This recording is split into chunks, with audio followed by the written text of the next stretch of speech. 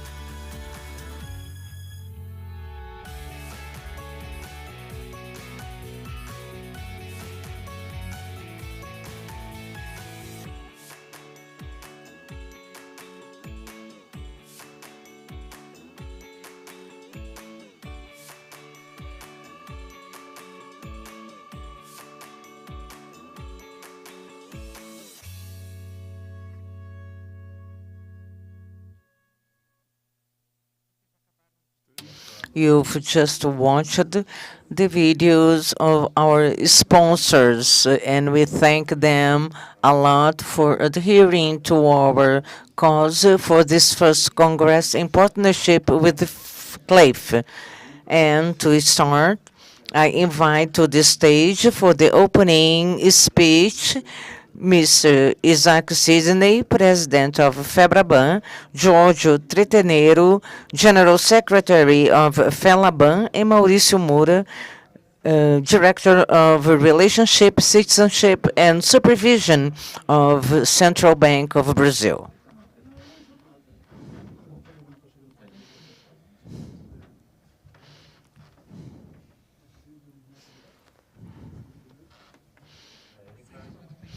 Welcome. Please take your seats.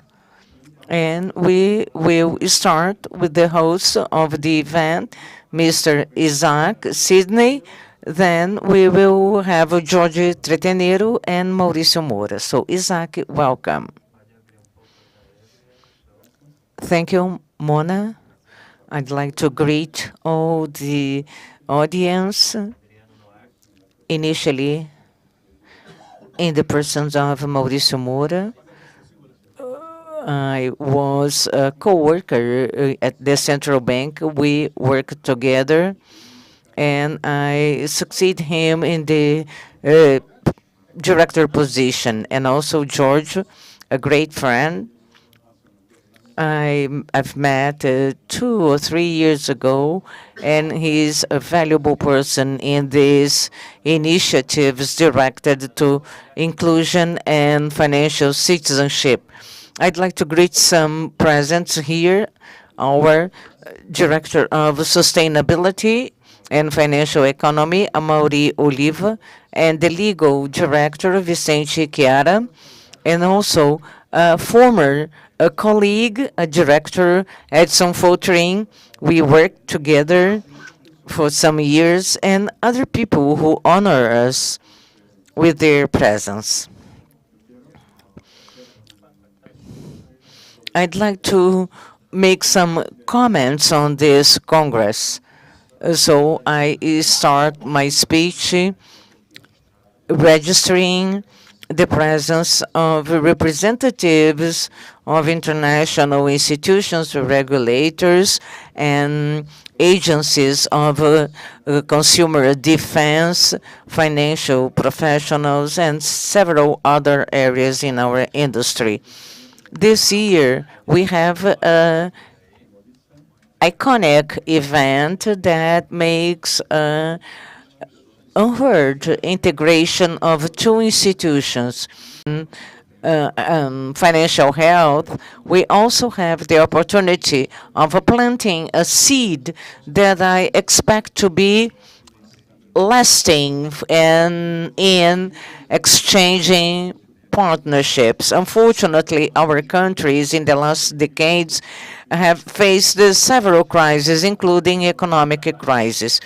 This affect the life of our people, and our attention is deviated to inside our countries. Many times we don't realize that the solution is exactly in this partnership, in this talking, in the exchange of experiences. We lost many times in many countries is reflected in the other countries somehow. So we need to have joint efforts, and we can advance towards a social system that is more equalitarian, more inclusive, and this will foster our potentialities.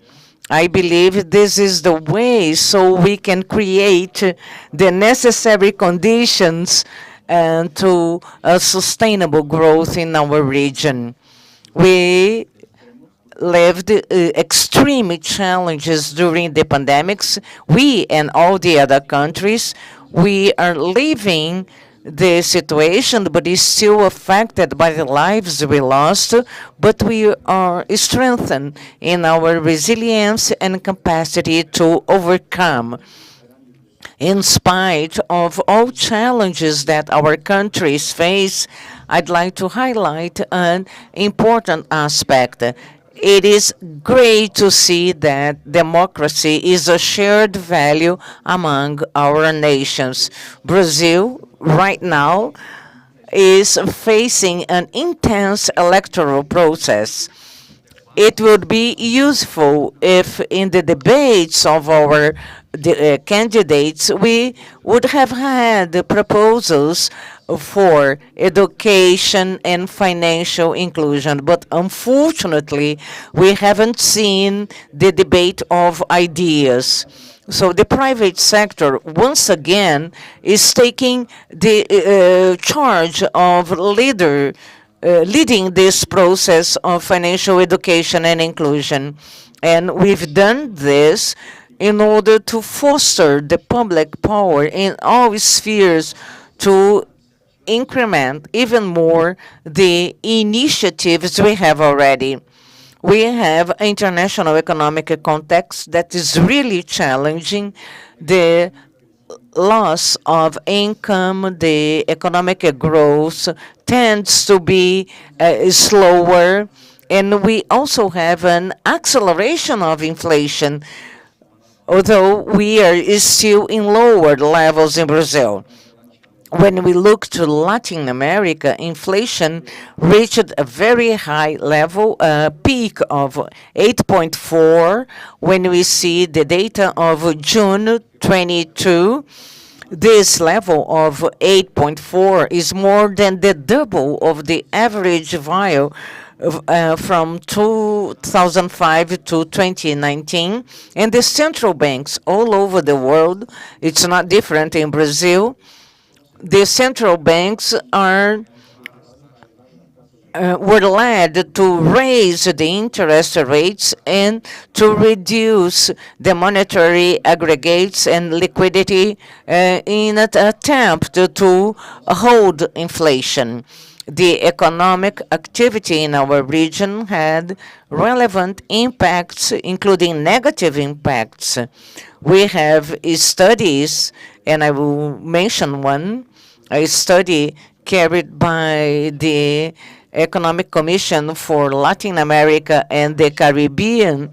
The projection for growth in the region is of 2.6% in South America against almost 7% projected last year. We expect a growth of 8.5 in Mexico against 5.7. So de-acceleration of the economic activity. This retraction, when happens, is synonymous with increase in inequality in the world. We have about 209 million of poor people in Latin America, and 8 million, to be precise, 78 million people in Latin America living in extreme poverty. So it's urgent to debate financial education regionally as a structure measure of a public policy. This meeting will bring important discussions. We will exchange experiences and initiatives. In Brazil, we still have great challenges. Indebtedness. We took a picture of indebtedness. It's not bad necessarily, but credit, especially the responsible and sustainable credit, is the driver of the economic activity. However, we have the risk indebtedness or the super indebtedness, where people end up losing their capacity of living with dignity. This is the point. This picture must be faced in a structured manner. We have 77 million Brazilians in debt that are registered in negative records of credit, and many families have more than 50% of their monthly income committed to pay debts. I'm not referring to banking debts. I'm referring also to non-banking debts. So it's a challenging scenario in all senses, with the origin in several economic and historic factors that we don't have time to discuss them. So to face this moment requires a coordinated action. We have two fronts here dealing with these subjects, Felaban and Febraban. So for this reason, in Brazil, banks are doing all the efforts to advance in financial education and inclusion of their clients. We talk daily with the central bank and the other agencies, and we have 4 areas that we are operating. It's important to mention. The first point, or the first front, is the access to financial products and services. How can we make them more democratic? We need financial policies. With this, we strengthen citizenship. When we give credit access to people, or when they transfer their resources in a safe, secure way, we create opportunities to everybody. Democratize the access to products and financial services is one way of promoting development in a fair society. This is why the Brazilian banks have always been in the vanguard innovation.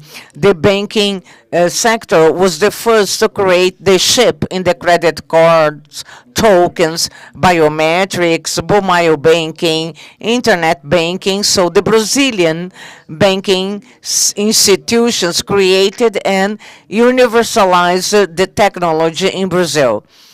They are proud of it, but we need to face and say that the Brazilian banking sector is not behind any other institution. At the end of 2022, we'll have 35 billion reais in technology investments. Some figures showing how we have evolved in the democratization of these accesses. Last year, we had 120 billion bank transactions, and half of it through remote channels, mobile and internet banking. Today, 7 out of 10 bank transactions are digital.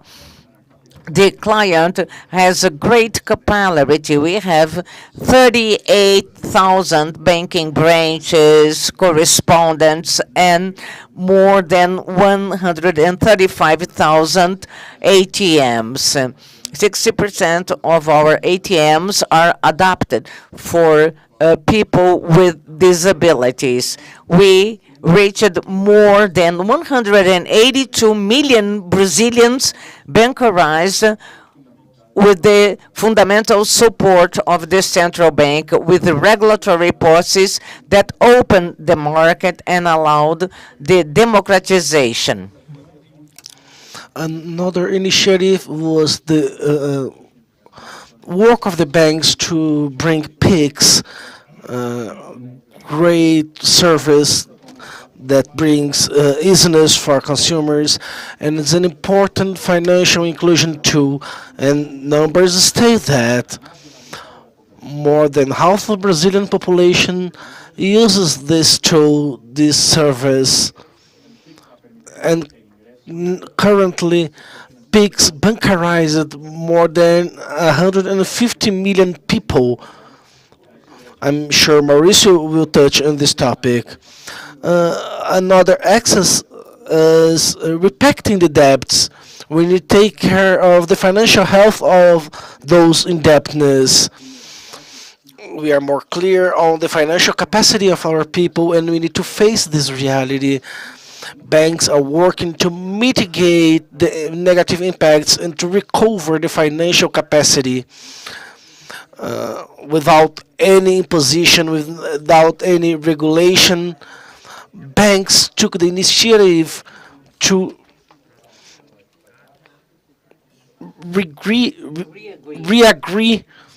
debts, 1.3 trillion Brazilian reais, and we suspended billions on installments to support the Brazilian families.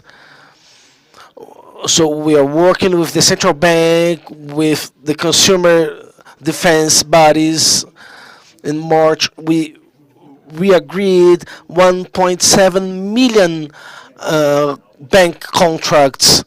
This is very important, so we can go forward on this re-agreeing front. We had 1.7 agreements re-agreed on March. So it helped the government to reduce the default rates. We got to a 2.12% rate, and now we are leveling around 3.3%. This is historically the full level.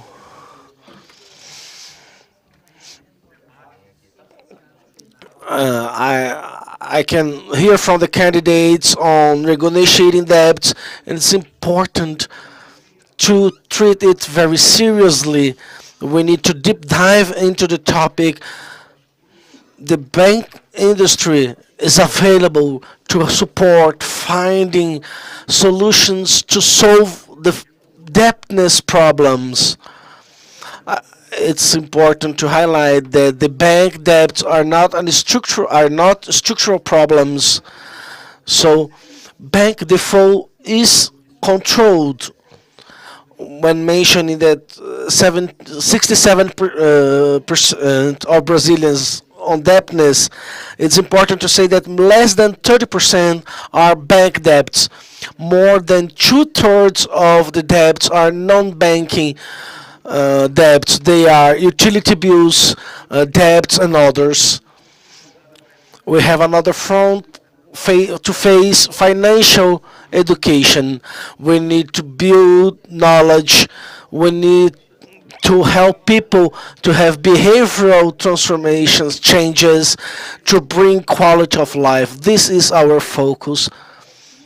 We need citizens more aware, more engaged on their financial life. For 12 years ago, we've built a financial education portal to bring information to people. We attracted 30 million users to this portal, and through this tool, you can download several content on financial education. Febraban has created on its governance structure financial citizenship committee with partners, representatives from other institutions to address the financial education issue. A joint effort to bring a more relevant impact on our country's development. Most people didn't have financial education. They don't know how to deal with money. So we need to bring this to the core of the discussion. We need public policies to foster personal financial management, family financial management. Based on this debate, together with partners, regulators, and other agencies and bodies, we have created criteria to assess our population's financial health. Together with 70 experts from academia, central bank, and other institutions, we've created the Financial Health Index that helps the consumer to improve their financial health. We also created a financial education platform, bringing information on a free and accessible way. We've released this platform at the end of the last year, and it's widely accessed. We have Meu Bolso em Dia acceleration program, reaching an important amount of collaborators. We have 5 finalist companies, and it will impact about 100,000 people. We had the support of the central bank, other institutions. We have a technical cooperation agreement with the central bank to strengthen financial education and financial health. And we have an important front, bank's commitment on responsible credit offer.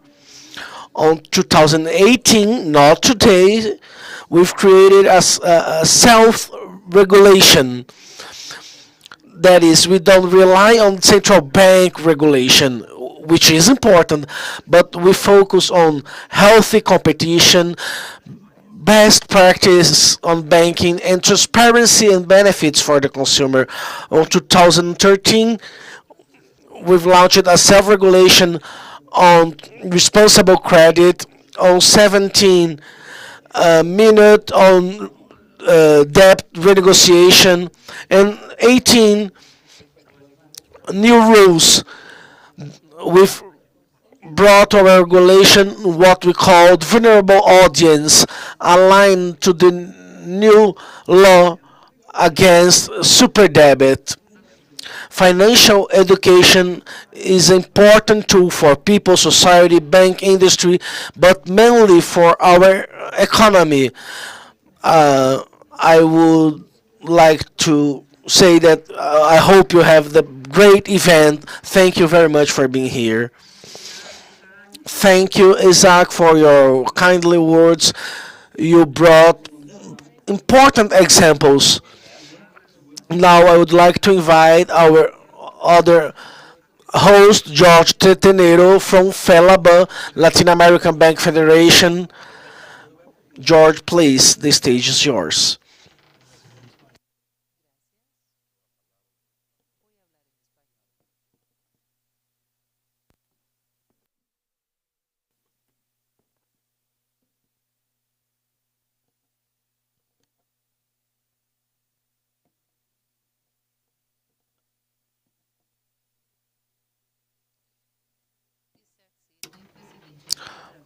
Zach Sydney, Febraban's president, my great friend, Mr. Mauricio Moroa,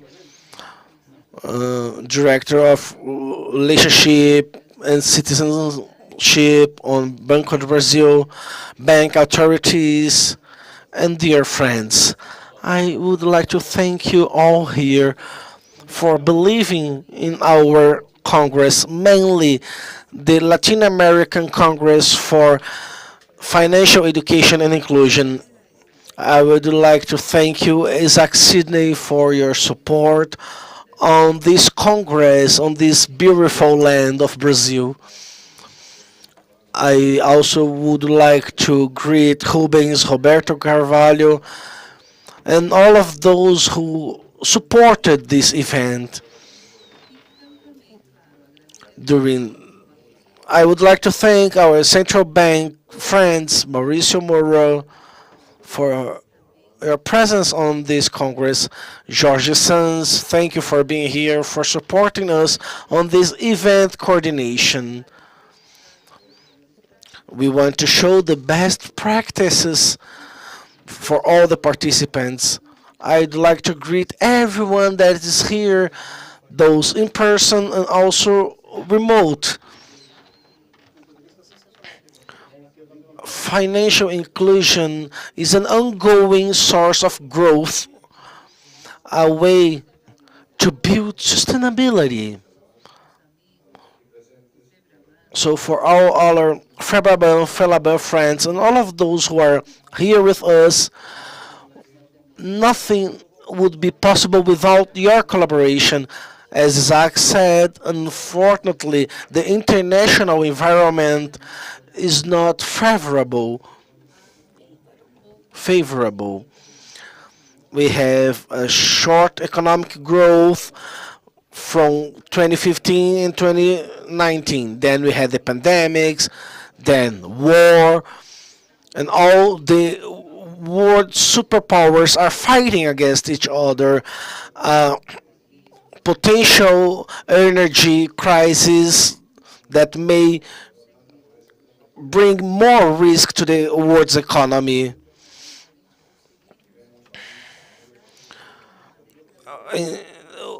We lost all of our advancements in one decade.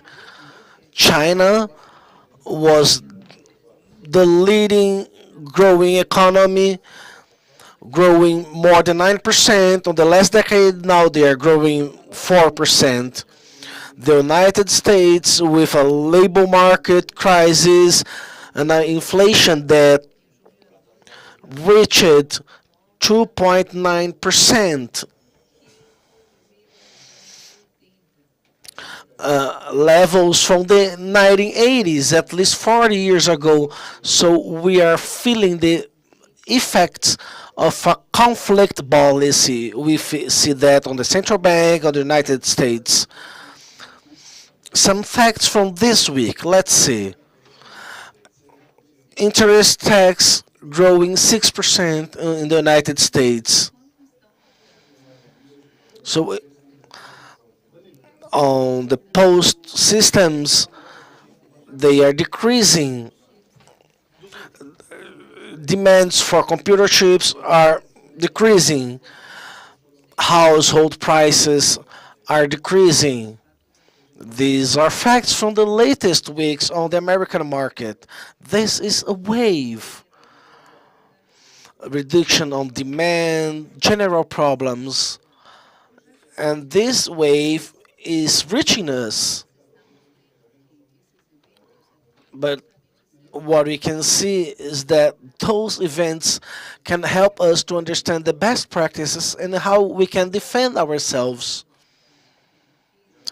As for the bank meetings, Jeremy Powell was crystal clear. He said that our constitutional mission on the Federal Reserve was to keep prices. I had some questions on that, my doubts on that, because he took too long to correct those negative rates. It was a political discussion, and he took, you know, the leadership on this process. Let's see how it's going to impact us. Central banks are recognizing that this is a pain for everyone. There's no worse problem than inflation. We may face recession on July 2023 on the United States. A typical recession would bring the economy to 6% down, what can be more than 6 million unemployed on the United States. All these questions leading to the financial education are pieces of a puzzle. Banks are studying, academia is studying, trying to find ways showing that financial services are tools for economy. So financial education democratize the access to the bank system. We need to use it. We want more financial services for more people. But the efforts brought some results that we can highlight. Market government, central banks allowing some advancements. We are together, and the pandemic made the financial process to accelerate. Globally, until 2022, adults with a bank account reaches 76%, and this compared to 51% in 2011. The central bank shows that the coverage of formal accounts was great, especially in some countries with a two-digit growth. In Latin America, the advances should not be disregarded. Adults with a bank account were 76% in 2021, a great growth in 10 years. The financial inclusion of Felaban showed 531% growth in digital access, the average of the last 7 years. So the annual average from 2012 to 13 was great. The formal channels were totally used by the population. Innovation in Brazil were the non-banking correspondents that grew 300% in the last 7 years. This is a clear show that we are breaking geographic barriers.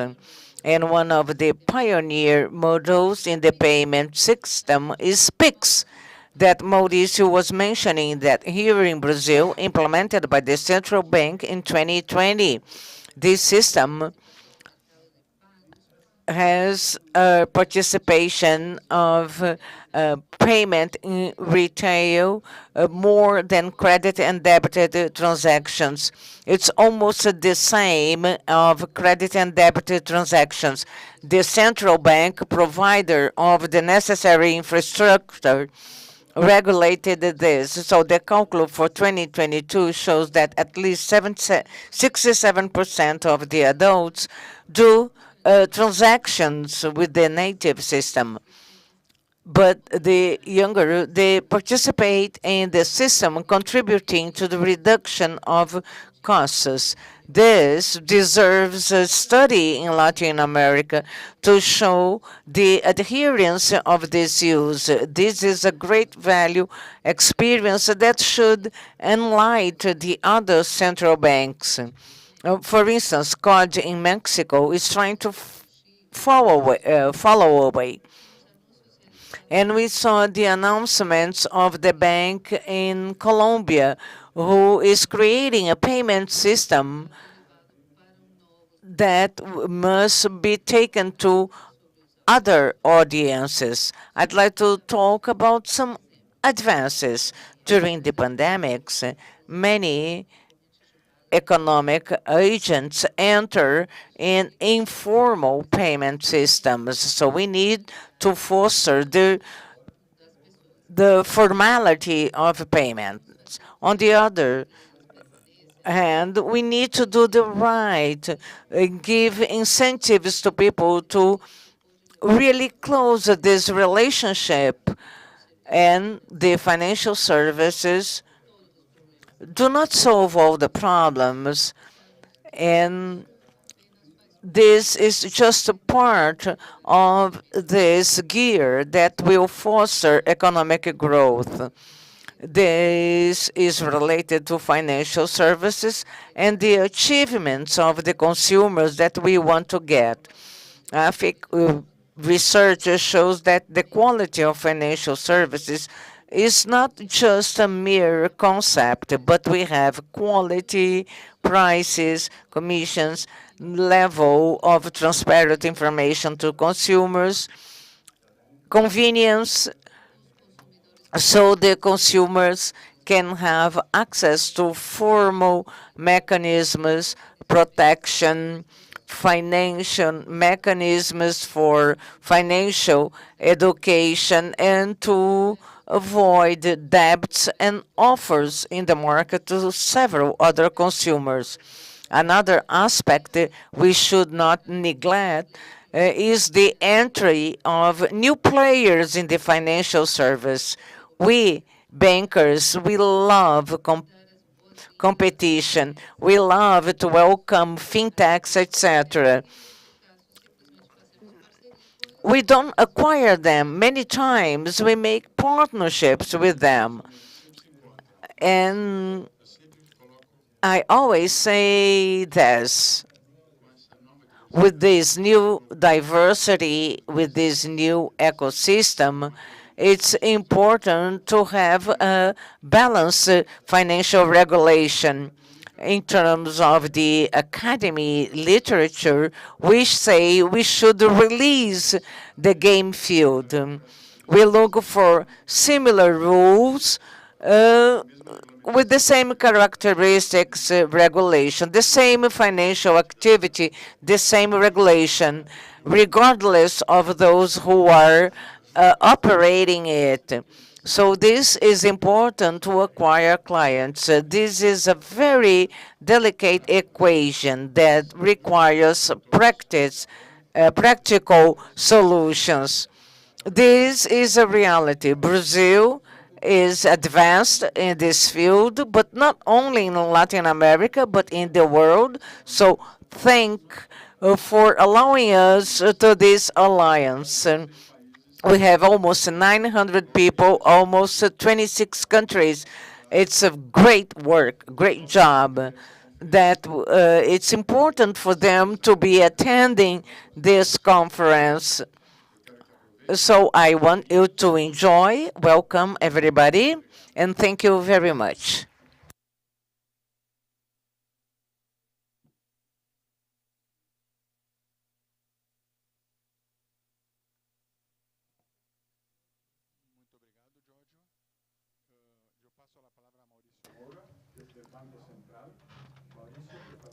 Now I give the floor to Mauricio Moura, Director of the Central Bank. Well, first of all, thank you, everybody, those who are here in this auditorium and those watching us remotely. Thank you very much for your attendance. I'd like to greet our friends here, Isaac Sidney, President of Febraban, and Jorge Tretenero, General Secretary of Felaban, and all of you. Isaac and Giorgio provided a nice scenario of the global and national situation, not only in terms of financial education, inclusion, and a political situation. So this is a very challenging scenario, not only for our clients, but for all policies that we are responsible, not only we regulators, but also to implement market solutions coming from the academy and the financial system.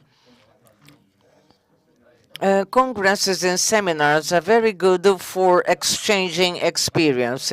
So I will share the experience of the central bank in financial education in a strategic point of view. I won't be repetitive to say the importance of the financial inclusion, the importance of these subjects. And we know how important it is to educate the population financially and include the population in the financial system properly. This unites all of us. And we have the willingness of having a good financial education and inclusion in the entire Latin American continent. This is equal for all of us. The issue is not how to do, is to overcome the challenges. And challenges also unite us. All countries that I've talked, we see this. The first, and how do you give the strategic importance to financial education and inclusion? Those who share with the central bank and financial supervision, we have a clear policy, and banks and all the participants also have a mission, which is to create a return to the shareholder. This is correct. So the first challenge to make effective financial education and inclusion is how to give the strategic importance to our institutions. This applies for the public and private sector. The second challenge is how to raise funds to make these initiatives to be executed, so we can meet our terms and find resources to do financial education and inclusion. The third is the reach. The central bank has difficulty of reaching the population that we want to reach to provide financial education. This population does not relate with the central bank. So how to do this? And lastly, how to have the frequency of contact.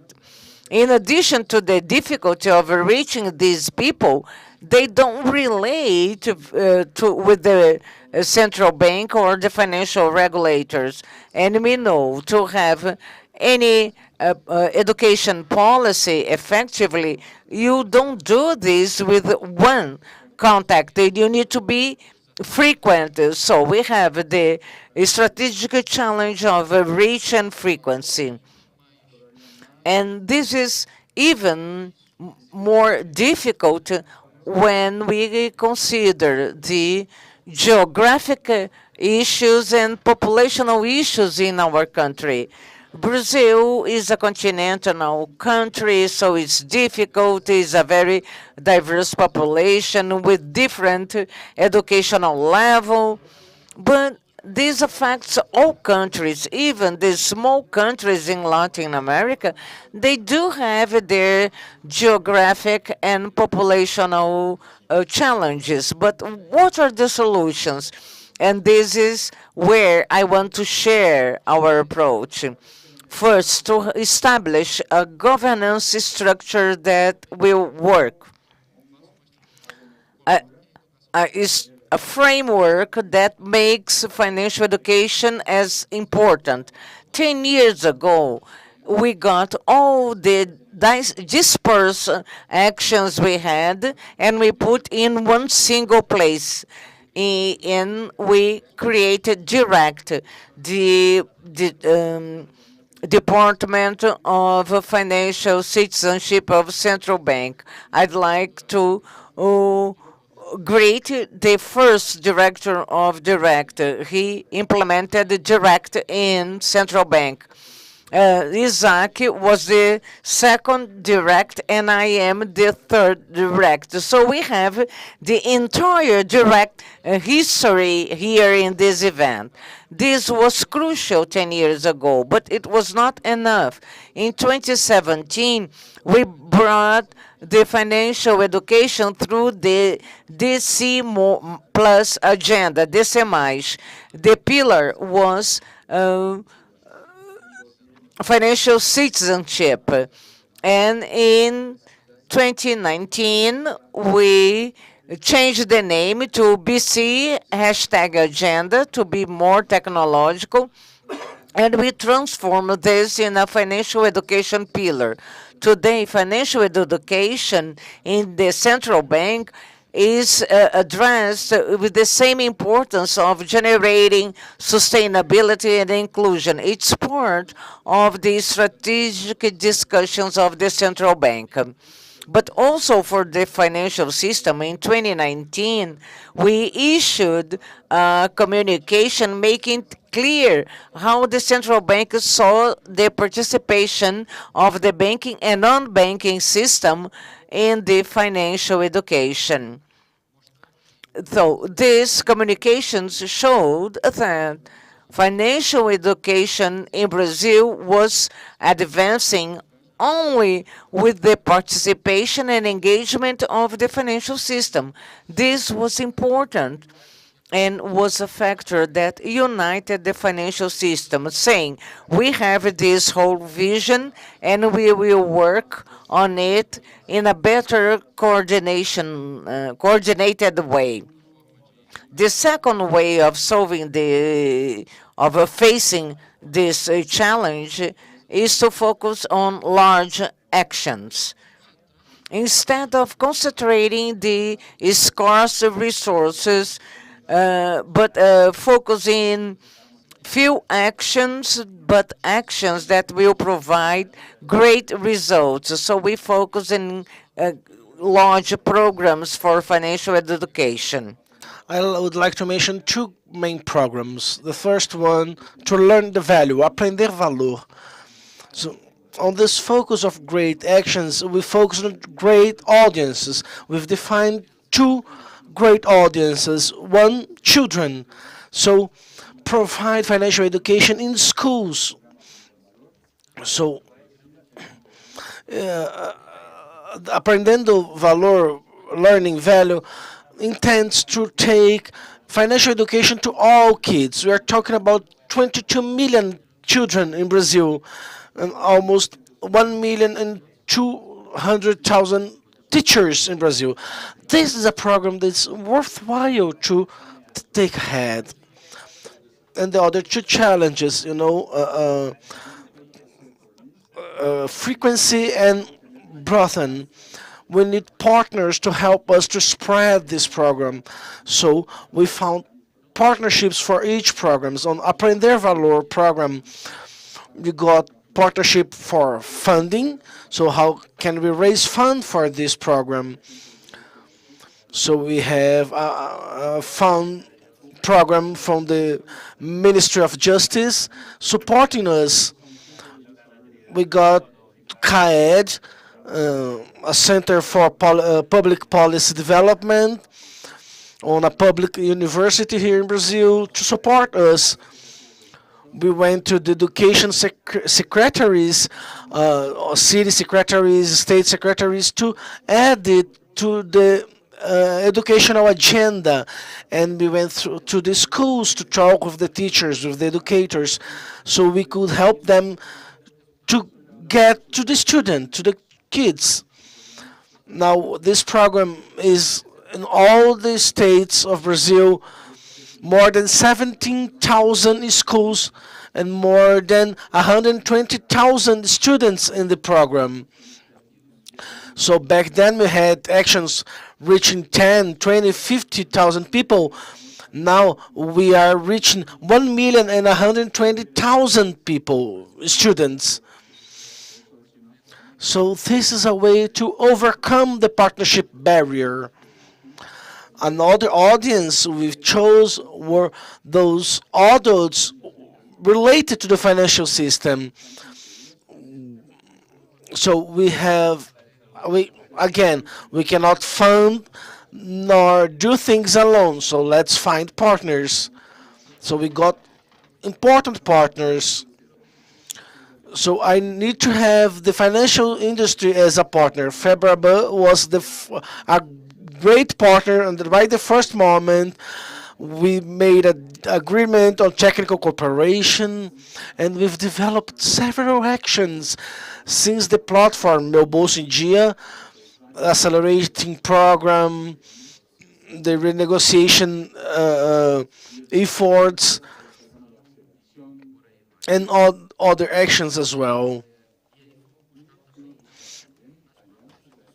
And we were looking for partnerships with financial institutions as well. We have experience on oversight, on in-person and conduct, behavioral oversight. So how can we use this expertise to make the financial education follow up? We've developed something similar to financial education. We went to the banks, understand what they are doing on financial education. We've discussed with the banks, cooperatives, and the non-banking systems which are the next steps, their finance education plans, and we have a follow-up team for those actions. So it's like an oversight team where you can find the problems and follow up and find solutions. As for the financial education, we check what the institutions are doing, we discuss with them the plans, and we make the follow-up on running these programs as well as their results. We are within all the financial system. Isaac mentioned our figures. We have more than 400,000 access on our financial education platform. And we have, with the financial institutions, hundreds of financial activities that we follow up, ran by the banks and the non-bank institutions. As for other products that we brought to the market, we brought them to address the financial inclusion. If the focus is financial education, what is the focus in financial inclusion?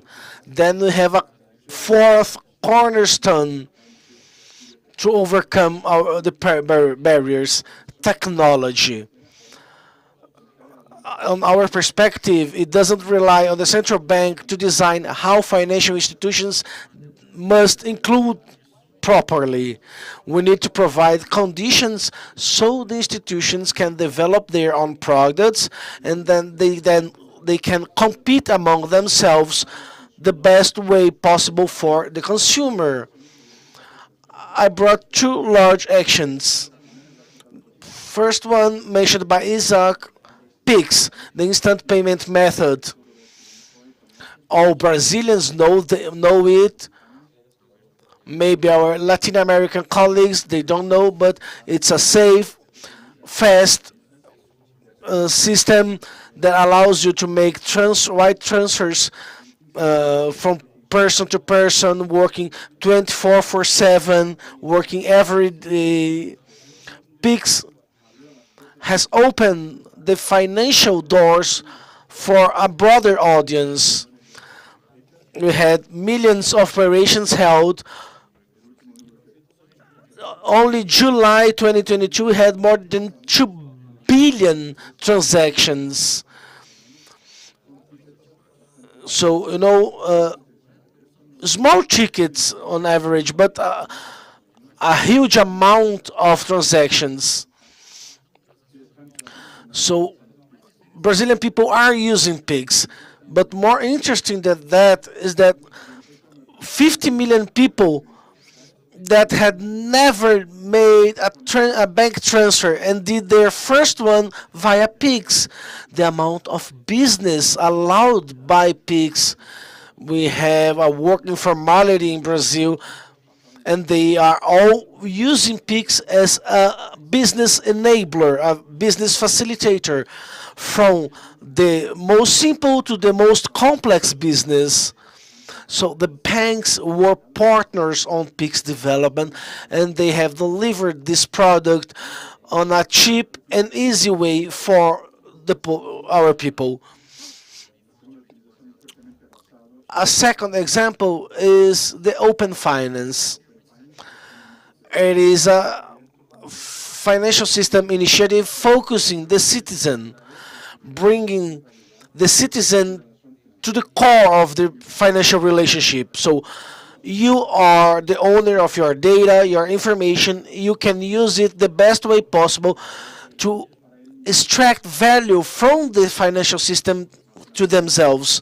So it's not the central bank saying how the products will be developed, but setting the conditions so that the market participants can meet the consumer needs. So Open Finance is growing. We have 800 institutions in the Open Finance. The user can centralize the transfers, all the banking transfers in a single institution, and this is just the beginning. Open Finance will bring a large amount of possibilities, and so large the possibilities that we cannot say where it will stop. It will not stop actually, because the healthy competition that Open Finance brings fosters the solution development that will bring more value to the financial system and customer and for the citizen from the perspective of the central bank. I will not talk about CBDC, the central bank digital currency, because we will have a panel in the afternoon to talk about it. So with partnerships, technology, and providing the right importance to the strategy of financial education and financial inclusion, with that we can overcome all the challenges, strategical challenges, physical challenge, all the challenges that we need to overcome to take financial education to the population, bringing value and safety to the user. This is an endless fight, an endless struggle. We will always keep on that, but in the right path with our partners, we will bring more and more value to our people. Thank you very much. Thank you, Mauricio Moura. I would like to thank your participation, Mauricio, Giorgio, Isaac, with these opening speeches, showing the great challenge we have ahead. Feel free to raise. We will move on with our agenda. So now we will start, soon enough, we will start our first panel.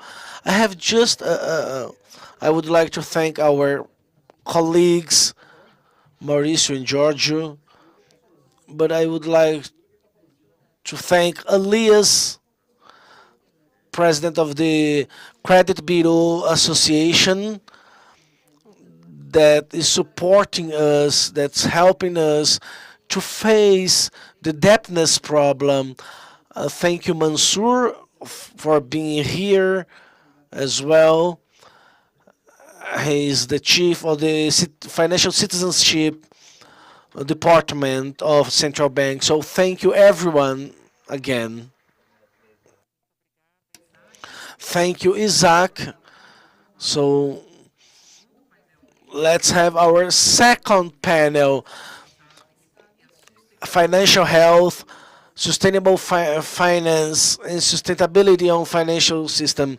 We will deep dive on responsible banking and financial health with its relevance for the financial system sustainability, the relationship between financial health and on UN SDGs, why education, inclusion, and financial health must be part of the ESG agenda on institutions.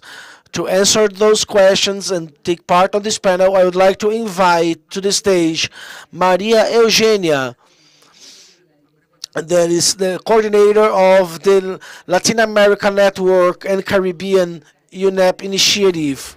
Maria Eugenia, please. This initiative that she coordinates from Pluma, a UN program for environment, together with a large network of banks, insurance companies, and investors, catalyzing actions on the financial system to offer more sustainable global economies. Welcome, Maria Eugenia. Please take your seat. I want to invite to the stage our next panelist, Nancy Wijara, Policy Advisor at the Office of the UN Secretariat General's Special Advocate for Inclusive Finance for Development, Eric Huscher, Head of the UN Environment Program Finance Initiative, Alan Gomez, Vice President of Sustainability and Coordinator of the Sustainability Committee at ABM, Amaury Oliva, Head of Sustainability, Financial Citizenship, Customer Relations, and Self-Regulation at Febraban, Brazilian Bank Federation.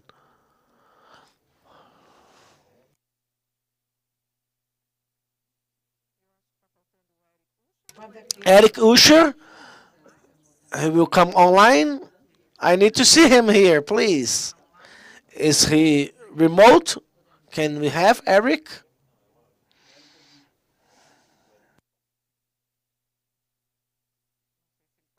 I don't know if he will join us remote. I cannot see him here.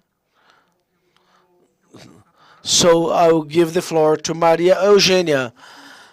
For sure, she will be able to host this session. Maria Eugenia, please. Good morning, everybody. It's a great pleasure to be here with all of you. It's a pleasure of having this discussion about Latin America. This is a learning opportunity for our region, so it's great to have this opportunity. Well, we are a network of financial institutions. It's a very significant network in Brazil and Latin America, and we are working on this subject to integrate this in the society, financial education and inclusion. Both Febraban and Felaban are supporting institutions for us. Alan is also a member, and UNS GSA is also a partner of us. And it's nice to have included sustainable finance and financial health, because it's not enough to provide access to the bank account, but we need to create this debate, how people deal with the money, their indebtedness and their savings, any emergency situation, because we want people to look to this financial life in a more sustainable way. And this agenda connects with the UDS, and also we will make some connections in this panel. And it's nice to meet in person. We've met only remotely. I will explain what is the UNSGSA and what does it mean, the financial education and in your agenda, and how this impact people.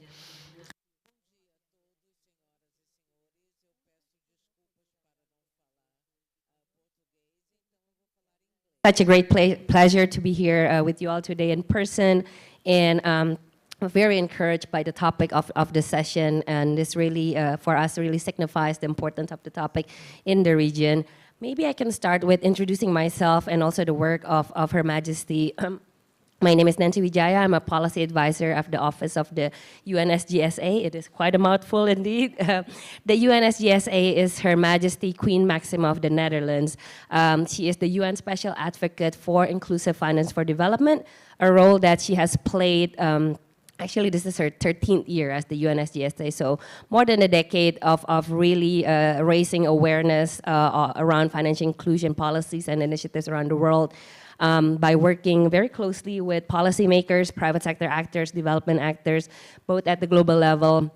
For example, she speaks and gets involved very closely in the G20, as well as other forums such as the World Economic Forum in Davos, as well as at the country level. I think she has visited more than 50 countries during her role, really to work very closely, again, with governments, with regulators, policymakers, private sectors, to really advance particular financial inclusion issues in the country.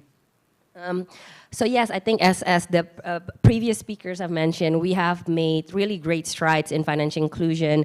I believe we will have a more in-depth presentation of the latest Findex World Bank result later on, but it's really encouraging that now 76% of adults in the world are financially included, meaning that they have a formal account at a bank or a mobile money account. That's, I believe, is a more than 50% increase since the World Bank started measuring in 2011. So that's quite substantial. We are also seeing for the first time that the gender gap of account ownership between men and women is finally closing now. So yes, I think we have seen how transformative financial inclusion is in terms of development as a whole. It has become an enabler for other sustainable development goals, areas such as access to clean energy or poverty reduction. And financial inclusion will continue to be an enabler. But I think as we have laid the rails, as we were seeing, providing access and usage of financial services, we are really seeing how this is now time to really also apply an outcome perspective. This has been made clear by the Queen's title itself. She's the special advocate for inclusive finance for development. So that, I think, throughout her work, she makes it very clear that financial inclusion for what? You're providing access to banking services to people, but to what extent? Financial inclusion is a means to an end, but not the goal itself. So we should not stop at only, okay, you have a bank account, that's great. It's really now time to look into, okay, you have a bank account, you've been using mobile payments, how is this impacting your life? Is it for the better or is it for the worse? I think this is very important because, for example, when we talk about financial health, which we will delve a bit into later, we're seeing, for example, a country like United States, more than 90% of the adults there are financially included. But the latest report says that 66% of Americans are not financially healthy. So what that does mean for us. So yes, to this end, I think, and as well as the pandemic and other ongoing global challenges that we're facing today, also really underlines the importance of us looking at really this outcome perspective of financial inclusion. What is this achieving, especially in terms of financial resilience? Because of COVID and so on, we are seeing how people are really getting more financially stressed. And even before that, that has been underlined as well. Again, the latest Findex result showed that in developing countries, 55% of adults will not be able to, only 55% of adults actually will only be able to cover emergency expenses in 30 days. So, you know, almost half of the population in developing economies will actually have difficulties trying to cover emergency expenses, and that is something that is quite troubling. So throughout all this, then in 2020, Her Majesty convened a working group to really look into the topic of financial health and explore further of what we can do together in terms of policy advocacy. So we have members of the working group from organizations such as the World Bank, CGAP, and others to start looking into financial health, starting with the definition of financial health. I think for the past couple of years, we've been hearing a lot about different organizations working on financial health, but there was never really kind of a universal definition of what does that mean. So the first task of the working group was to define it. So we have now come up with a definition, which is basically the extent to which an individual or a family can smoothly manage current financial obligations, as well as have confidence in their financial future. There are 4 critical elements of financial health as we define it. So first is day-to-day. How are you able to really cover your rent, your gas, your electricity payment every month, for example? The second is resilience. We talked about it earlier. So say if your family member gets sick or gets into an accident, or your house gets burned down, how able are you to cover that financially? The third one is around goals. So this is also very important. Are you able to look forward and save of what you'd like to achieve? For example, you'd like to send your children to universities, but have you started saving? Do you actually have enough money to save for college fund, for example? And last but not least is financial confidence. So financial confidence is how stressed are you? Like, is money becoming an issue that you think about every day? This is very important. I think for us, as we came up with the definition, it was very helpful because, again, it gives us kind of like a unifying vision of what financial health is, but also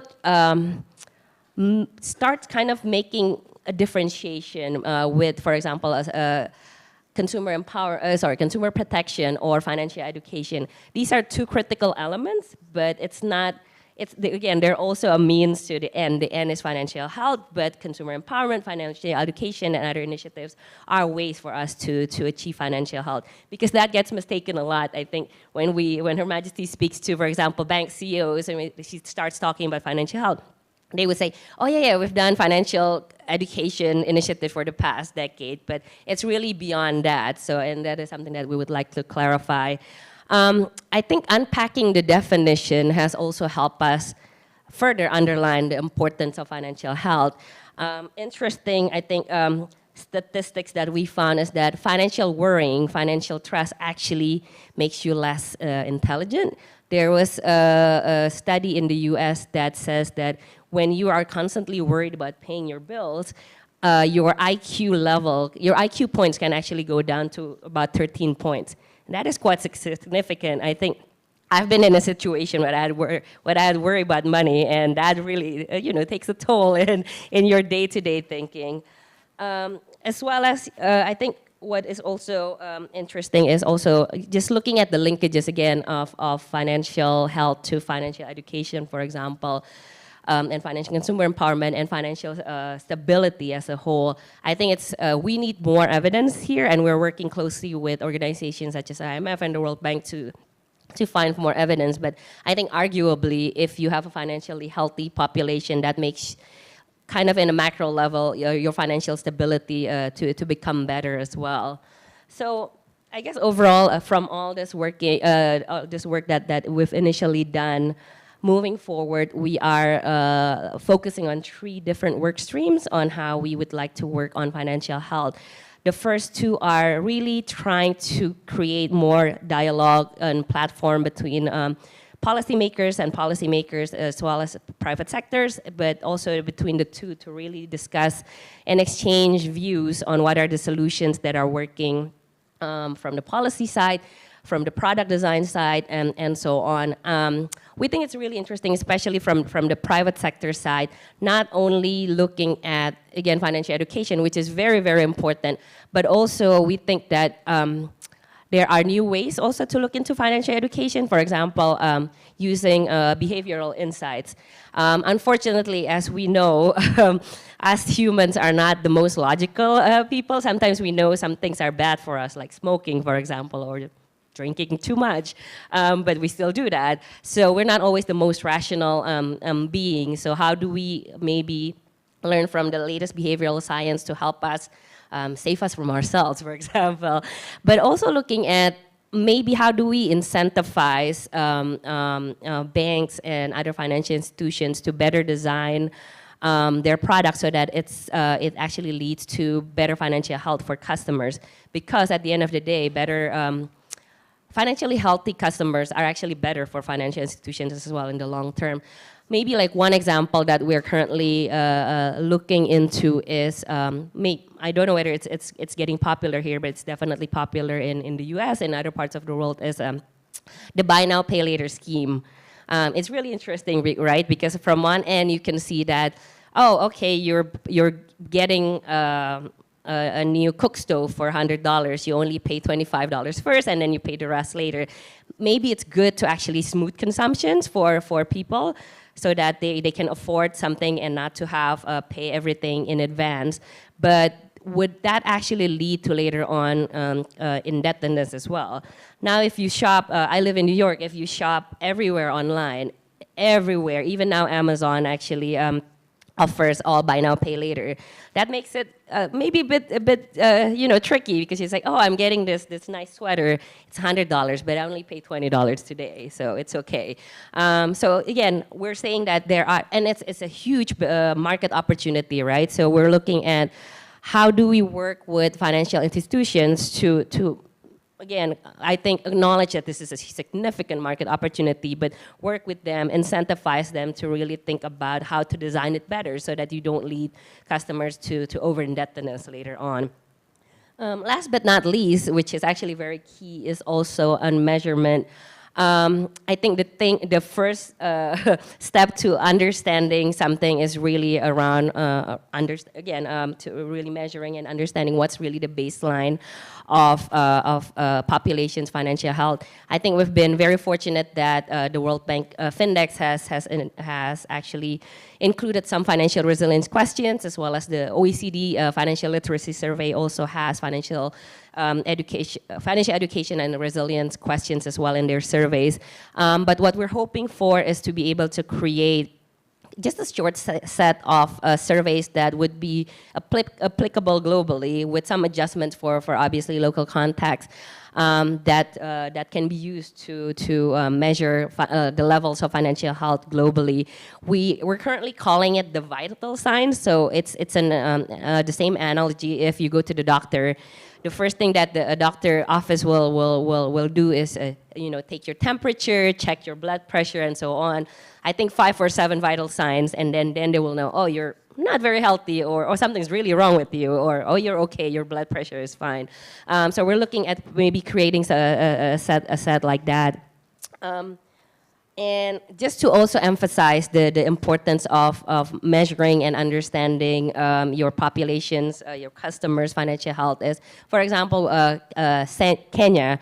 Kenya has been a poster child of financial inclusion through mobile money, called M-Pesa. They have made significant stride in terms of financial inclusion. But when the Central Bank of Kenya actually did a financial health survey, they found that during the time where financial inclusion increased, the financial health of their population actually decreased. That was because there was a lot of offers around easy digital credit through the mobile phones, and a lot of usage for mobile money, actually for online sports betting, gambling. So that's just really interesting to note, again, as well as the U.S. Example that I know between automatic link and direct link between financial inclusion and financial health. So we need to be very, very intentional about achieving financial health. It's also really interesting, I think, for financial health. Local context definitely matter. From a country to a country, what is a financial burden is really different.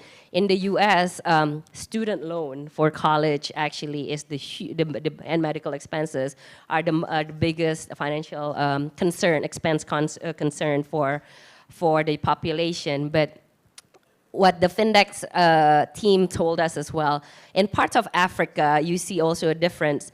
I forgot which part, I apologize, but some part of Africa, the biggest financial worrying is around medical expenses. And the other part is actually around school tuition, being able to pay school fees every month. So it's really interesting, right? If you really try to understand what's really the biggest concern and the biggest challenge around financial health and financial worrying, that you might be able to come up with better policies, better product design. For example, in countries where where school tuition is a challenge, then maybe we can think of something around automatics, like small dollar savings towards your monthly children's tuition fee, for example. So just want to close by saying that measurement is really key. We know that it's not always expensive to do surveys and to do researches. So again, that's why we're looking at a really simplified but effective way of measuring financial health, and very much working with leaders and pioneers in this space. I think we were just talking to Banco Central do Brazil, who's been doing really amazing work in terms of financial health measurement. And Latin America as a whole has been really one of the most prominent regions that is advancing the topic. Very much thankful for organizations like Felaban and Febraban as well that are really bringing in together the industry, and also creating a space for dialogues with policymakers and regulators. We are very much looking forward to working closely with all of you. Thank you.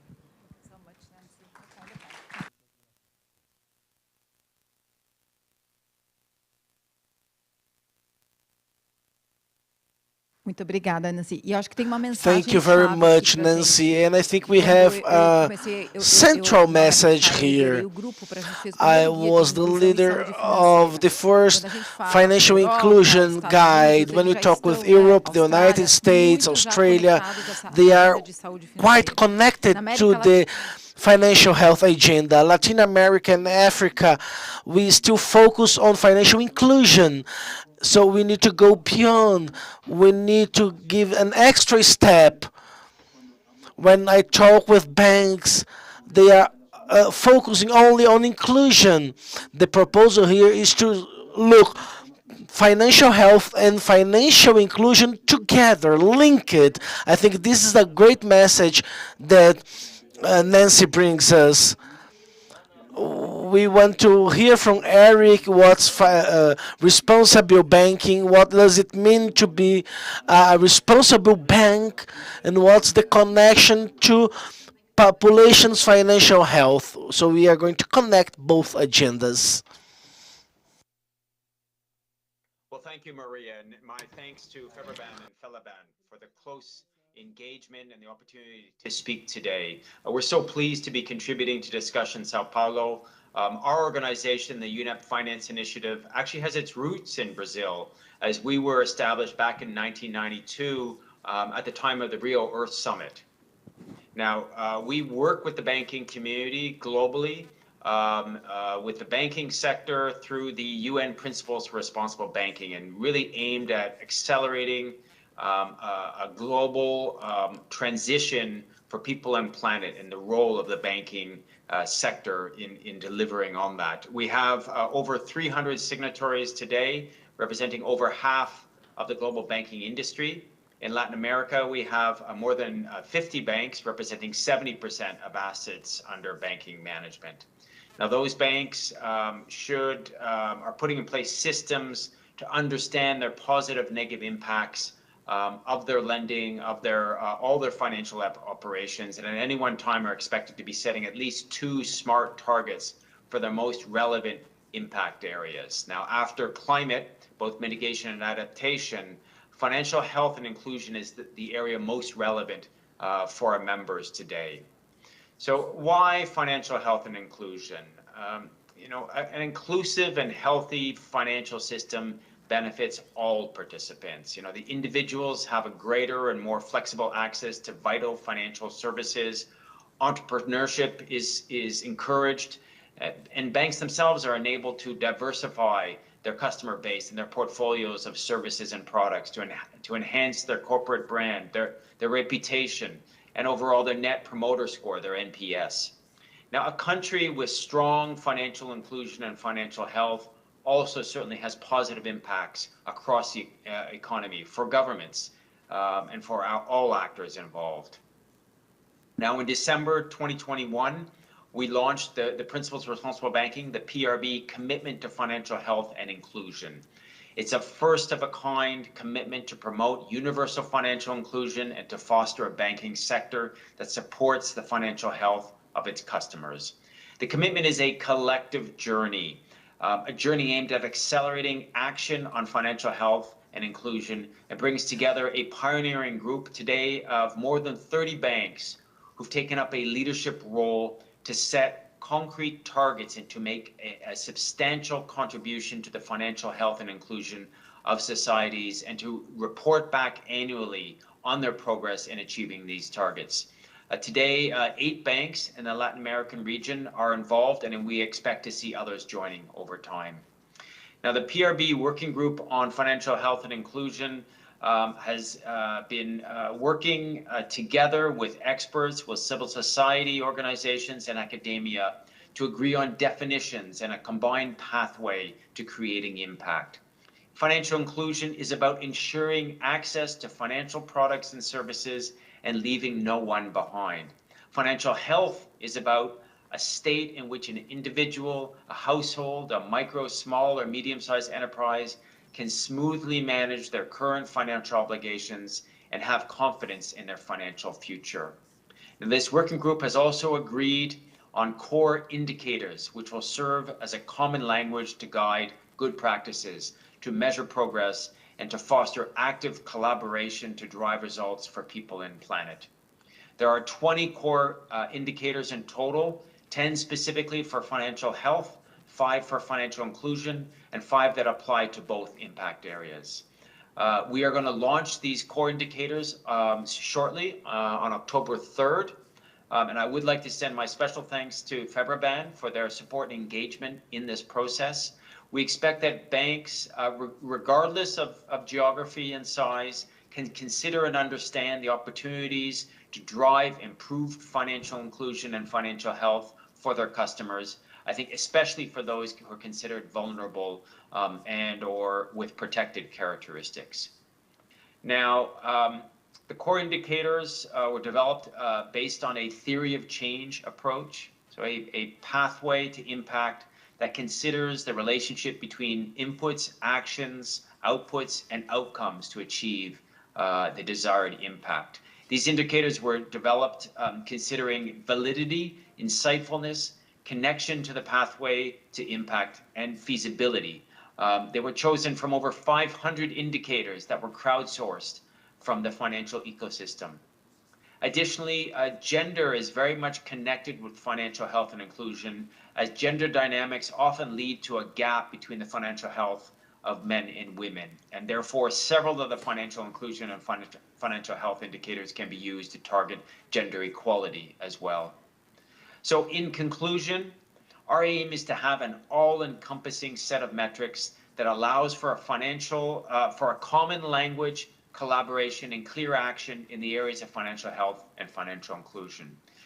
For this summit for financial inclusion and education with banks from many countries in Latin America, we are announcing those indicators, and we expect that more and more banks include them in their annual reporting, set targets, and then collectively we can have more available information to understand our gaps and to measure our progress towards delivering on the Sustainable Development Goals. Thank you very much.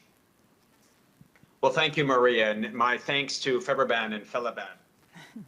Thank you.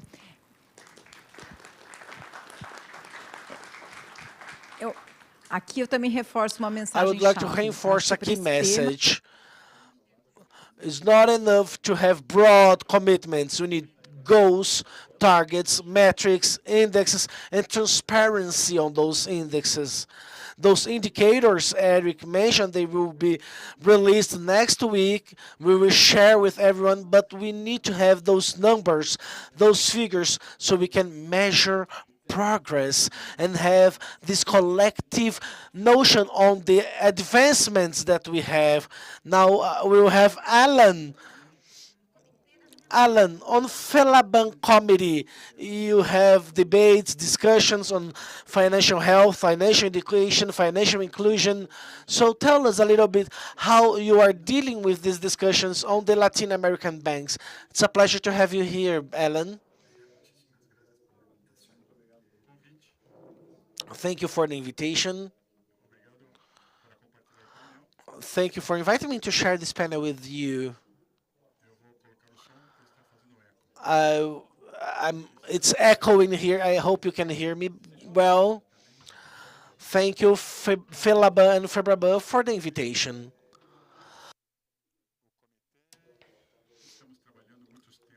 We are working with several topics, several financial inclusion topics on the committee. I have a short presentation. We hope it's useful for you. So please let me know if you can see my presentation. Not yet. Okay, I hope you can see my presentation. Not yet.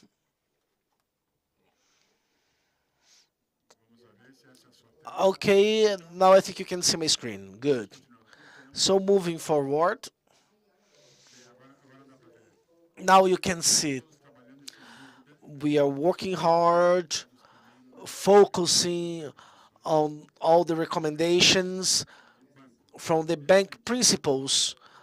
On this sense, one of the three main foundations are financial health, and the actions on this sense could be linked and have a greater impact on climate mitigation, for example. So we have some financial health and financial inclusion can impact other global issues. So we have financial products and services, those we are responsible for. We will talk about bank actions and responsibilities and how it impacts the service development and financial services development and its linkage with financial education, the benefits of financial education for responsible, sustainable development. And I hope we have time to talk about on the advances that we have on the financial system and sustainable development in Latin America. So basics first. The concept of financial inclusion, according to the World Bank, we are talking about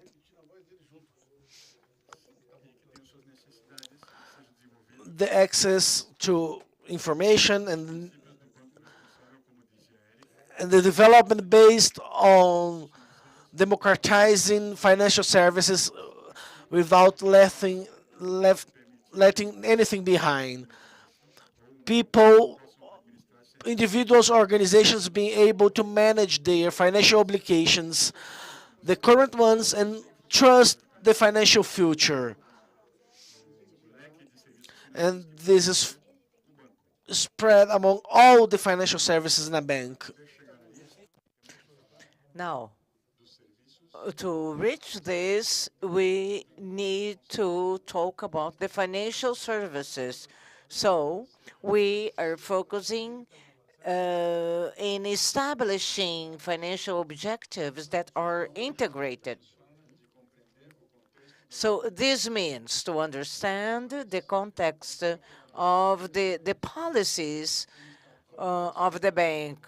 How is the population and the financial institution of this population in our countries? If there is any strategy, and also to understand how we are internally prepared in the institutions, establishing baselines and priorities. For this, we need to be more quantitative, and we need metrics. Metrics that may be in the institutions, for example, how many new bankerized people.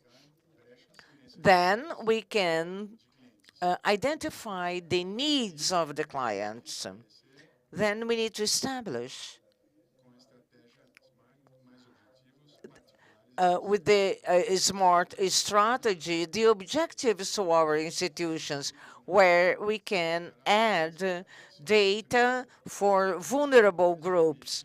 And in this context, we can measure and create measure that we allow the improvement of products and services for more vulnerable populations, even with free of charge accounts.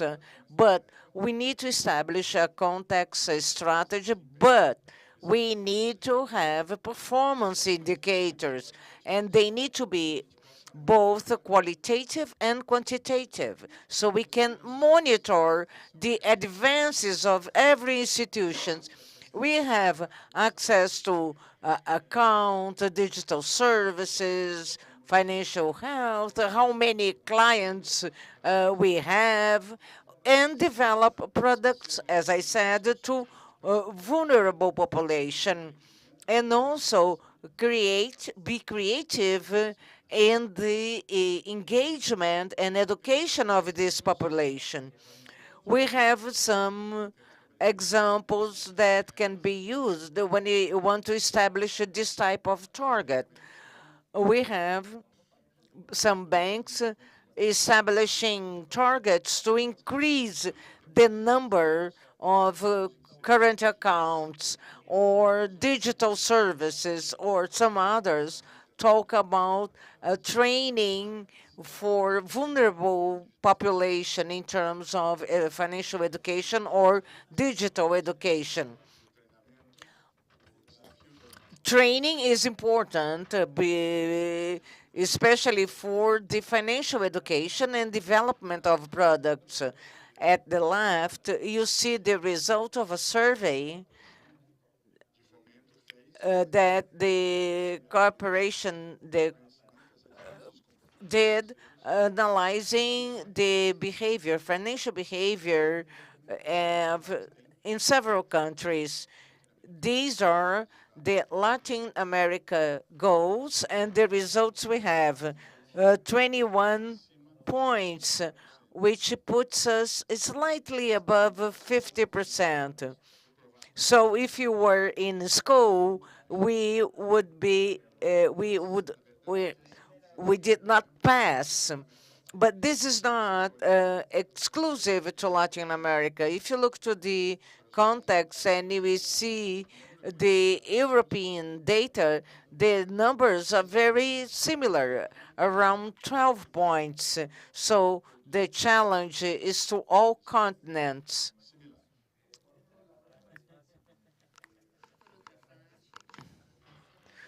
On the other hand, we see that during the pandemics, this had a positive aspect in spite of all negative points we had. But it had positive effects to foster financial education. You see how more clients start to use digital services to make payments for the first time. We see these numbers, two-digit numbers in general, and in Argentina, this increased in 15%, and in Costa Rica, 14%. The benefits of the financial education were very positive. It provides positive results for the sustainable development goals. And also, they facilitate the lives of families and companies and allow them to plan in the short and long term. For example, unexpected event or catastrophic events, and also facilitates the credit access to acquire some goods. We had a UI survey that the GNP of developing economies can increase up to 14% if there is a greater availability of financial products in those countries. And another survey says that the GNP can also increase up to 34% if women are more or better integrated to the economy. But this is linked to sustainability. And there is a survey about sustainability that we'd like to share with you. It is about a very solid analysis on the sustainability network that we measure the maturity of the economies. Here we have the commitment of development of this advanced model. We see the total matureness. In this case, we can see that out of the 22 countries that are advancing, 6 are in Latin America. Mexico, Brazil, for example, are in the advanced phase, but we were unable to move forward. But we are working on this. But we have countries in Latin America that can be identified in dark blue. These countries advanced as Chile, which is one of the countries that improved, Colombia, and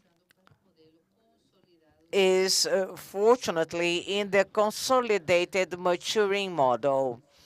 And countries that developed in 2 phases, 4 in Latin America. Argentina, that went from commitment to matureness and development. So we have 3 pillars. The pillars of this integration, climate risk management, and sustainable financing.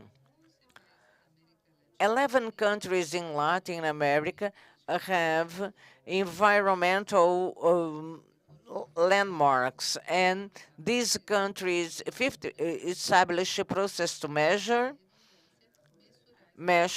this implementation. As for climate management, we see very few countries integrated. We have 3 in the development phase, generating very solid policies, but 8% of them are assessing their intervention in these landmarks. In sustainable financing, we have 11 countries in Latin America that will issue sustainable bonds, but only 2 of them have a sustainable taxonomy. So this means that we need to continue studying. In this map, you see the work carried by some colleagues during a survey where we can see the countries that have sustainability protocols for green funding. Depending on the country, this concept can change. And It may include banks and other sectors, as Brazil did. But here we can also add a series of RPBs where we see that the country or the institution in the country is also adopting best practice as a concept of responsible banking. So, in addition to this concept, we have we have an ongoing survey. It's relevant to share with you so we can know about it.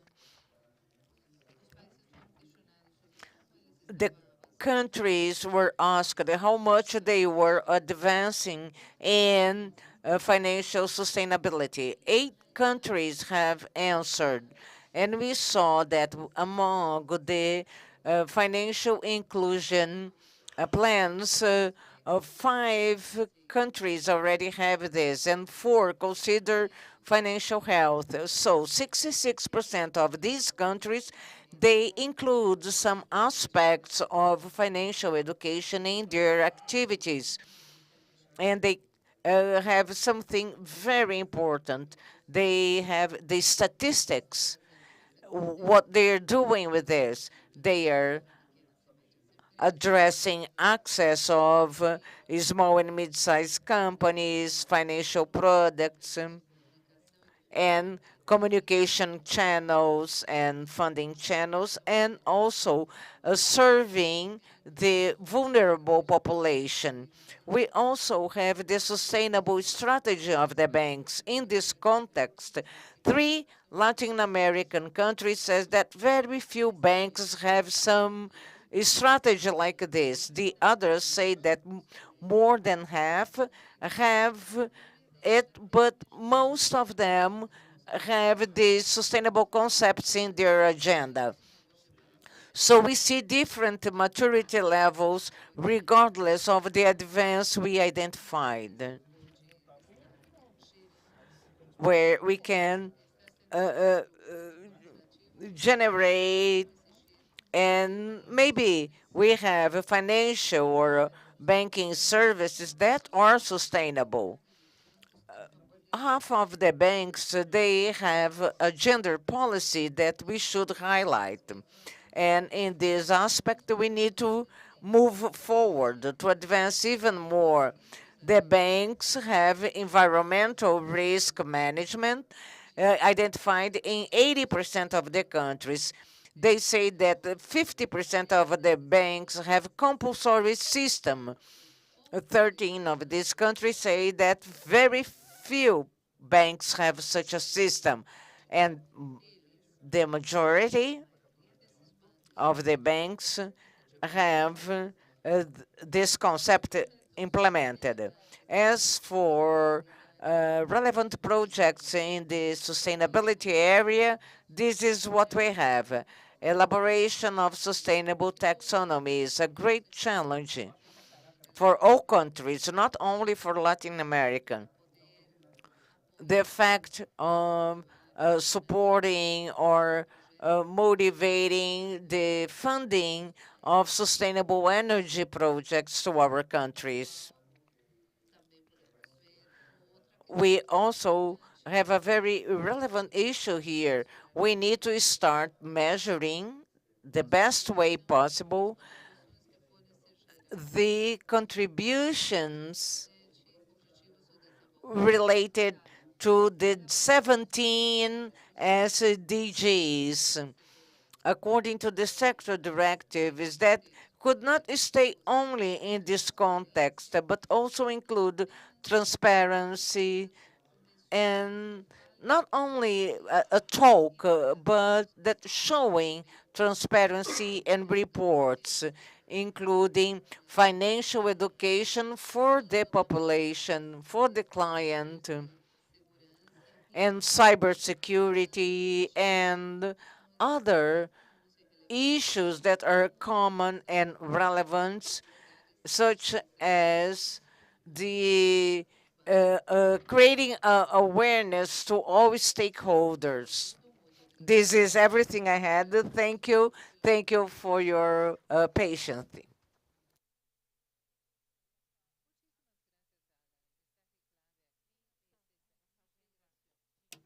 Thank you very much. Talking about inclusion, financial inclusion, financial health. We had a Latin America perspective. Now we will have with Amaury Brazilian perspective. How you're working Febraban, working with financial health, self-regulation, sustainability. How do you connect all of those agendas? Good morning, everyone. Thank you, everyone who are here in person or remotely. Welcome, everyone, our Latin American colleagues. Thank you, Maria Eugenia. Welcome and thank you, my colleagues, Mona, our host, uh, here with us. And I'd like to take the opportunity to thank the Brazilian Central Bank on behalf of Luiz Mansur, head of the financial education department, working with us, a great partner. Also, thank you, Giorgio from Felaban on the partnership to hold this event. But I have a short presentation here on the subject.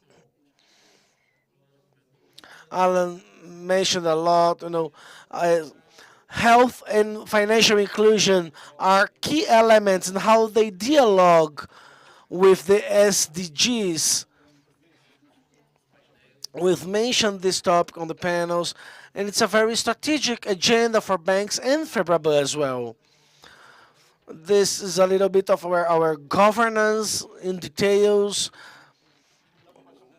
We have a department with the name of financial citizenship on its name, no self-regulation. So it shows the importance of this subject not only for Febraban but for the banks as well. As Zach mentioned, we have a financial citizenship committee, a commission integrated to our ESG committee. So these are cross agendas. So it's a larger agenda, ESG agenda, taking care of people, environment, governance, best practices, link it to all of our challenges. On Febraban experience, how we are working with financial citizenship. Okay, we have four main fronts that Isaac mentioned. I like to get into details to share our experiences. First, financial education, debt renegotiation. We need to help the consumer to renegotiate credit, to renegotiate debts, and to overcome a moment of difficulty. And a strategical point is to transform consumers' financial health. And the last axis is a voluntary commitment of the banks with the self-regulation rules or the best practice of the market. Here we have some data. Brazilian banks are working hard to enlarge access to financial services and products, following the rules, checking the customer profile, and we are advancing a lot on digital platforms, bringing easiness and safety to the customers. Data is very important here. On 2021, we have more than 20 billion bank transactions. Brazilian consumers prefer not only digital platforms but mobile platforms. Most of our transactions are held on mobile platforms. So banks are investing resources and efforts, more than 35 billion reais, $7 billion on technology. The consumer has as banking services and products, not only the digital channels, all banks have it, but also the branches networks. We have more than 40,000 branches spread around the country. Most of them have the ATMs. We have 135,000 ATMs spread around the country. All of them serving people with disability. We have accessibility on the access to financial services. We have more than 200,000 representatives going to the remote areas of the country. We have almost 183 million consumers, bancarized consumers, but a main challenge is to bancarize those who are not still bancarized. A great effort on implementing PIX. Brazilian consumer, enjoy it, they like to use it, and they are opening themselves to the new services, not only digital transfers, but withdrawals, new operations. And this is important on financial inclusion as well. More than 50 million consumers bancarize through this instantaneous electronic mean of payment. Another axis, I call it a remedy, are the financial renegotiations, bank initiatives, and we support on the management with several partnerships. We had a great challenge through the pandemic to renegotiate debts with the consumers so they could overcome and transpass this difficult moment. We had more than 22 million contracts renegotiated by the banks. We are working closely to the central bank, the Consumer National Secretariat, with the consumer protection bodies. So with those partnerships, we were able to renegotiate debts, financial guidance for consumers. We had more than 200 joint efforts for renegotiating debts. We also have a strong content on consumer guidance and consumer debt renegotiation. We want to provide information, content, so they can manage their family income. We have partnerships with the central bank, with the consumer protection bodies. On March, we had more than 2 million renegotiations. Now, at the end of the year, we have another joint effort to negotiate debts. So these joint efforts, they have a role not only on supporting the consumer, but to provide financial education, to teach how to have access on the digital platforms. And it also helps us to keep the default level with all the pandemic challenges that we are facing, not only in Brazil, but Latin America, the whole world. So we are being able to keep default levels low, 3.5, a level that's lower than the pre-pandemic moment. This is very important for the banking system. Another important axis is the financial education axis. We have several initiatives. Elton Carvalho, the coordinator of those initiatives. Elton, hi. Elton, I can see you here. So he is the coordinator of our actions, partnerships with central banks and other partners, our colleagues from BBC, from the Credit Bureau National Association.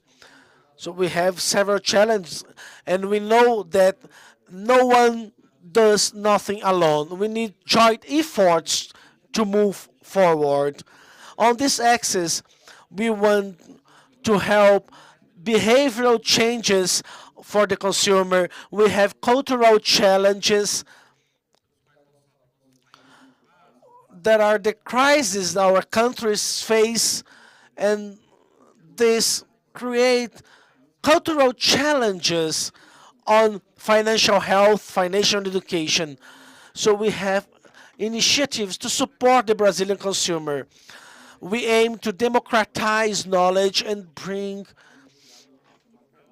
more content to the users. We have Meu Bolso and Dia Febraban with ebooks, content. We have the Meu Bolso and Dia, My Pocket, up to date, so to say, quote unquote, TV, bringing, information, content, efforts to bring guidance, simpler guidance to our people on how to manage family income, how to renegotiate debts, how to, have an extra income, financial education campaigns, e-books, and we've launched a partnership with the central bank and more than 70 experts on the financial health index, first time index in Brazil. And today it is a tool not only to guide us on the initiatives on how to work and the challenges, but is also a mechanism for the consumer itself. When the consumer reply to the questionnaire, they have their own index, their own indicators. They can compare themselves with other consumers on the same income level, on the same region, and how they can improve their own financial health indicator. This is a great mechanism to support consumers. Still on the financial education access, we've launched a platform on financial education. This is the first platform thought on a joint effort by the bank industry. So it was a joint effort to have a single platform developed in a partnership with the central bank, content from experts, behavioral psychologists. We have plenty of content.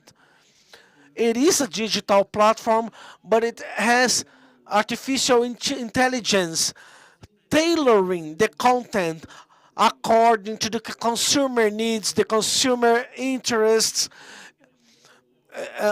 checking if it's a consumer that's an entrepreneur, if it's a individual trying to build financial health. So through the artificial intelligence, the platform brings information tailored to the consumer and also a reward system inside the platform.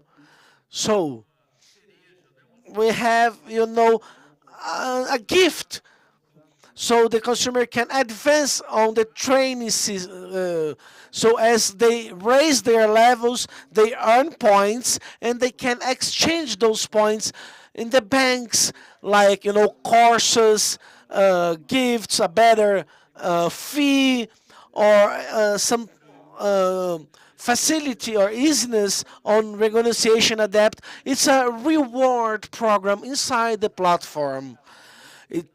We have more than 70,000 users on the platform, and now we are discussing with our partners how to make this platform grow, make it available for everyone. We are talking with consumer protection bodies. We have a law on super debtness prevention. We have laws on financial education. So we are bringing those tools to support the consumer. And another axis that is very important, the bank self-regulation and best practices. We have a self-regulation model. It came from 2008. to get a joint effort from the central bank and consumer protection bodies. We've mapped our challenges, consumer pains, and how can we move forward beyond, the state regulations. We want to go beyond. We have our self-regulation commitment. We also have a structure to monitor the institutions that are adhering to this self-regulation model.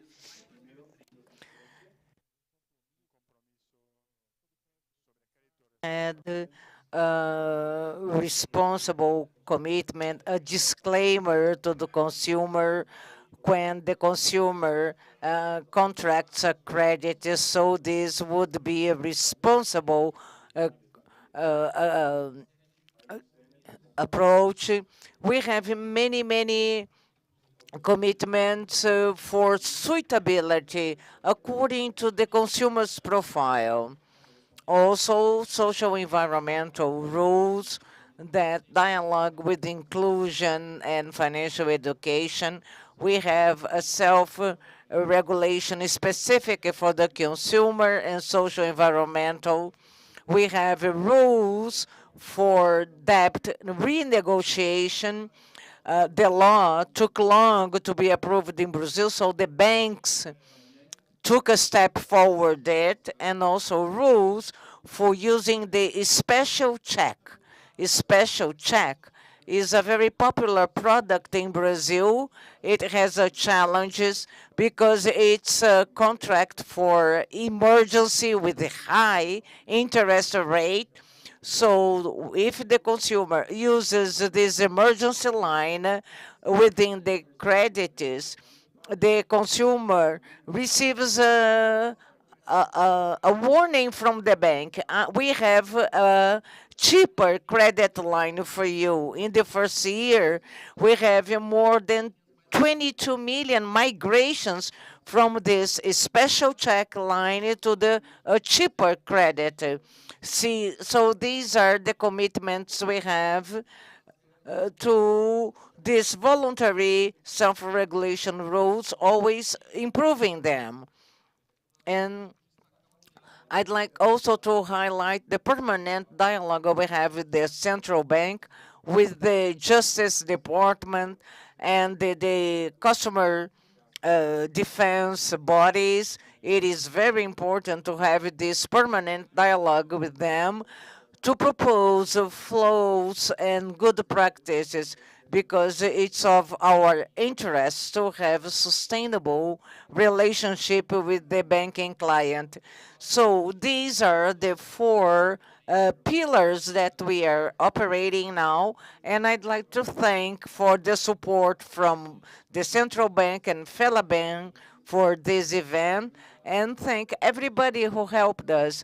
The management of events and marketing and INFI to make this event come true.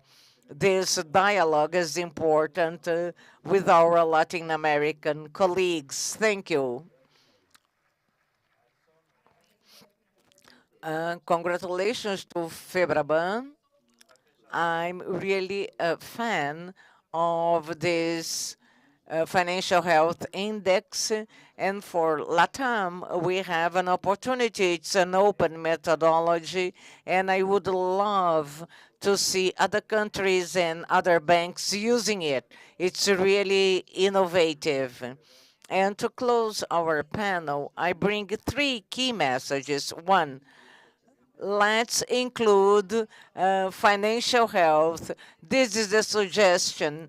Financial education and inclusion more integrated with the ESG agenda. And third, the metrics, the indicators, the Febraban index. Every country, every bank has their own, but this is a provocation for Febraban, Felaban, and central banks. It would be wonderful as a region to have indicators and see the banks reporting it with this transparency. I don't know, I haven't heard of any region that is doing this. So this will be great to have something uniformed for our region. I thank Nancy, Amaury, Alan, and Eric who were here with us. Thank you very much.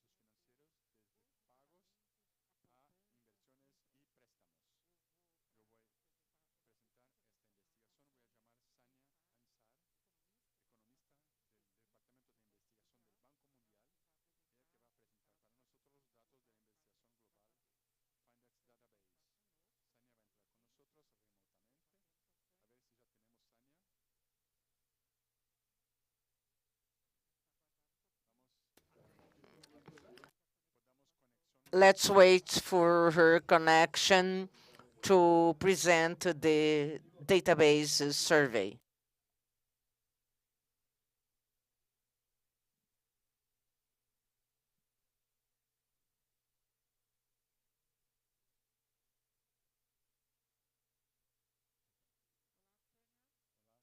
Hi, Sonia, can you hear us?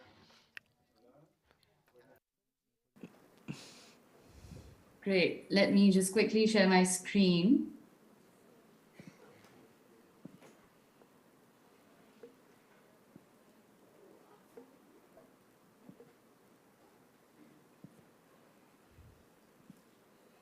Great. Can everyone see my screen? And yeah, I think I can see it as well now. So this works great. Good morning, everyone. My name is Sanya, and I'm an economist with the World Bank in Washington, D.C. What I'll present today is the Global Findex database. For those of who were unfamiliar with the database, it's a comprehensive global database that captures data on access to and use of financial services around the world. One of the key things that we think about when we're thinking about collecting this data is that we really need to understand how people access and use financial services and what kind of benefits or impact does this use translate into other parts of their lives. So hopefully through these set of slides, I'll be able to translate some of that conversation to the audience here as well, and talk about some of the aspects of not just access, but also use of financial services. And then finally, something that's relevant for our discussion today, which is overall financial health and resilience of the people when they're the people who are using different kinds of financial services. The survey itself and this figure or the map here shows us a little bit about the global coverage. So we capture data obviously for Latin America and the Caribbean, but also for the other countries in the world, which really helps us compare different data points across different countries. And the data was last collected in 2021, but we've been doing this for about 4 different rounds. So we have 4 years of data from the last 10 years. And the most recent one was collected for 123 economies, which include all of the economies that you see highlighted here in Latin America and the Caribbean as well. And we collected not just for all adults, but also for women, for poor, for different kinds of demographic groups. And what they help us do is they help us identify gaps and differences between these demographic groups. So one of the good things that we were able to capture in this data is that there was a growth in overall account ownership. globally, the gender gap decreased as well. But this also means that there was good news for different regions, including Latin America and the Caribbean. So in the past, if you saw like in the early 2000, from 2011 to 14, a lot of the growth came from China through digital payments. If you look at 2014 to 2017, a lot of the growth came from India, which is something that you see in the table here as well in the second column. But if you look at the more recent years, the growth has been very distributive.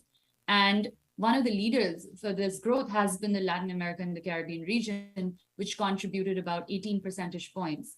And this means that there are about 100 million newly banked adults in the region, and this includes around 40 million newly banked women.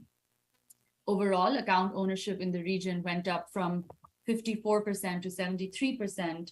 And what this figure shows you here is just how we calculate this. So if you look at the green part, it'll show you adults who are using financial institution account. The purple part shows adults who are using mobile money accounts. And then the blue in the middle is sort of a mix of the two, people who are using both kinds of services. And while the region generally is highly reliant on financial institution accounts, Paraguay is one of the countries where the use of mobile money is high as well. And then if you look at Argentina, if you look at Venezuela, Brazil, you'll also see that there's a lot of use of digital payments and mobile banking services with it. We also find demographic gaps, and this is something that we really try to stress on when we talk about our data, because let's think about men and women. No country can achieve universal financial inclusion if women or the poor are not being carried forward in this process of growth. In Latin America, there was a decrease in the income gap, which is something that you see here, but it has not been significant. For the gender, it was also able to reduce the gender gap by a little bit. And so now, but still, women are 7 percentage points less likely than men to have an account. And this decline is not always in line with account ownership. So some countries, for example, where account ownership increased, such as Bolivia, it only increased for men. And so women were left behind. There are other countries where account ownership increased, but they were actually able to decrease the gender gap as well. An example of this is Peru. And in the slide here, you'll see some of the other gaps too. And this is something that we capture in our data. But all of these, I think, are things that should be considered when we're thinking about overall access numbers. So we'll shift gears a little bit and talk about not just access, but also use, because we know that the ultimate goal is for people to be able to use accounts and different kinds of savings products, borrowing products. And we see here that the real story, I think, for the region has been through digital payments. So 65% of adults, up from 45% of adults, have been making digital payments. And this story is very similar to what we found in China, where a lot of the growth in account ownership came from digital payments. So people were using digital payments. People are getting an account only to use digital payments. And this is something that we've also seen in Latin America. This is a little bit of a double-edged sword, because something that we found as well is that the region has not been able to increase access to digital, has not been able to go past the midline of 50% when it comes to creating access for account ownership. So what we're finding is that the growth in digital payments is sort of capped at 50% here. And one possible explanation could be that accounts dropped for people who weren't making digital payments in 2017. So when they stopped making such payments, they also stopped using their account.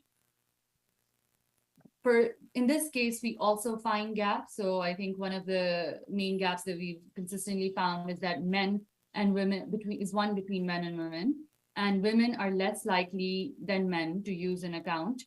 But among account holders, we find that women and men were equally likely. So once we gave an account to women or to men, they were both equally likely to use them.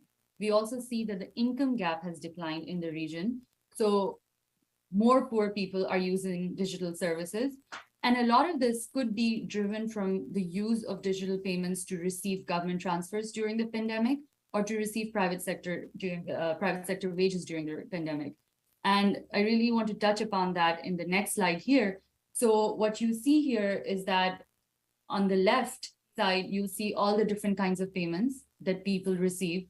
So adults can receive payments such as domestic remittances from a family member from a different part of the country. They can receive wages, government transfers of pensions, or this is less likely in the case of Latin America, but payments from the sale of agricultural products. And one of the critiques that we see people make about the use or the incoming financial payments is that people just use them, put them in their account, and don't use them for anything else. But what we do find is that people are actually using their account. So more than 80% of people who are receiving such payments into an account are using it for different things. And this is something you see in the bottom right of the figure here. These could be different kinds of payments, such as payments at a store, making an online payment, sending money to a relative or a friend. We also find, and this is actually quite high in Latin America, that people are likely to borrow formally as well. And a third of adults report saving formally at a bank. And then there's 50% of this group who are just holding on to this money in their account and storing it to make some kind of payment in the future, or to pay for school fees next month. And these are the people who are active users of their accounts as well. And so what I want to do is I wanted to break down some of the payment types into different slides to talk about what these payments look like and what do they mean. So the first thing that we see here is G2P payments. And for G2P payments, this could mean either a government transfer payment, so a pandemic related payment that was made. We can also see that this could also include pension payments, which are a little less frequent. And finally, it can also include government wages, so public sector wages for people who are employed within the public sector. And what we find here is that almost 3 in 4 adults who receive such payments receive them into an account, which is a very high number compared to the rest of the world. And this number has actually grown and doubled over the last 4 years. Looking at private sector wage payments, about 15% of adults receive private sector wage payments into an account. What you see here in the orange part here is the gap, and I'll touch upon this in a few slides closer to the end of the presentation. But so everyone in green here are people who are receiving them into an account, and orange and yellow are those who are receiving them in cash or use any other methods. And while this is not entirely connected to account ownership, what we did see is that we found a correlation between people who had an account and people who were receiving private sector wages into an account, which is promising. But there is some concern, a regulatory concern as well. Something else that we found was that 19% of digital wage payment earners also said that they were paying a fee when they were receiving such payments, which is usually not part of these kind of transactions. We also find that overall in the region, besides just overall the regional average, about a third of adults in Nicaragua and a third of adults in the Dominican Republic said that they had to pay these kind of unexpected fees when they were receiving wage payments. We also capture data on what kind of payments people need during the COVID pandemic, because we know that because of social distancing and limitations to physical movement, people were forced to find other kinds of alternatives than like cash or face-to-face transactions. And what people did, and again, these are high numbers for the region, we found that 14% of adults made their first ever payment as a result of the pandemic. And this was a digital merchant payment. So most of these were usually in store, where they used a mobile phone or a card to make this kind of payment. But some of these were also online transactions where they were making payments for an online purchase. And you see this in the dark blue part over here. And many of these people were coming from, and then we thought about what kind of payments, what really drove people to have an account or what encouraged them to make these payments. And one possible explanation for this was that we found that a lot of these people were also first-time recipients of some kind of payment from the government or wages. A question that we asked in the survey is if you ever open an account to receive money from the government or to receive wages, and we found that 39% of adults say yes, and most of them were those who had opened an account to receive some kind of wage payment. This is promising because what this implies is that high use of growth in accounts, high growth in use of accounts is coming from being encouraged to open an account in the first place to receive some kind of digital payment. And then the other promising thing here is there's no gender gap in this data. So men and women were equally likely to open an account to receive this kind of payment. Another thing that I wanted to quickly touch on is the use of savings or saving product, different kinds of saving products in order to save money or to build finances for an emergency in the future. Something that we find in the region, and obviously this is extremely important for financial health because these are the resources that people tap into in case of an emergency. We find that saving rates are actually lower than some of the other regions in the world. And while it has grown to 17% of adults who say that they save formally, a large chunk of savings still comes from semi-formal or other methods of savings. And this could include either savings through a savings club, or could include savings that a woman makes under the mattress or with another friend, or just something that she holds on to and puts it in the kitchen shelf. And this is very common in some countries such as Bolivia, Dominican Republic, Jamaica. There are some caveats also that we find among those who are saving formally. And the first one, and also expected, is that women are less likely to save formally than men. So the chunk that is saving semi-formally or using other methods are women, making them more vulnerable. We also find that people, and this is something that you'll see in the figure here, is that while people are not saving formally, which is something that you see in the green part in the second figure here, people are still storing money into an account. So they don't exactly translate storing money into an account as a short-term saving method. And so this money is sitting in their accounts and it's not being used as a or being tapped into as a proper savings product. And what this means is that they're not fully able to benefit from these short-term savings that they have. And this chunk is actually quite big and double than what is the share of formal savings. And this is something that you can see in the dark blue section over here. So let's talk a little bit about who's left behind and who doesn't have an account. And we find that LAC has about 120 million unbanked adults who are more likely to be women, more likely to be poor, less educated, younger. And we ask them, what is the reason that they don't have an account and what are their common barriers? And more often they report that the lack of money or the cost of opening an account is the biggest barrier. And these are places where mobile banking or agent banking can help. We also find that a lot of people say lack of necessary documentation is a barrier, but we also capture data on whether people have an ID or they don't have an ID. And most of the people who are reporting this as a barrier actually have an ID, which means that when they're going to open an account, there are other kinds of issues or KYC, know your customer requirements that are stopping them from getting an account. And these could be requirements such as showing local residence through a utility bill or through showing some kind of proof of employment, which are harder to procure for poorer adults or for women. We also see that there's a income gap here, and poor adults do not necessarily report the same barriers as rich adults. And one of the biggest barriers that they report is trust in financial institutions, which is again an important thing that will be a part of our discussions during these meetings, but also something that we'll touch upon in a few slides. The next thing that we ask people about is if you're unbanked and if you were to be given an account, would you have the confidence, or would you be able to use it by yourself, or will you need help? And we find that 63% of the unbanked adults say that they would absolutely need help in order to use an account if they were to get one.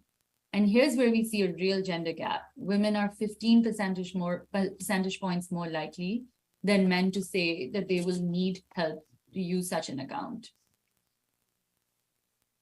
We also see that look at some of the resilience questions in here, and these really build onto the financial health discussion.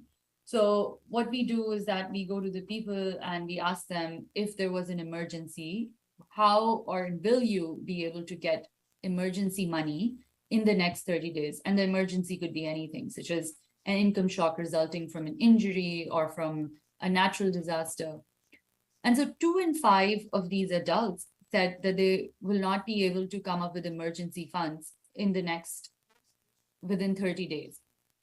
And most of them, and this is something that you see here, and the figure is a step ladder, but what I've circled here shows that these are the people who say that it will not be difficult, and everyone else, 42 plus 5% here, almost half of these adults are saying that they will not be, or it will be very difficult to come up with emergency funds.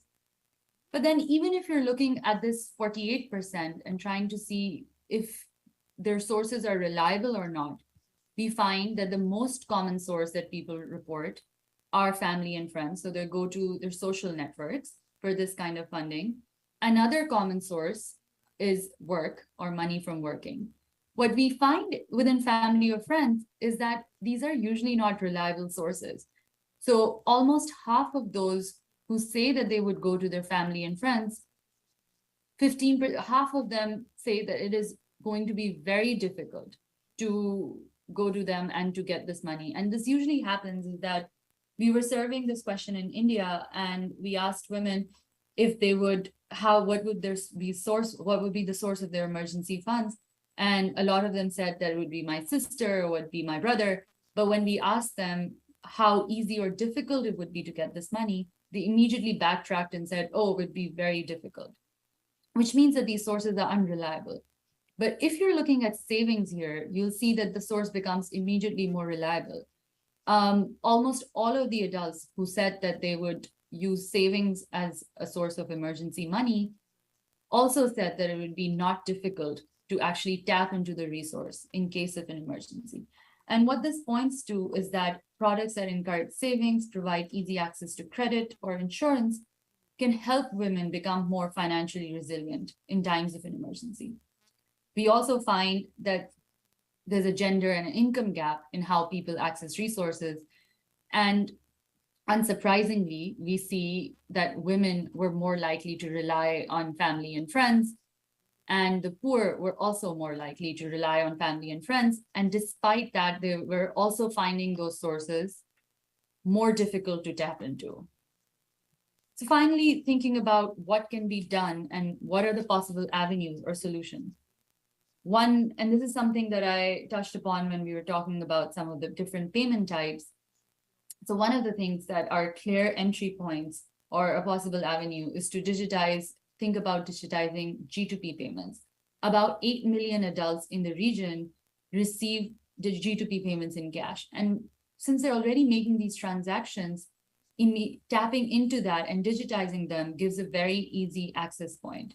The same applies to private sector wage payments, where 14 million unbanked adults are receiving such payments in cash. But on the flip side, thinking a little bit more about use as well, and we've seen this grow in some of the countries, is thinking about some of the payments that people are already making when they have an account, but they're making them in cash. And one of them, and a big one that we find in the region, is utility payments. So we see that 81 million unbanked adults are making utility payments in cash, and they already have an account. And we talk a little bit about this in our data as well, but we are seeing, and especially in Brazil, huge strides among adults who made their first time utility payment through an account during the pandemic. So there's already some evidence for it. And what we need to do is tap into that momentum and sustain it. And I'd finally like to end on this side, because thinking about why all of this is important and why financial services is important, and I think one of the panelists in the earlier panel also touched upon this. And we know that the COVID-19 pandemic disproportionately impacted the world, and it was most affected, and the most affected were the most vulnerable, such as women and poor. So the responses that we see in the survey do reflect that there has been increased hardship, there's been a decrease in savings, there have been a decrease in formal financial service use, and hundreds of millions of people found it challenging to meet medical expenses. In fact, 1 in 3 adults in LAC said that medical or health expenses in the event of a significant illness would be their biggest worry. If you compare this to the numbers in high-income countries, it's just 1 in 5 adults who said that they're worried, which is significantly lower than what we see in our region.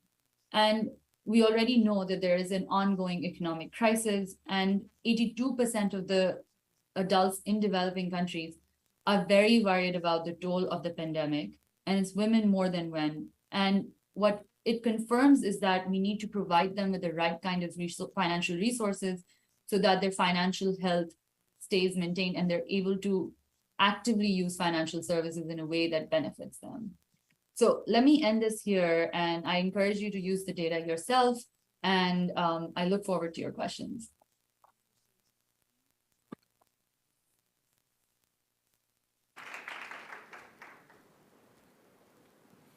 Sânia, muito obrigada pela sua apresentação. Thank you Infelizmente, very much porque a for gente... your presentation. Since we are late in this event, we won't have any Q&A session. So we thank you for your participation. And also, I thank you for your participation here in person and those who are following us through the Numis platform.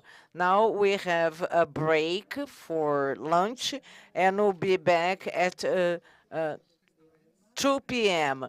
You have the map with the restaurants in the region, but I'm waiting for you at 2 p.m. Okay, thank you very much. See you there.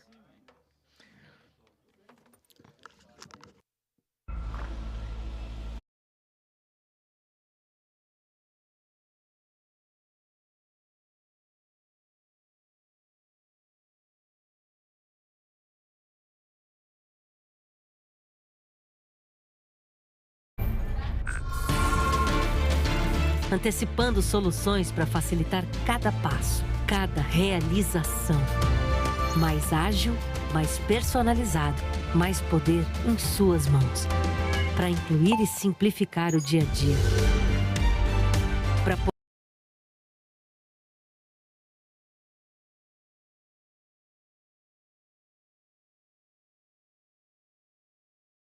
justa e sustentável. Com transparência e respeito a todas as pessoas. Contribuindo para o desenvolvimento econômico e social do país. Bradesco. Há 20 anos, o Santander investe em um futuro mais inclusivo e mais sustentável. Em 2002, criamos o Amigo de Valor, uma mobilização de recursos incentivados para a garantia de direitos de crianças e adolescentes.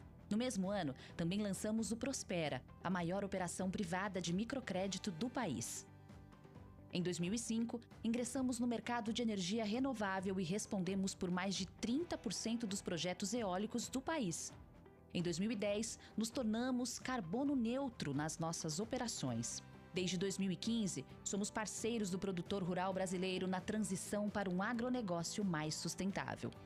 Em 2020, nos unimos com outros 2 grandes bancos do Brasil com o objetivo de promover o desenvolvimento sustentável da Amazônia. Neste ano, também fortalecemos nossa atuação com fundos patrimoniais filantrópicos. Em 2021, assumimos o compromisso de zerarmos nossas emissões de carbono até 2050. Nos últimos 5 anos, viabilizamos mais de 97 bilhões em negócios sustentáveis. E distribuímos 70 mil bolsas de estudo para universitários. Estamos investindo em um futuro melhor para todos. Acesse www.santander.com.br/sustentabilidade e conheça mais as nossas iniciativas.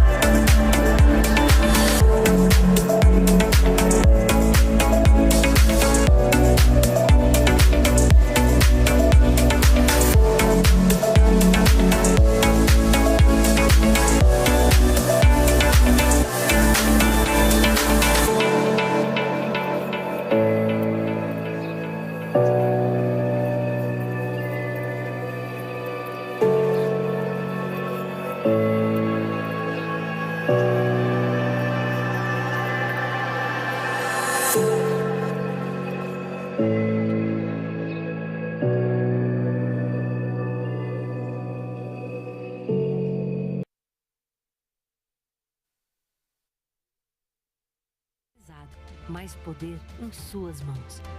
Para incluir e simplificar o dia a dia. Para apoiar o empreendedor. Para assessorar o investidor. Para proteger toda a família. Por uma sociedade cada vez mais ética, justa e sustentável. Com transparência e respeito a todas as pessoas. Contribuindo para o desenvolvimento econômico e social do país. Bradesco.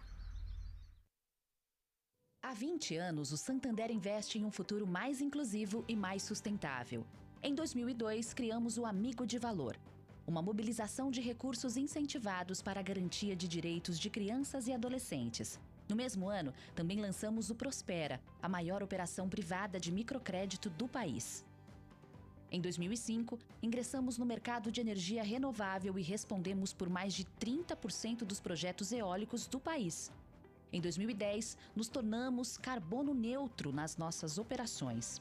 Desde 2015, somos parceiros do produtor rural brasileiro na transição para um agronegócio mais sustentável. Em 2020, nos unimos com outros 2 grandes bancos do Brasil com o objetivo de promover o desenvolvimento sustentável da Amazônia.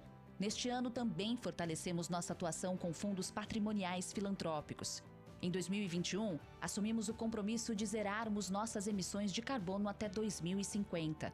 Nos últimos 5 anos, viabilizamos mais de 97 bilhões em negócios sustentáveis.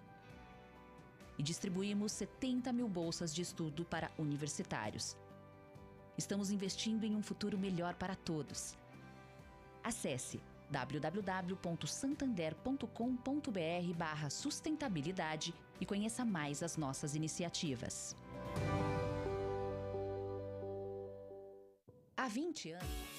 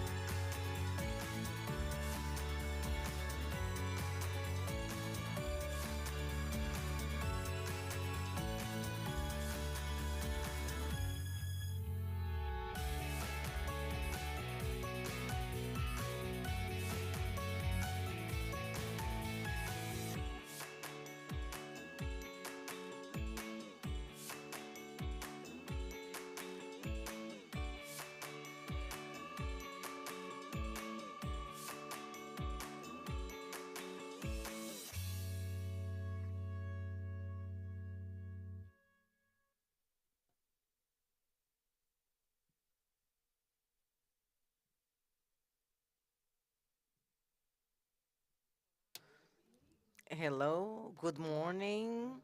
Oh, good afternoon. Welcome back to the afternoon session.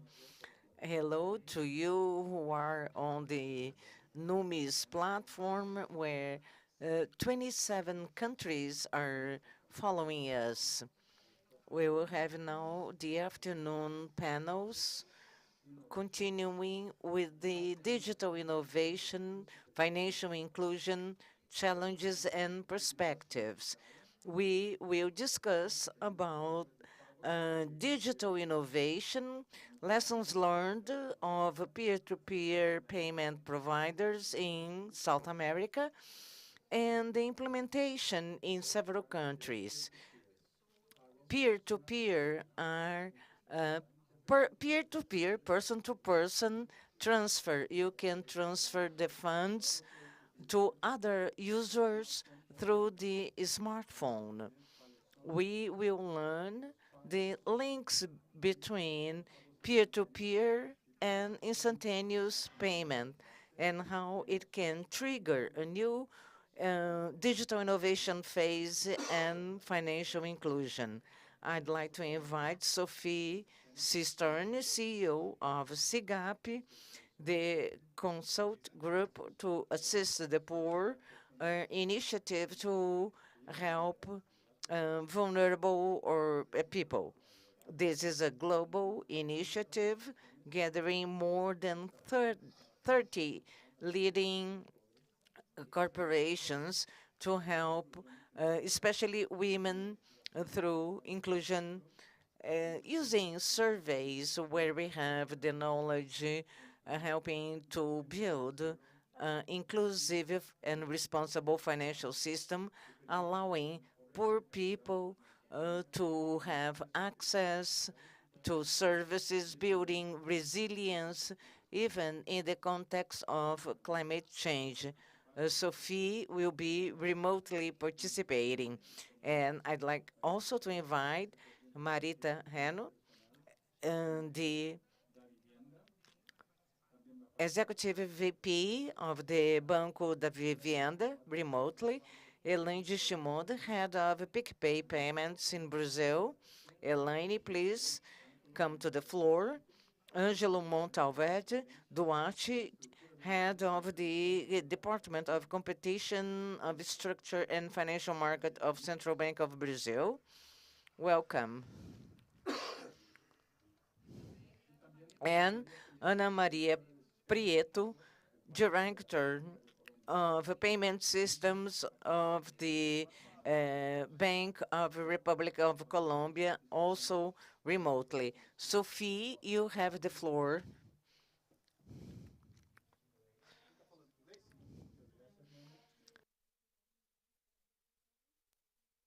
Boa tarde a tudo. I'm going to speak English, and I hope that's okay with everybody. It's really a pleasure to be here today for such an important topic at such a critical time in the history of the continent.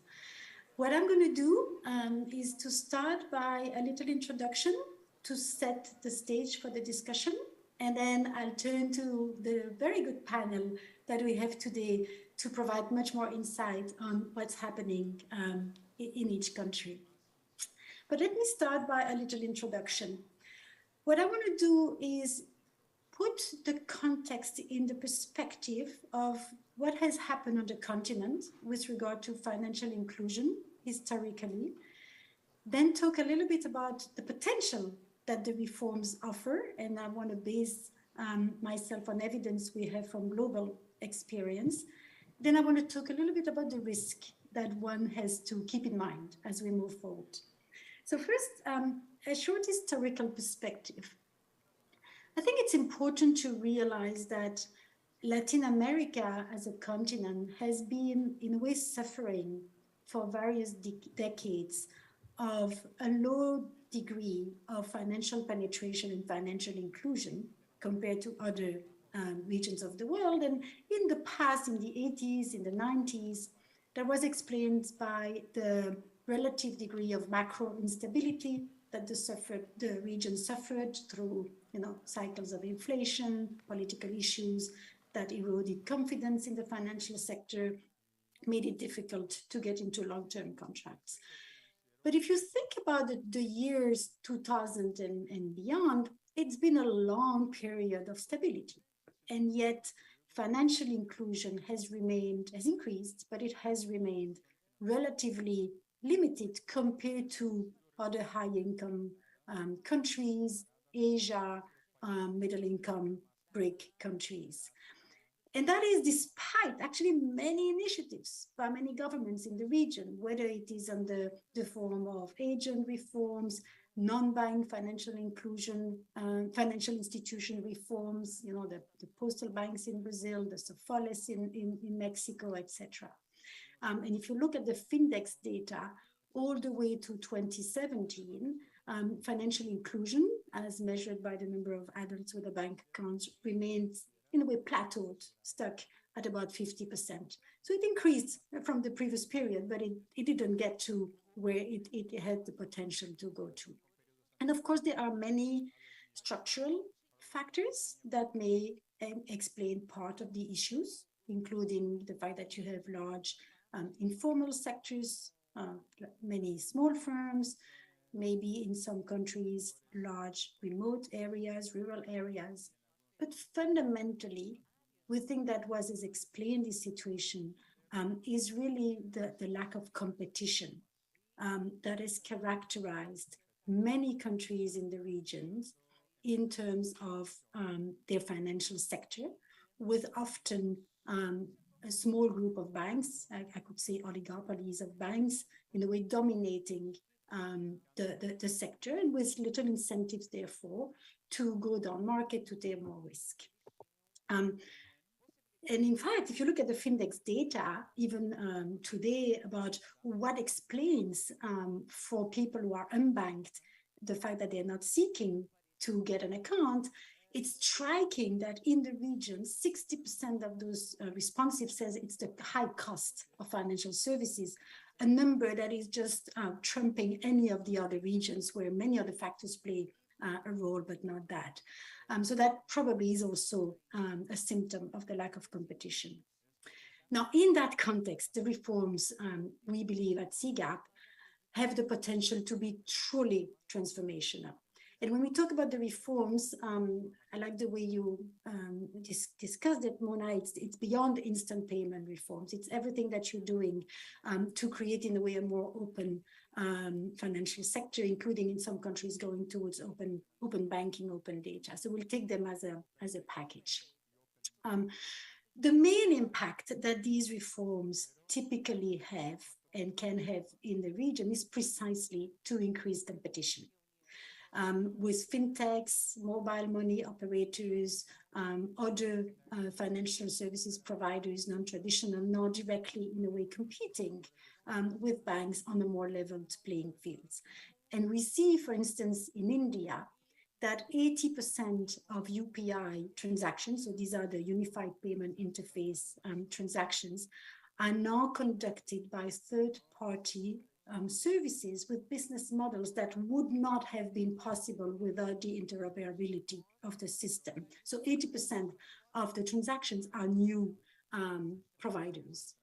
Of course, that increases customers' choices, convenience, experience, and it reduces cost through the impact of competition, but also the opportunity to share fixed costs. And for instance, we see in Uganda that banks are now sharing investment at the last mile with other financial services providers. And in the region, in fact, we see already very encouraging trends in financial inclusion under the impulse of the reforms. Findex, the Findex data that I mentioned earlier for 2021 show in Latin America and the Caribbean an 18 percentage point increase in the number of people who have an account compared to 2017. That is the largest increase of any region in the world, developing region in the world, resulting in 73% of adults having an account. We also see a massive increase in the usage of account. For instance, in Brazil, the central bank mentions that 17 million people who had never conducted a digital transactions made their first digital transaction within a year of the launch of Pix. Now, this happened in the context of COVID, and COVID also, we know, had a positive impact on digital adoption. For instance, we know that Findex again shows that 15% of adults in the region made a utility payment online from their accounts for the first time during the pandemic. And that's because of social distancing obligations. So clearly the pandemic had a positive impact, but that very number is twice as high in the region as anywhere else in developing economies, suggesting that the reforms may have had a very significant enabling role on this intake. Now, I want to go further than that. I want to suggest that there are at least 3 other potentially very important impacts that these reforms can have that are particularly relevant for the region. The first one is the fact that they can lead to an increase in e-commerce, made basically possible by the improved customer experience interfaces. And we do see indeed from the eBank's Beyond Borders study that e-commerce has increased by 37% in 2021 in the region. and that 60% of the volume of e-commerce purchases were done through cell phones. And these are both domestic and international purchases. So clearly that's an additional benefit that is made possible through these reforms, and that can lead to job creation, export growth, etc. The second additional benefit is, if you think about the reforms in the context of open banking, open data reforms, is that it has the potential to create an avenue for inclusion to micro informal firms, which is very important in the region, by leveraging the new data trail that basically these systems enable them to generate. And I think the third, and maybe the most important impact, is the fact that digital financial inclusion, digital financial services are a mean towards digital inclusion, simply. And we need to remember, I cannot forget that number, we need to remember that Latin America is the most unequal region in the world.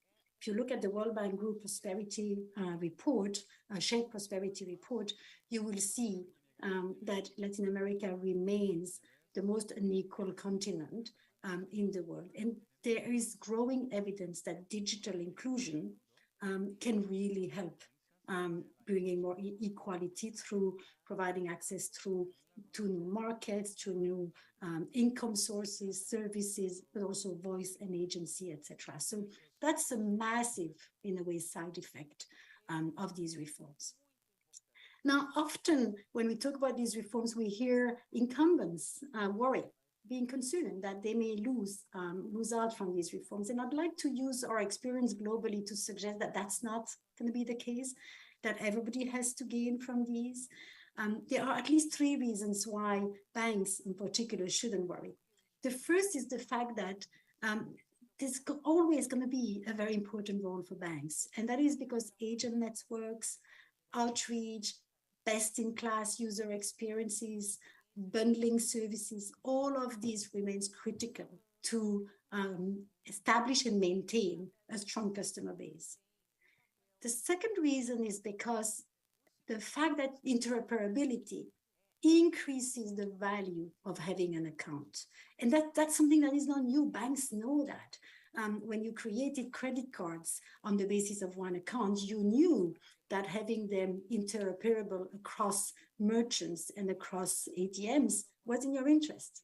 It's the same with what the reforms allows now. And the third reason is the fact that the reforms basically allow to grow the customer base for the banking system as a whole, and through partnership can lead banks to also gain from that increase. Again, if we take examples from the rest of the world, India, in India, we see banks continuing to grow profits and expand access more than 5 years after the launch of UPI. In Kenya, 10 years after the mobile money revolution, the M-Pesa revolution, we see once again bank accounts being more present, so more bank accounts than more mobile money accounts. And that is driven by partnership between banks like CBA and M-Pesa, developing new product like the M-Shwari product. So there are opportunities for everyone in these reforms. But there are also risks. And I'd love to also hear the speakers later on both these opportunities and these risks, and making sure that we have them in mind as we continue defining, developing, implementing these reforms. I want to mention 5 risks. The first one is the fact that cash remains the preferred payment instrument in many emerging economies. People and merchants like its interoperability, its privacy, its instant settlement, its zero transaction cost. So for the reforms to be successful and to really lead to digital payments being used for small transactions in particular, they will really need to be able to compete with cash and therefore to be frictionless, truly instantaneous and interoperable. The second risk that I want to put on your radar screen is the gender gap in financial inclusion. In Latin America, women are 7 percentage points less likely to have an account than men. And while that may not sound terrible, still massive, and there are very significant variations across the region. Brazil has 81% of its of its women having an account, but Nicaragua only has 22%. Argentina has a negative gender gap. It has more women having an account than men, minus 4%. Honduras has a very high 20% gap between men and women account ownership. So if we think about inclusion as an objective, this has to be part of how we design these systems. The third risk I want to put on everyone's radar screen is consumer risk. And of course, we know that digital evolution comes with additional risk, digital related risk.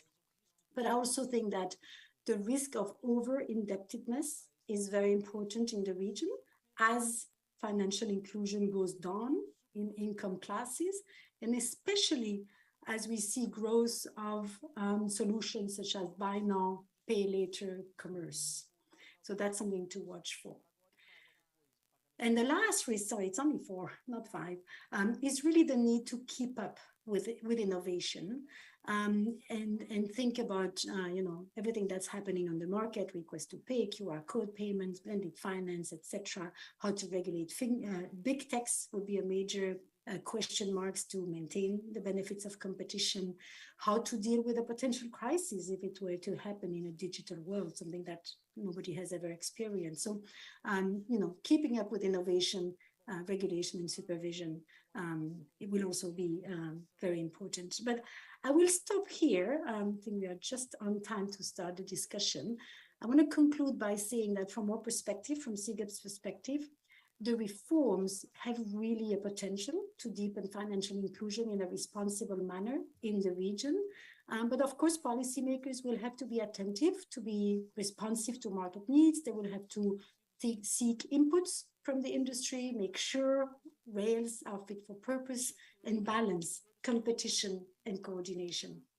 So with that, I will stop my introductory remarks. I hope this was useful to set the stage and think about the different issues that I think are relevant in this debate. And I want to turn now to Maritza Perez, who's the Vice President, Executive Vice President, I'll say it in Spanish, Vicepresidente Ejecutivo de Banco Retail y Mercadeo de la Vivienda in Colombia.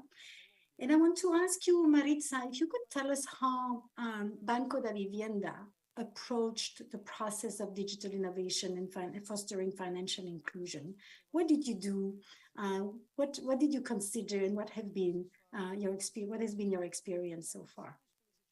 Okay, mil gracias por este espacio y un saludo.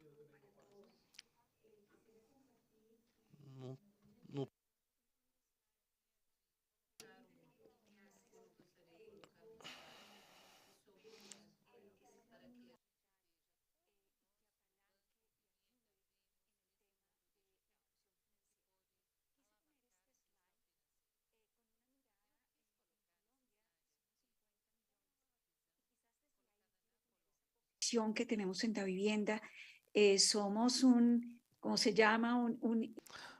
We are an incumbent,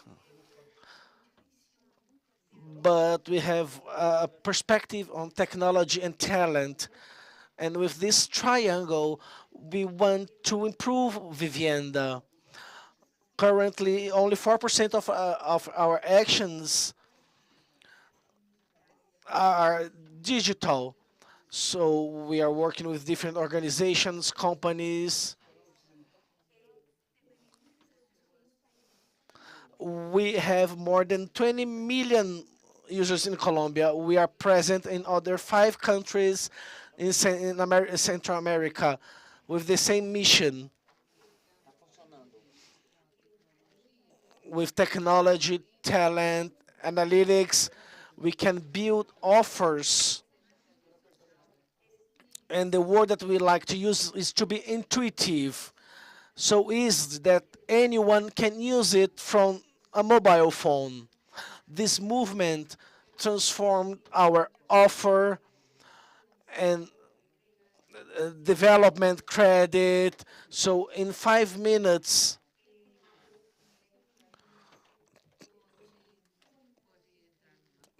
can access an account.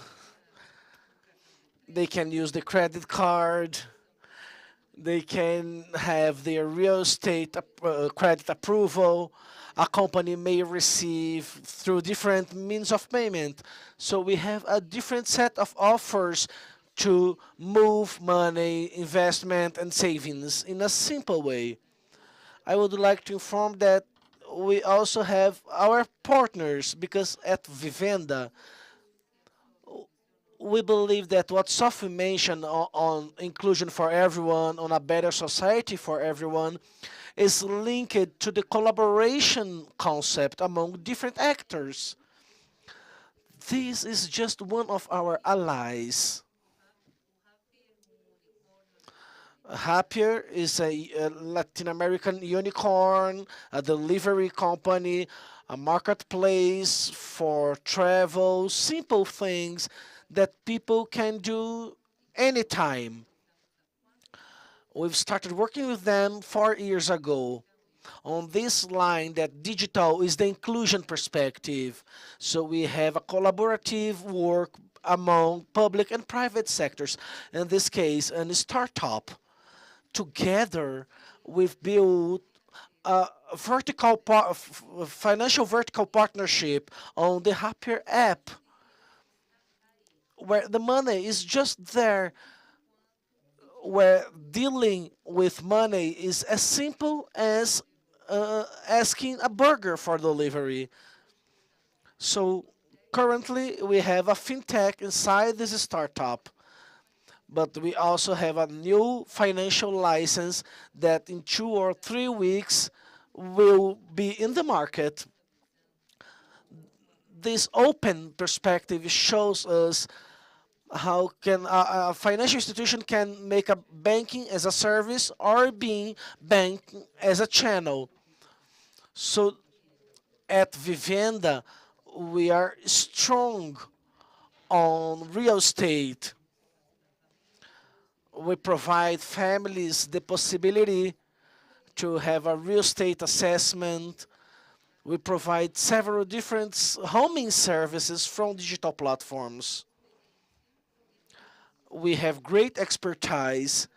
I have 10 years expertise on this market.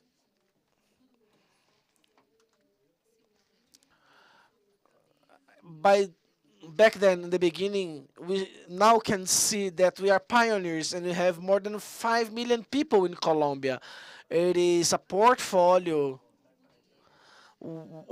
actually a wallet where you can have your money and you can transact money quickly. Everything in a single platform that for 10 years have been free. We do not charge for any transaction. It's a platform connecting government people. So we've changed the perspective in Colombia. And now we are present in all Colombian municipalities, going beyond the urban and rural barriers. 100% free, all transactions are user-friendly. So we got to a break even connecting all the players. For all of those working on the agriculture, on the countryside, they are all able to have access to our services. The pandemic was a great opportunity for learning. We've released the interoperability among wallets and accounts. And we were able to leverage our service, and now we have interoperability among all Colombians. This was a great learning, a fast learning process. So money is there, and you can get there with a click on your mobile device. A collaborative work with technology, betting on a better world. It is financial feasible as well. I would like to show a video that we made some years ago. 6 years ago, we started the ecosystem model. players, governments, retail, individuals, families, and other partners aiming to together when we started in a small municipality. I would like to show you this video about a Colombian municipality representing other municipalities among the world, showing how transformation is important and possible from a simple, easy, and accessible financial offer. This municipality has many contradictions. At Rio Sucio, rivers are clean. We have two main squares. They are next to each other. And 99% of the inhabitants are Catholic, but they like to greet the devil in Carnival. It's cold, but it's hot at the same time. As it is on the coffee axis, we crop berries because we are different, but we are collaborative.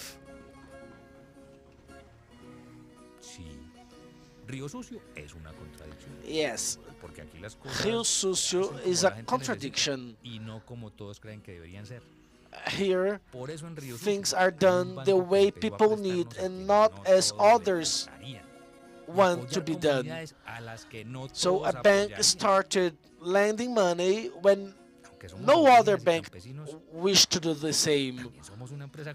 We are indigenous, we are farmers, we are berry farmers. Berries to be sold not only on our squares, but for multinational companies. With Vivienda, we started to deal with money, save money, and work with the mobile phone. We do not use cash anymore.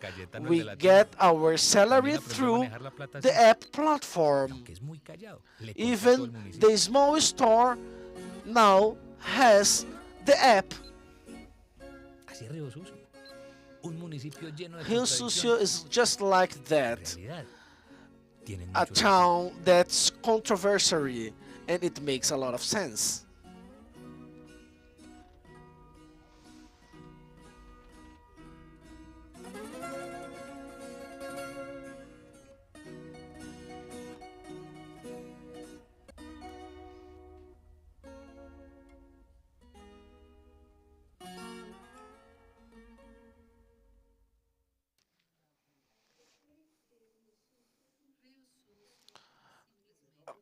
Rio Sucio is a way to share with you how technology with a tool-centricity perspective, how farmers can connect with large companies to export berries, how they can easily pay, easily receive payment. And this is what we are spreading among Colombia. We hope we can share so we can spread technology and change everyone's life in a collaborative way. This is the story that I would like to share with you from Da Vivienda.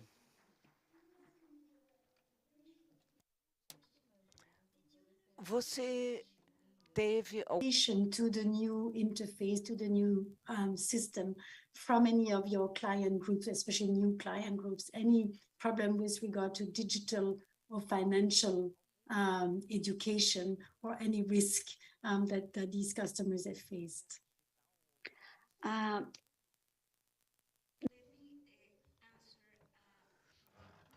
Eu vou responder. Adult people, but also with young people. And we developed a financial platform in a very innovative way. For young and kids, the name is Jeans Finance. And for people who owns businesses, small businesses, we develop a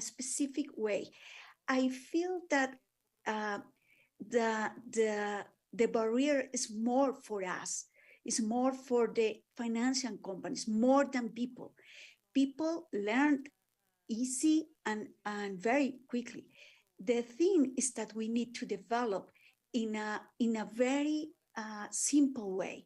When people manage money, so even if they don't have any finance education, the way is we have to offer them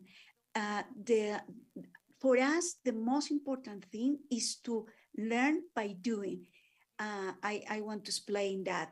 If you are using our app, for example, DaviPlata, that we offer to a lot of people, the way is that they learn by doing. It's very easy. They don't have to go, let's say, to a school to learn about finance. It's to connect, learning by doing. And I think that this is the most important that we have learned during these years.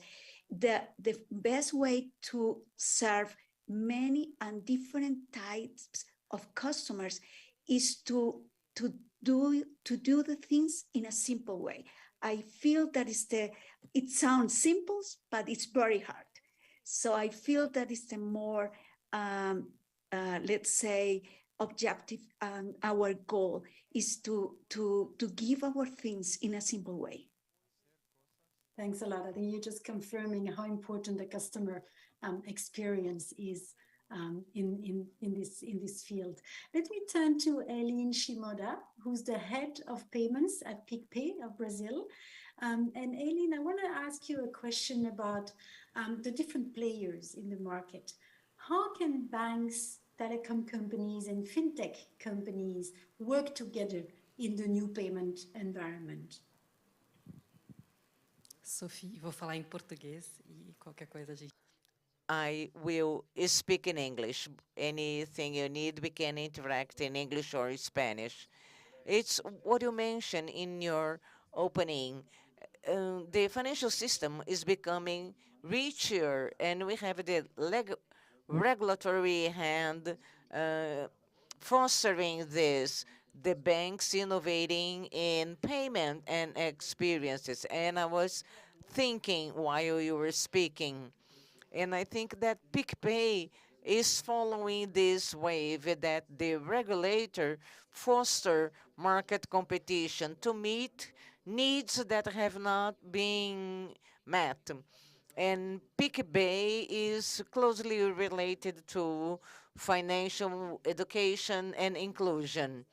Oh, we have 3 or 4 apps of fintechs or banks, but much of the financial education is not only in the open finance agenda. It is related in what bank do I receive my Pix or make my payment. Well, what is PicPay's mission? Is what Sophie mentioned, is to make easier the lives of people and reinvent the way people deal with the money. We were created 10 years ago. And what was the reason for that? How can we live at home only with a smartphone and have a financial life? 10 years ago, we never thought that a smartphone would be in our daily lives. And today we live home only with a smartphone in our hands. So this is technology. And our great dream was not to use the QR code. So how can I live home with a QR code, make a payment only with my smartphone? This was our reason before the pandemic. Who knew what was a QR code in a restaurant menu or in any other app?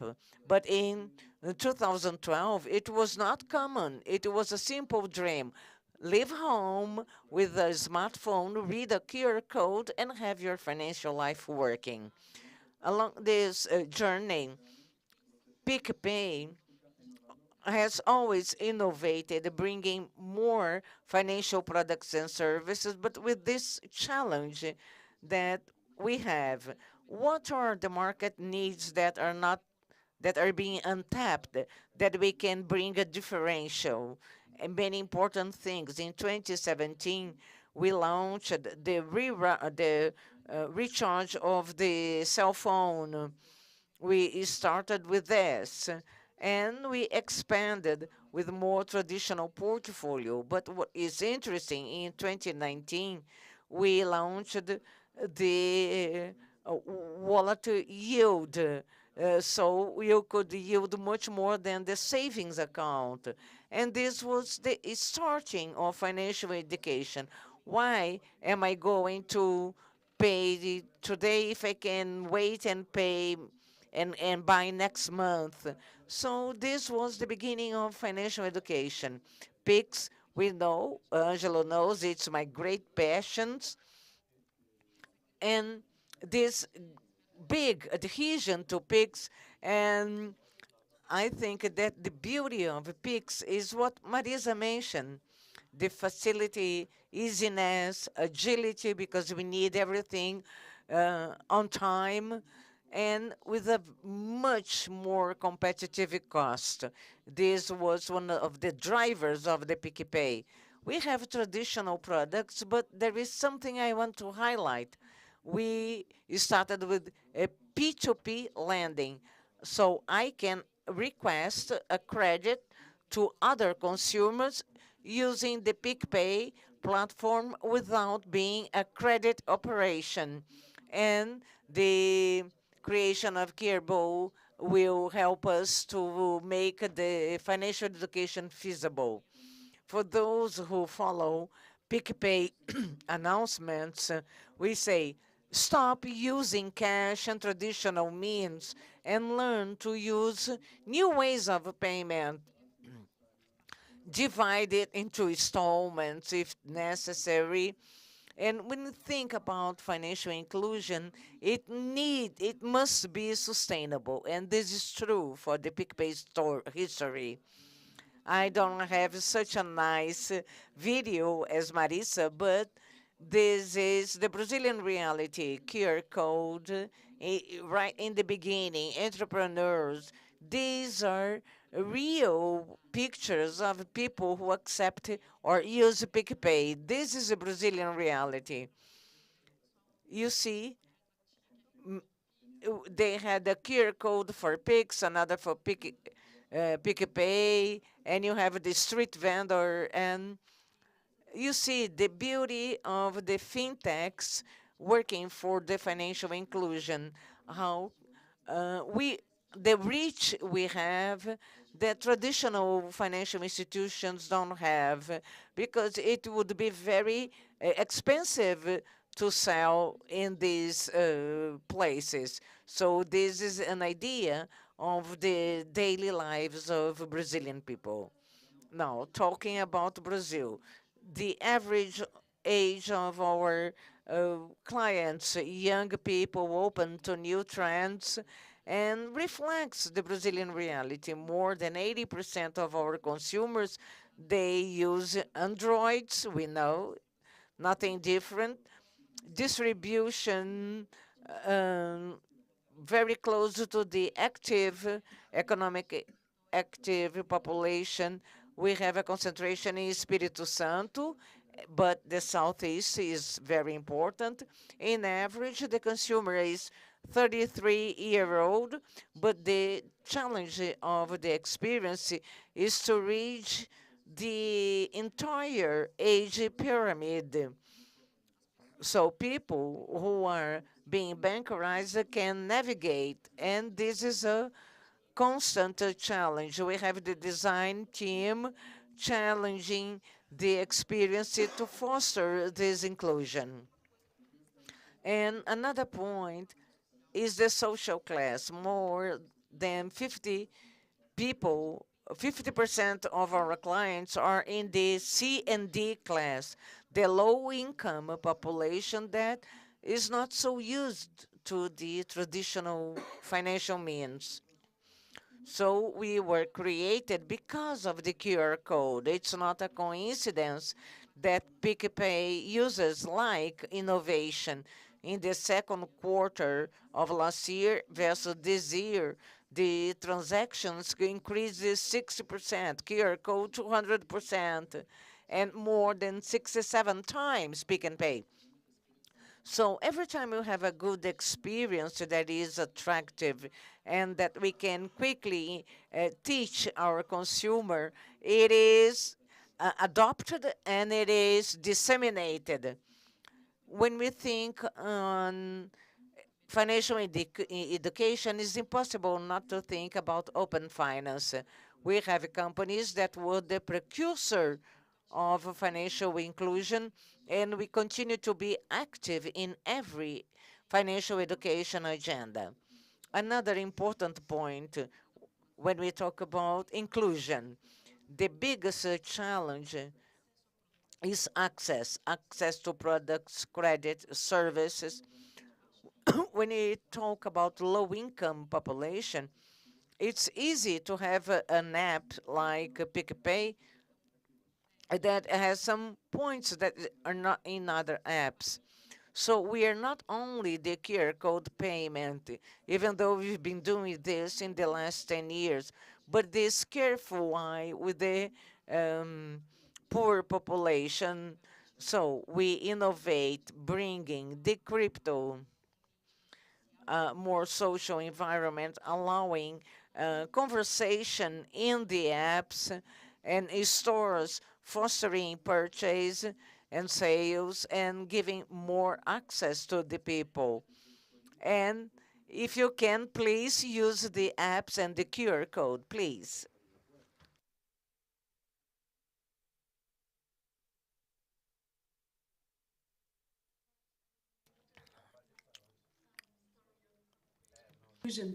Our next speaker will be from the Central Bank of Brazil. So before I turn to him, I want to ask you, if you had an ask from the Central Bank in terms of what is the next reform you're looking for, what would it be? Eu tenho viés, Sofia, e aqui é bias 100% Elaine, eu estava brincando com a Ângela. I have a bias here. I would like to have the innovation PIX agenda, but I think the central bank did a consistent regulatory change, talking about PIX, but this opening the market, this is the fundamental to the Brazilian inclusion. My request to him is to continue fostering this. We have the creativity of the institutions. We have the consumers who help us to make our dreams come true, but favorable scenario to competition is crucial. Duarte, who's the head of the Competition and Financial Market Structure Department of the Central Bank of Brazil, PIX. And I want to ask you, Angelo, first to tell us about the importance of PIX for Brazil that Elaine so nicely underlined indeed. And what are the prospects for the future from your perspective? Boa tarde, Sophie. Obrigado. Good afternoon, Sophie. Thank you for the question. Thank you for the invitation to participate. Well, a brief introduction of the creation of and construction of a PIX.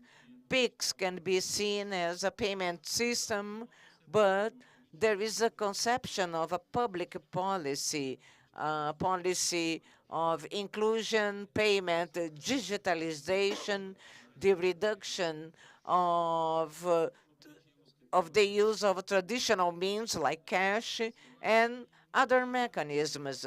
So one of the success factors of this project was the coordination and the cooperative work between the central bank in the public sector and the private sector. The PIX building process was a mutual interaction among public and private sectors. Public sectors has their competencies and expertise, but the private sector, at the end of the day, is the one who knows the customer needs, the several different market segments, how they behave. So we can see in PIX a layer of cooperation. You have a public asset, payment, an open payment method, where all the institutions, the licensed and the non-licensed institutions, can participate under a set of common rules, besides a technological platform. So Arlas, Alliance, and an Alliance platform as well. This is the public, the cooperative part. From that, you have the competition among the PSPs, the payment providers. So from this layer on, all the PSPs, traditional banks, large banks, fintechs, credit cooperatives, and other system segments, they can compete and provide services for different society segments. Talking about inclusion, in Brazil, it depends on how you define inclusion. If you define as owning an account, in Brazil, we had a high number of account holders in Brazil, in the average, for the region. The problem is that they had the account, they owned the account, but the account was there to receive a government support, a government aid, or the salary, and they went to the ATM, withdraw all the money, and all payments were made in cash. So the account was underused. The first shock we had was that several fintechs understood that they could offer other services for this layer of the population underusing the account, so to say, offering a more friendly system or some other services linked to account, trying to explore better this other layer. Pandemic was another shock. In the beginning of the pandemic, we have an income transfer program with more than 60 million people receiving a government aid for a given amount of months. So those who were not account holders or who were underusing the accounts, they had to open an account. So we had more than 40 million payment cards issued during 3 or 4 months. So for payment, it was a very positive impact. We've improved 3 years in 2 months. Also an important effect. Several of those apps like PicPay and others, they took benefit from this opportunity to attract these users underusing accounts, offering rewards in case of migration. So if they came from a state bank to an app, they would be rewarded, and those apps were more user-friendly, were easier to use in comparison of the state bank apps. This always started in the first half of 2020, and then at the end of 2020, we had PIX.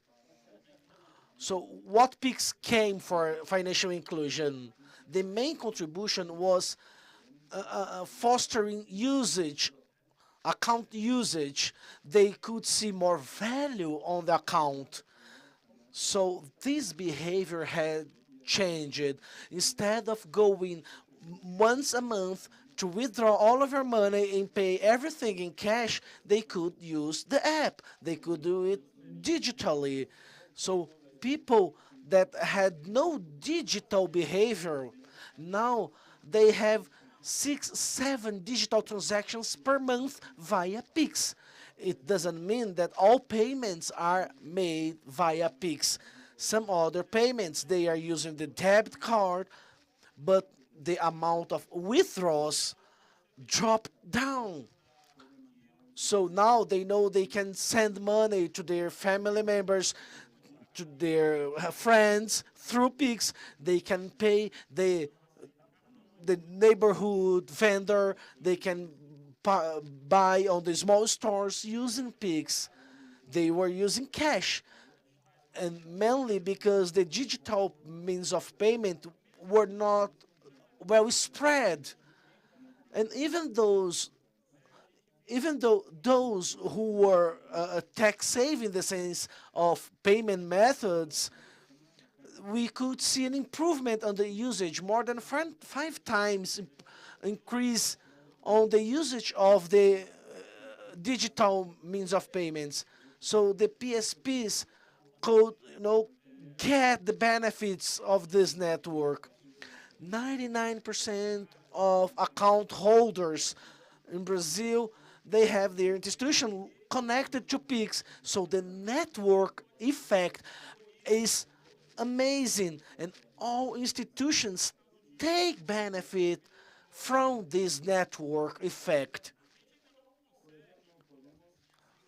We still cannot assure that those people included by Pix, in a sense that they started to use the account more frequently, if they advanced in more credit offer, or if they have access to other products like insurance, investments.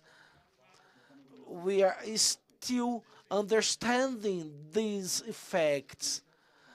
It's too soon to understand all those effects. We have some evidences. We will publish a report in the next weeks about this topic, but we still need to study a little more on that. 2021, 2022, we had several shocks on the economy. The worsening of pandemic on 2021, income transfer programs, then the economy recovery. So, we still need to wait a little bit to understand this cross-selling model, if it is working from Pix. But we can see data monetization. We can see institutions with a small amount of transactions, and with Pix, they were leverage becoming among the 20 main payment providers. So the amount of information those PSPs have from their customers is huge.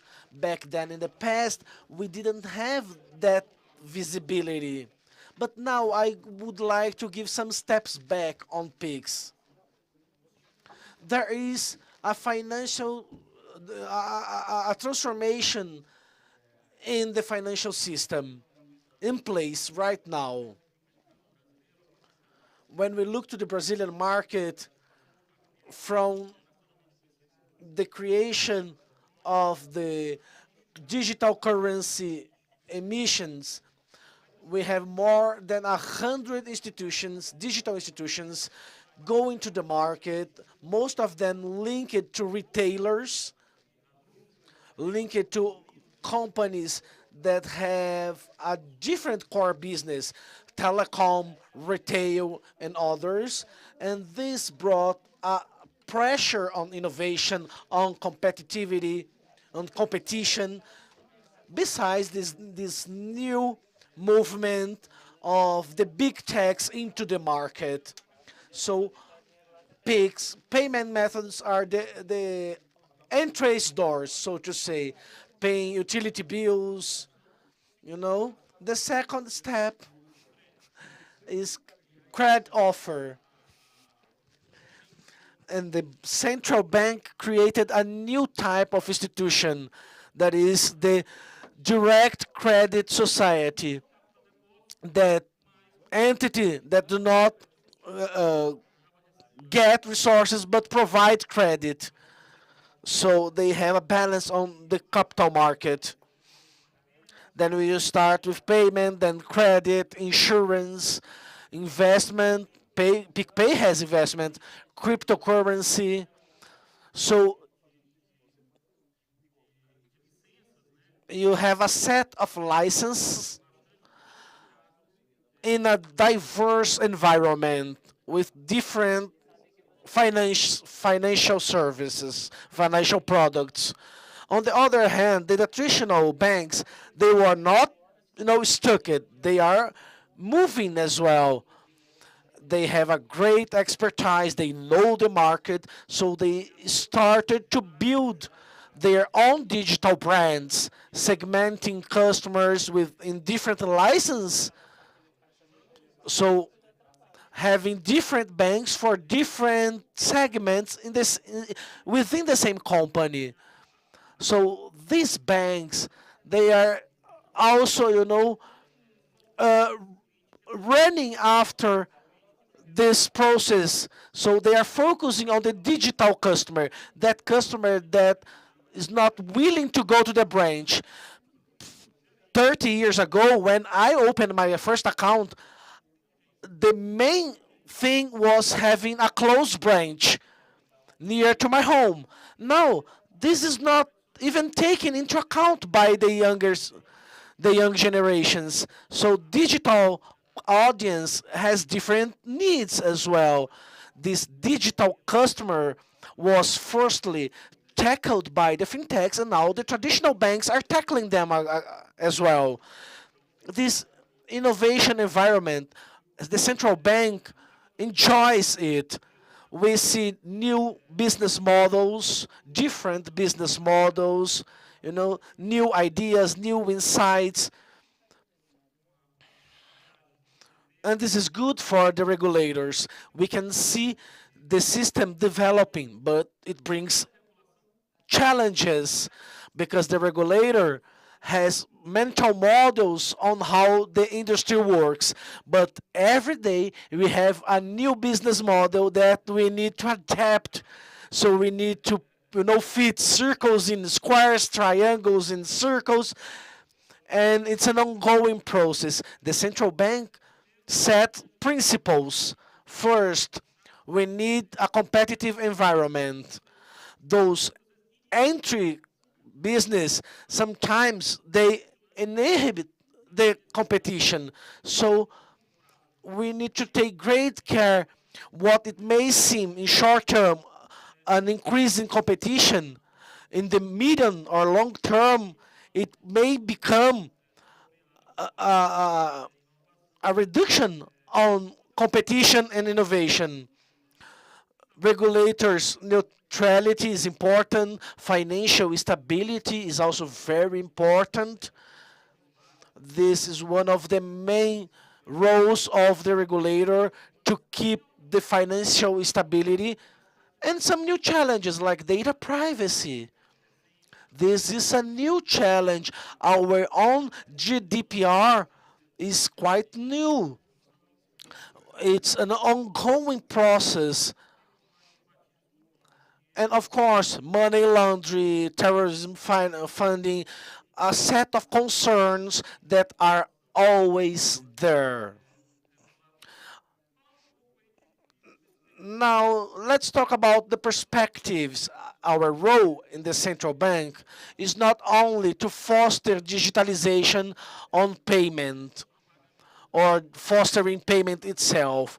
We can see that it is advancing. There are some public numbers, so the number of the digital transactions, it increased a lot with the increasing of the competition on the credit card market. It increased even more with Pix. So as for Pix, what we can see ahead, payment initiation. It brings a new set of possibilities in terms of finance, data aggregators, information aggregators. PicPay acquired Guia Bolso, an institution that was a pioneer on this sense. So payment initiation through an institution that's not taking part directly on the transaction. So from any given app, I can start a transaction with my accounts, buy something or pay something or check my balance or get credit, on several different institutions at the same time. I think it will be developed on the next periods. And one of the last points is that the inseparable union of payment, e-commerce and non-e-commerce. We have PIX, we have the cards, but we still have some security issues concerning cards. And you have people with no credit card facing difficulties in making transactions in e-commerce or m-commerce. They go to another possibility in Brazil, which is the bill and paper bill, but we see great transformations for e-commerce payments. But we need to be careful, right? The regulator is always a careful animal because we have the positive and negative side. And we've mentioned already, I think Sophie mentioned the restrictions, but not only restrictions, but the main restriction we have, I wouldn't say it is financial education, but digital education. In my head, financial education is connected to budget planning, knowing how to save. But what we have is a problem of digital education, especially the elderly people. They don't feel comfortable with the digital transactions. And this is linked to the income, but not that much. Even elderly in the high income class, they have some difficulty.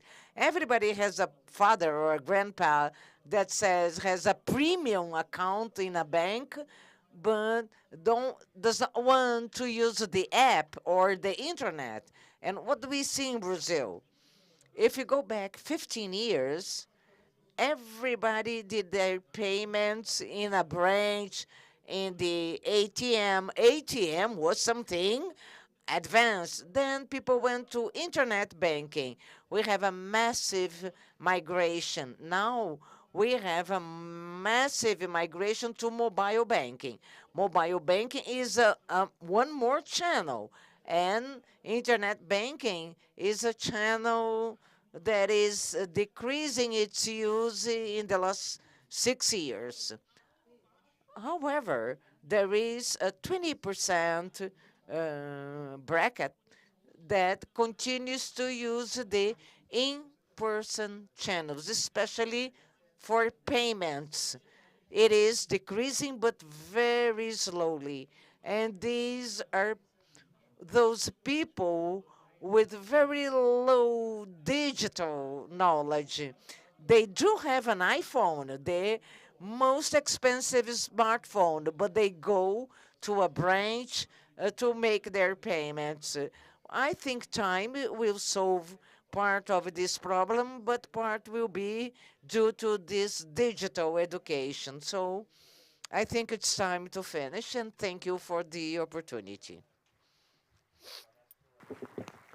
Thank you very much, Angelo. And congratulations to the Central Bank of Brazil for leading the way in many respects in this area. Many countries are looking at you for their own reforms, which is a perfect transition to our last speaker, Ana Maria Prieto, Head of Payment System at the Central Bank of Colombia. Ana Maria, tell us how you are going about these reforms, and also what are the lessons that you see emerging for others in the region who may be looking at implementing similar reforms? Hi, Sophie. Hi, everyone. And thank you for the invitation.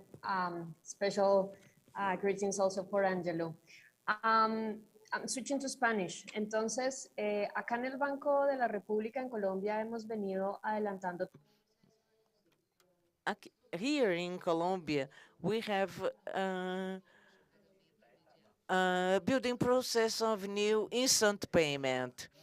We inspired on PIX, so I congratulate the team who made the PIX possible, and also congratulate the great effort you have allowing other countries to learn from you.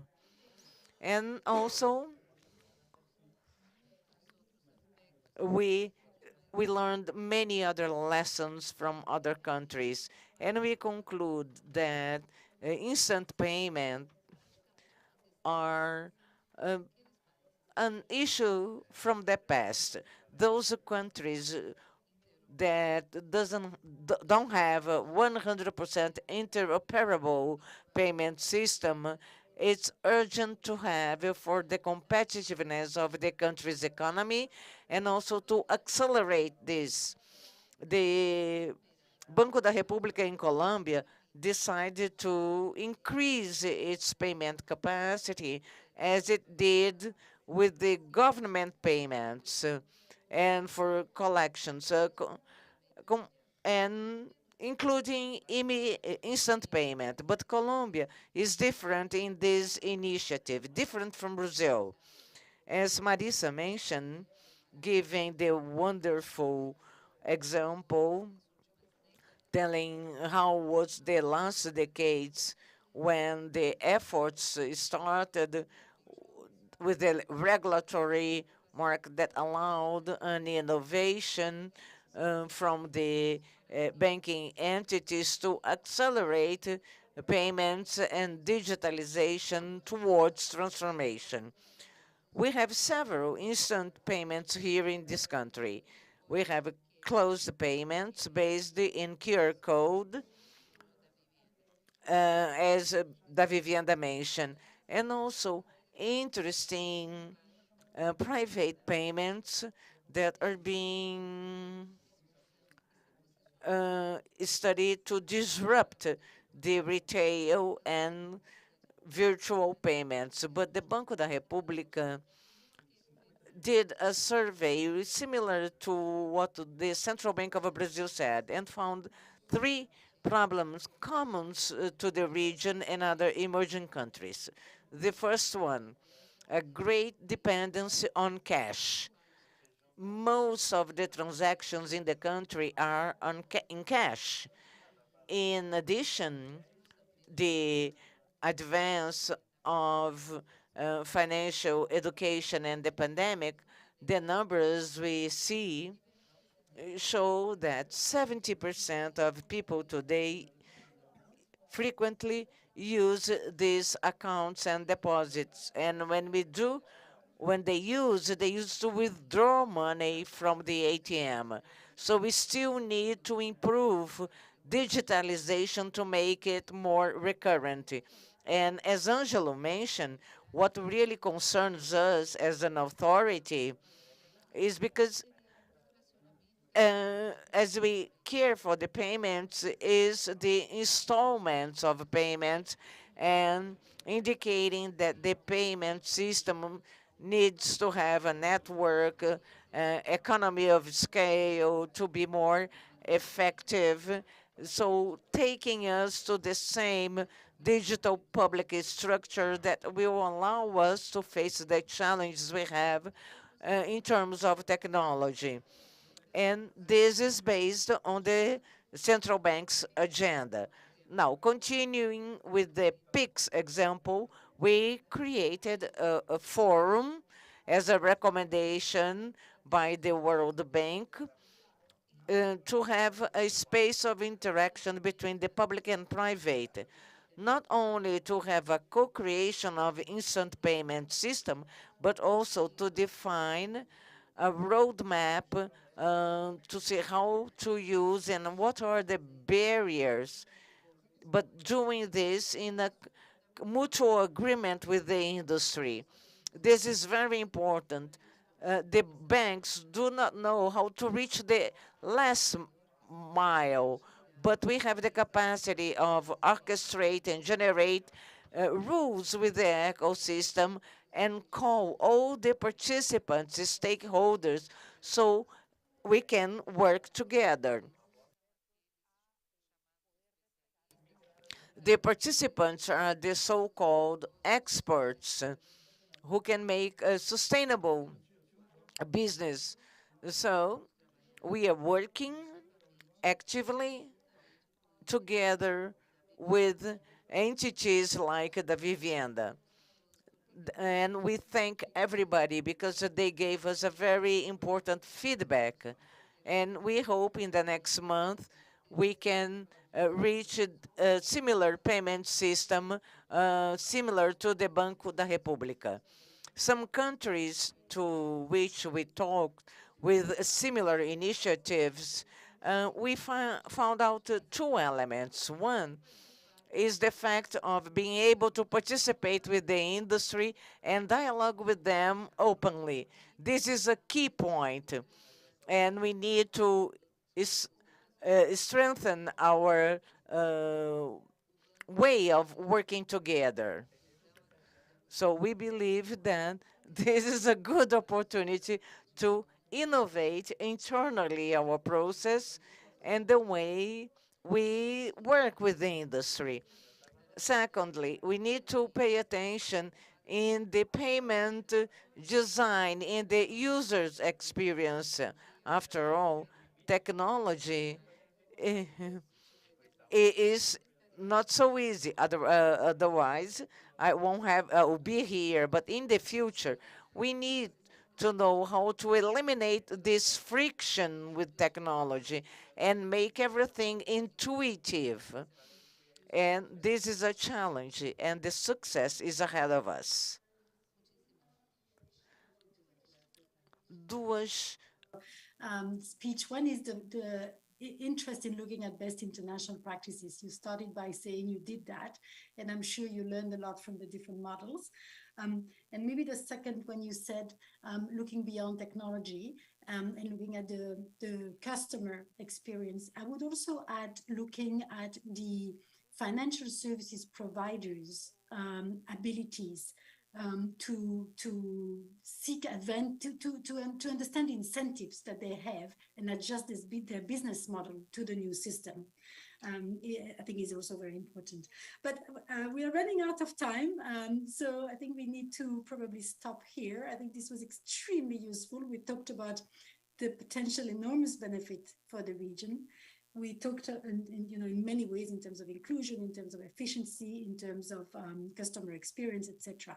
We did talk a lot also about the risk of digital exclusion, of consumer risk, data protection risk, etc.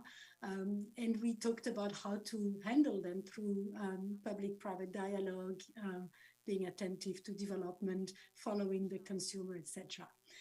It seems that we have two questions from the public. Can I don't know if I'm asking them to raise their hands simply.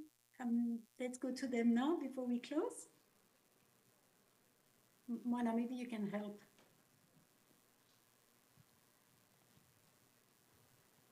Sophie, me pergunta alguma coisa? Eu vou passar para momento de interação. We will have audience interaction here. We have some questions from the audience. Could you please stand and identify yourself? Hi, people. Good afternoon. I'm Rafaela from Itaú Unibanco. And my question goes to Sophie. I don't know if I need to ask in Portuguese or English. Oh, in Portuguese because they have a translation. Sophie, you mentioned, and also in the morning we heard about the buy now, pay later. In the morning, they mentioned Amazon specifically, but here in Brazil, we have this habit of buying and paying in installments. This for many years, right? We have this habit. So how is this dynamic now of buy now, pay later? Is it an installment payment or not? You pay 20 now and then you pay the rest, but in installments or no? And what about the risk of indebtedness? Because this was one of the points raised, because this is a way of paying just a part now, and then the rest would harm people that adhere to this type of system. Because we think that here in Brazil, we have this specific habit of paying installments, but I think it's just in Brazil. So that's my question. Thank you. Buy now, pay later can come in many different modalities, including in installment, as you were used to, but also in more postponed payments. The problem is really the increase, the very sharp increase that we see. I don't know the exact numbers from Brazil, but in the region and elsewhere in the world, we'll see a massive increase in the percentage of sales that take that form, including in segments of the population that are maybe not used to this kind of payment, especially online with little explanation, more complicated, or at least it's more complicated for people to see exactly what they're getting into in terms of interest, etc. And so all we are saying is that it is very important for financial services providers, but also for regulators and even for consumer protection agencies to be really aware of the risk that this is creating, monitoring it very carefully, and making sure that you have the safeguards in place to handle any potential over-indebtedness problem, which is something that we are seeing as a growing risk in other markets. We at CGAP are working on the notion that in a digital financial services future or present, in a digital financial services ecosystem, the answer to the mounting risk of consumer problems is really in creating a responsible financial sector ecosystem, meaning that we think all the actors in the systems have a role to play. The financial services providers need to be on top of consumer risk. They need to know their clients, obviously. They need to have very transparent policies. They need to monitor the financial health of their client. The central banks have the same responsibilities, plus the responsibilities, of course, to ensure that regulations and supervisions take that very much into account. We think that the consumer have also the responsibility in a way to be educated and made aware of these risks, to have a place to voice any concerns they may have, and consumer protection agencies have to also, in a way, increase their ability to deal with digital financial services, something that for some of them is really new. And so we think that the ecosystem needs to be set up so that the provision of these new services can be responsible. So I hope that that answers your question, but there are really different modalities under the same label. Eu acho que o Montalverde quer complementar. I think we have a second part of this question. Actually, we have in Brazil a different model from the model implemented in other countries. We don't have a single model in other countries, but I think that the model of buy now, pay later we are installing in Brazil is different from everything. Here, you buy on the credit card, and you will pay to your bank who issued the card that purchase in installments.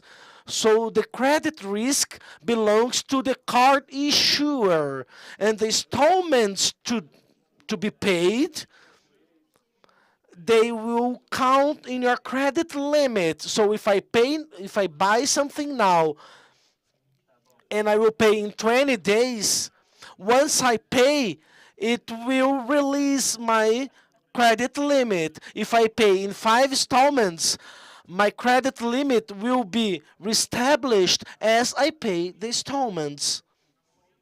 So as I see most of the models outside Brazil, this is how they work. Not necessarily the finance will be made by the bank, even less by the card issuer.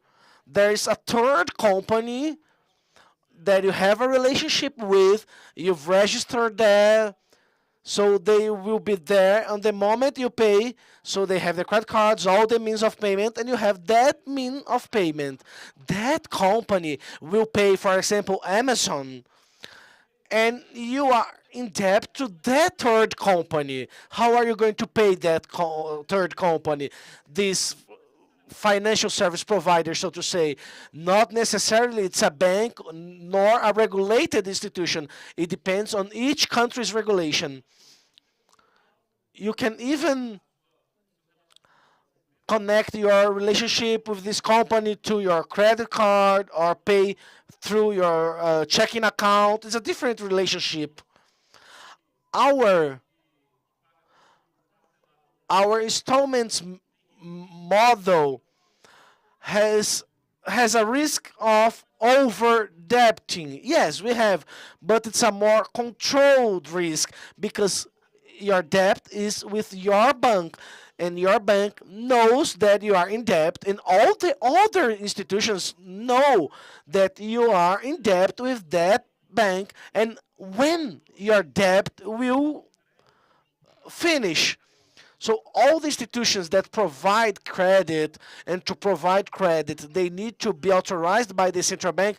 They know how much you own to banks. So the credit risk is within the system. Maybe the buy now pay later risk in other countries is because your credit is outside the system. So the other financial institutions cannot see your debts. Thank you for adding this information to, and thank you, Sophie, for the excellent conduction of this debate, to all the speakers who brought this amazing content. It was an amazing discussion. Thank you a lot, you all. I hope you in the audience are enjoying this high-level content we are bringing to you, that are watching us on the Nomis platform, and we are going to move ahead on the next subject, productive inclusion and employment, how Santander is acting on employment. I would like to invite Carol Herf, Head of Sustainability on Santander Brazil, and thank you to the speakers.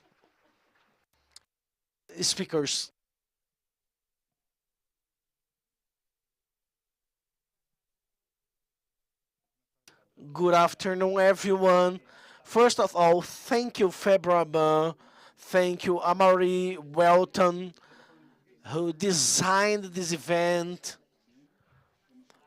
We've been following the financial education agendas and the importance to our country. We can see the concept being modernized on the latest years. We are evolving for financial health, but we still have great challenges. So I will use these minutes I have with you to talk about productive inclusion. What makes us wonder, how are we taking care of Brazilians' financial health? We need to talk about employability. How can we really have an economic active population? And we need to know how we are spending our money.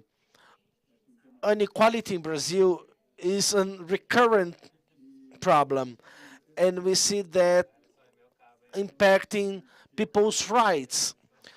Inequality unfolds other problems. When we look to labor market and income sharing, income distribution, we see a huge gap on society. 10 million people unemployed, 9.1% of population, 40% of informal workers, and 13 million people looking for jobs. Of course, we're talking about financial education, and these numbers are well linked.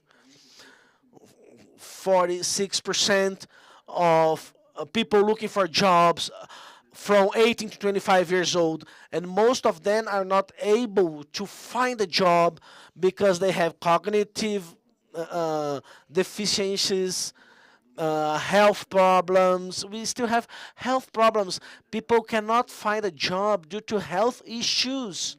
But we also see a market that is opening as the pandemic reduces its strength. We have new markets like the care market, opportunities for the workers to prepare themselves. How can we learn new skills and be prepared to this new labor market? So we, as a financial service, we are well responsible for that. And this is part of the discussion we have in Santander. How do we deal with this population needing to consume, needing jobs, needing to be dealt as entrepreneurs? And so there are 4 types of informal jobs in Brazil. The survival one, so those that don't have any other way, they need to do that to survive. Those with productive potential, so they don't have enough skills or tools to get to the labor market or to become entrepreneurs. They need qualification. Others by option, those who really want to be informal. This is a layer who can decide. And the fragile ones, they have a corporate tax number, but they have, different working relationships. They are a type of informal work. And then we have a new concept, the productive inclusion concept. It means taking these people out from the vulnerability situation and bring them back to the labor market. So by entrepreneurship or jobs, they can come back to the labor market. And this is a need of our time. It's not only a Brazilian need. We can see all the countries, all economies facing challenges. Here in Brazil, we know how to deal with inflation because we are used to it, but we can see economies that have problems dealing with it. But it never has been so hard. So this is a subject of our time. So as we can be together to talk about financial education, as we are together to talk about the financial system, to have a stable financial system, productive inclusion, Amaury, Welton, this is an important topic for the financial system in my perspective. So how can we make this country to create job positions again? So we have this reflection at Santander. So we reviewed all of our social strategy and we chose productive inclusion as our social topic. We need to think, we will think on how to help companies, entrepreneurs to be back to the market. So we've just founded together with BNDES, Votorantim, Heineken, B3 Social, and Studio Tubal, we launched the Alliance for Productive Inclusion. We will work so community startups are able to prepare individuals, entrepreneurs for the labor market. It's 3 years work, and this alliance is very important for us, and we are very interested to have other companies agencies, institutes, organizations together with us. Our projection is for each real investing 5 reais in return. So this is Santander's social subject from now on. What have we done so far? Well, besides financial education, our platforms, our work with Febraban, we have the largest microcredit program in the country.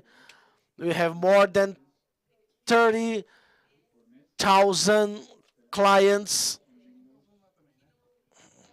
We are growing more than 30,000 clients per month, and we will keep growing. We have scholarships. We have Santander Universidades, the largest scholarship program in the world, provide scholarships all over the world.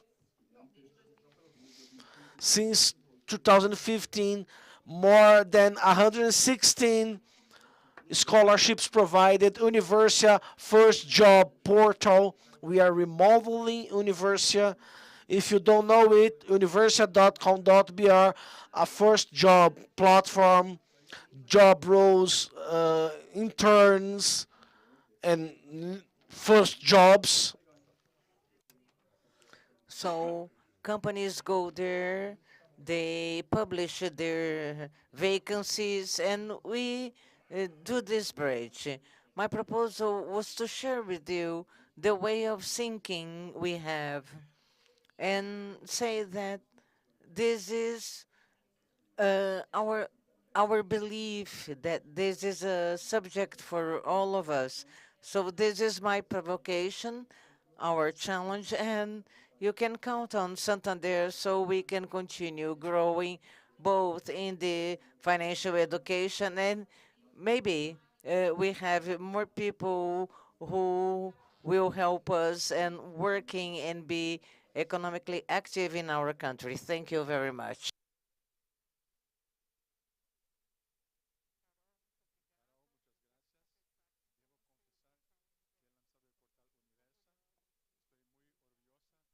Very proud for celebrating this function because inclusion is fundamental for us.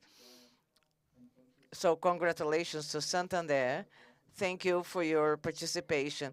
Now we'll have a short break, a coffee break. I invite you all to enjoy a hot coffee, and those who are online, drink your coffee at home, and we'll be back in 30 minutes. Thank you.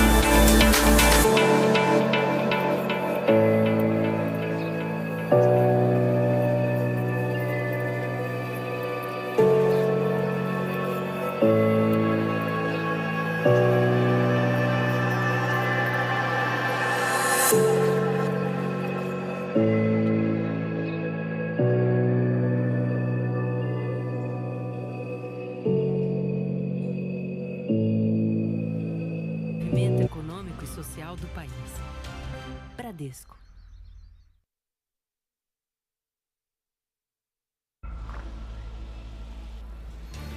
O presente se transforma. Novas perspectivas mudam a forma de se ver o mundo. O Bradesco se desafia sempre, inovando com o cliente no centro. Antecipando soluções para facilitar cada passo, cada realização.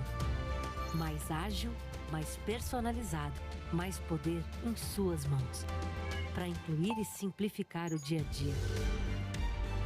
Para apoiar o empreendedor. Para assessorar o investidor.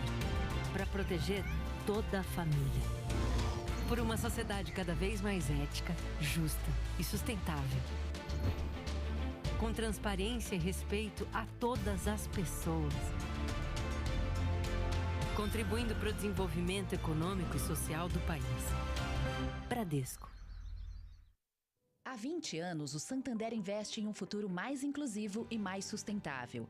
Em 2002, criamos o Amigo de Valor, uma mobilização de recursos incentivados para a garantia de direitos de crianças e adolescentes. No mesmo ano, também lançamos o Prospera, a maior operação privada de microcrédito do país. Em 2005, ingressamos no mercado de energia renovável e respondemos por mais de 30% dos projetos eólicos do país. Em 2010, nos tornamos carbono neutro nas nossas operações. Desde 2015, somos parceiros do produtor rural brasileiro na transição para um agronegócio mais sustentável. Em 2020, nos unimos com outros 2 grandes bancos do Brasil com o objetivo de promover o desenvolvimento sustentável da Amazônia.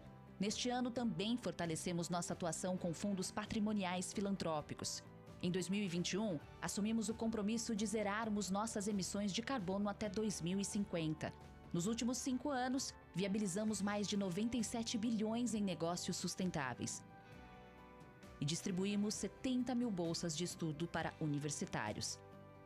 Estamos investindo em um futuro melhor para todos. Acesse www.santander.com.br/sustentabilidade e conheça mais as nossas iniciativas.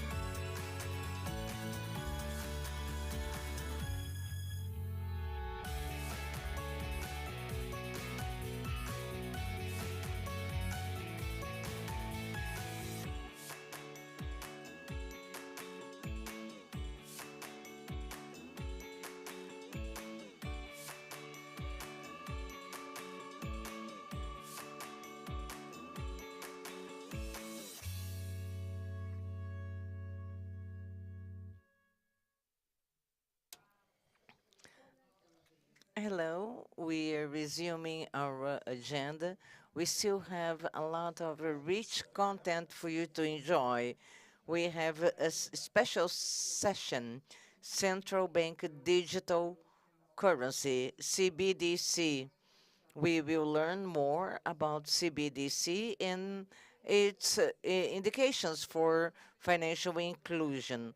What is it? What are the relevant aspects for financial inclusion?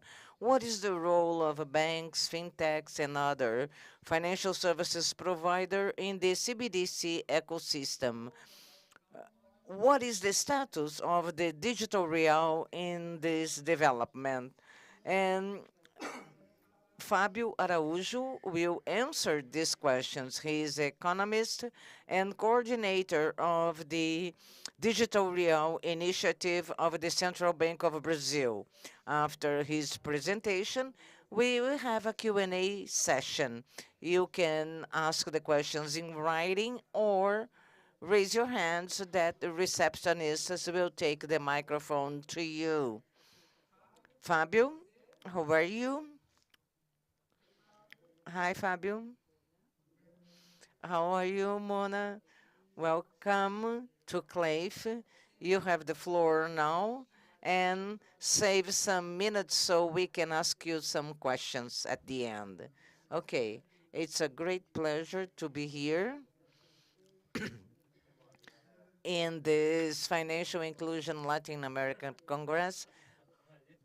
I have some slides to share with you. Thank you.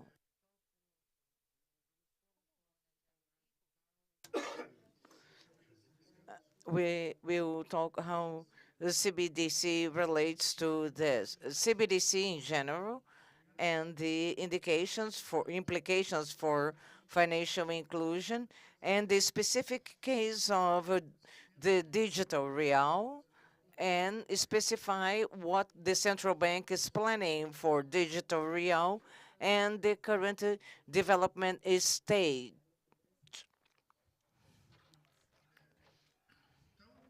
So this is a new subject. Many people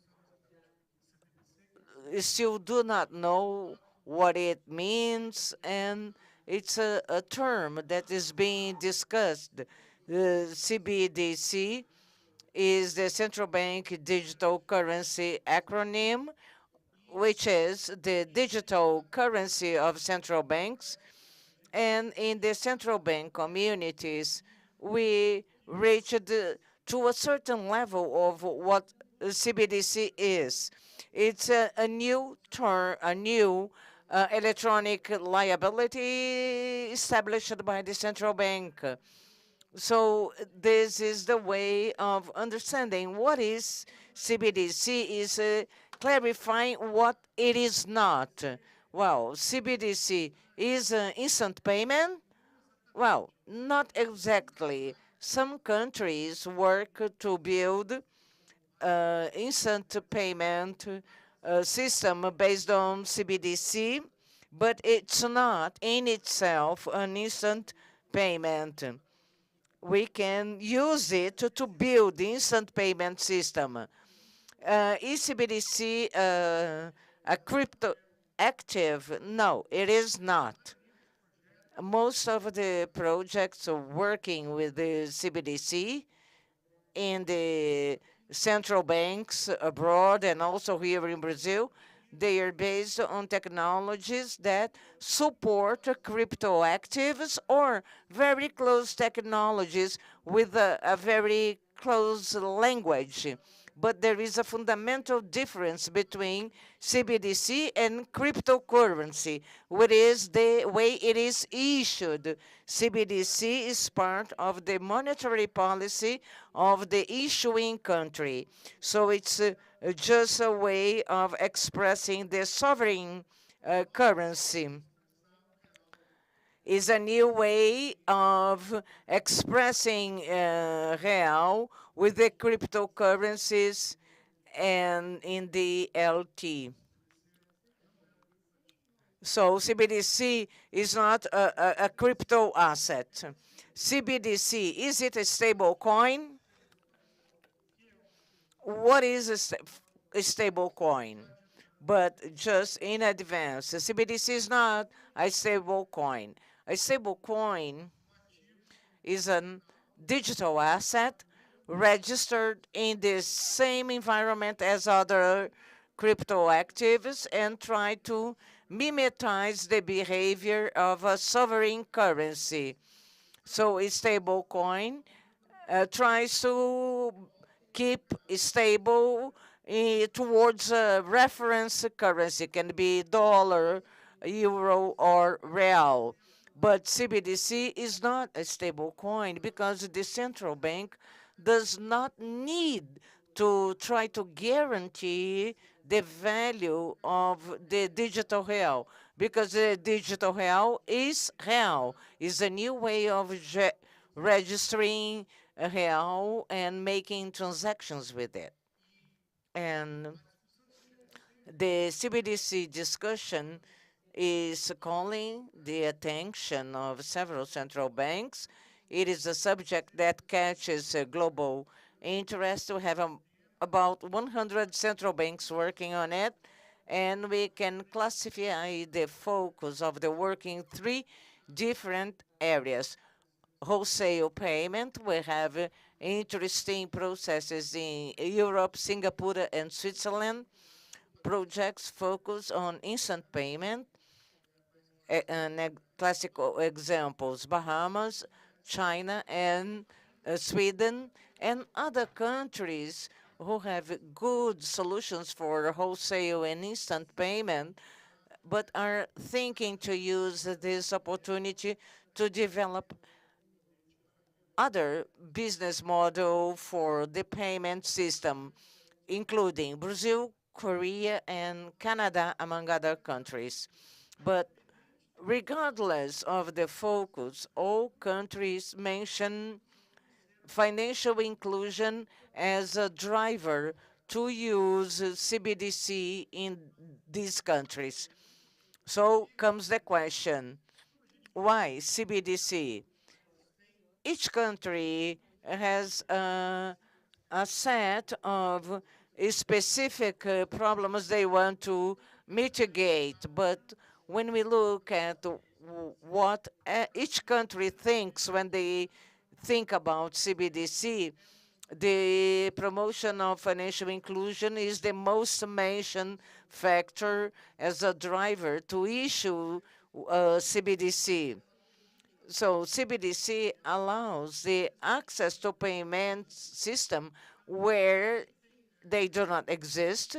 So it allows to improve the unbanking situation if There is one, or it can also improve the sub-bankarization situation that we see in some countries. In the case of Brazil, we don't have such a big unbanking. We are promoting the bankarization or banking of the Brazilian population, but we see difficulties in access other financial services like financing and credit. This is the focus in Brazil for the use of CBDC. Another subject related to financial inclusion is financial citizenship.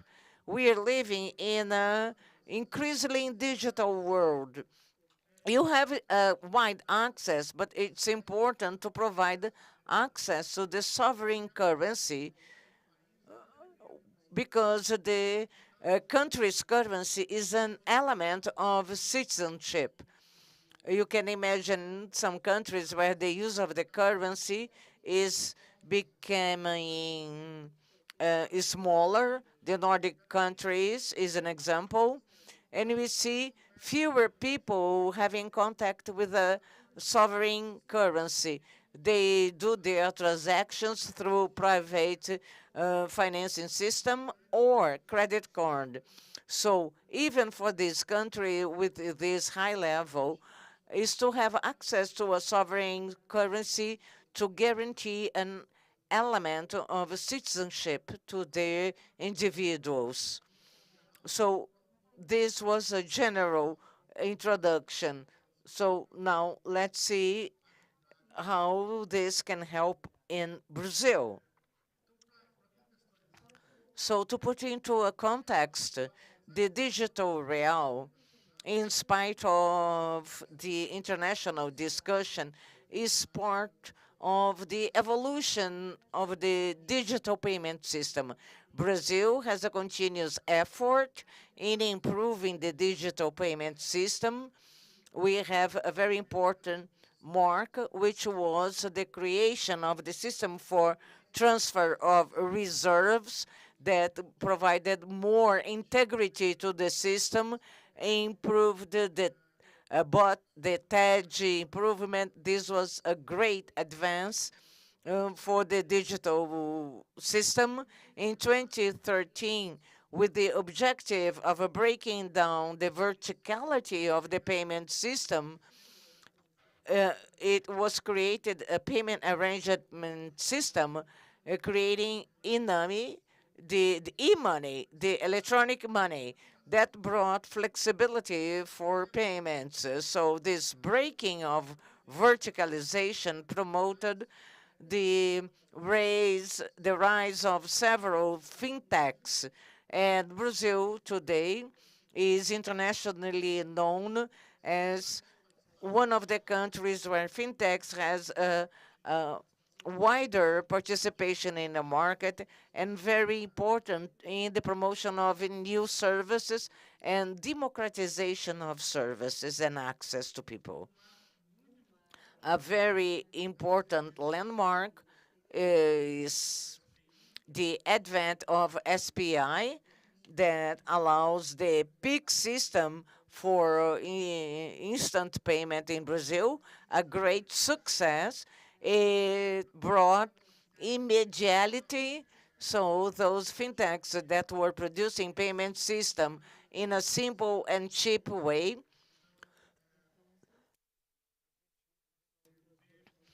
so we see a great success of PIX in breaking this immediality and access to payments in Brazil. In 2019, when the central banks drove their attention to CBDCs, the central bank looked to our ecosystem. We had this under launching in 2019. It was highly advanced stage to be released to the population.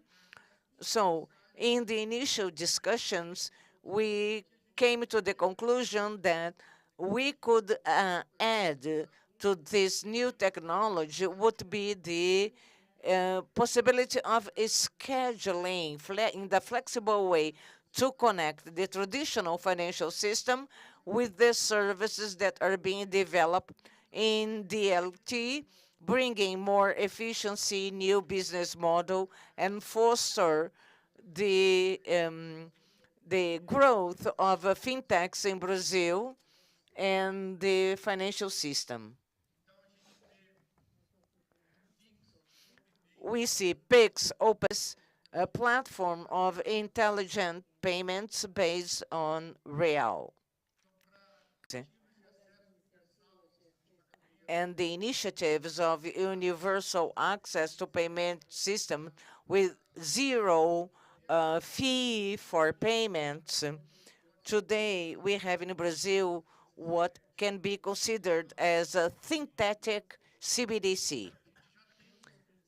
We already have a CBDC that solves most of the problems that countries are trying to solve. So we need to look beyond it, beyond what CBDC can offer to instant payment, and think on how to generate new products and add value. And the intelligent payments platform is what we have in mind. This depends on the maturing of the hash agenda, the open banking. With the opening of the flow of information, we allow fintechs to promote new financial services and more efficient.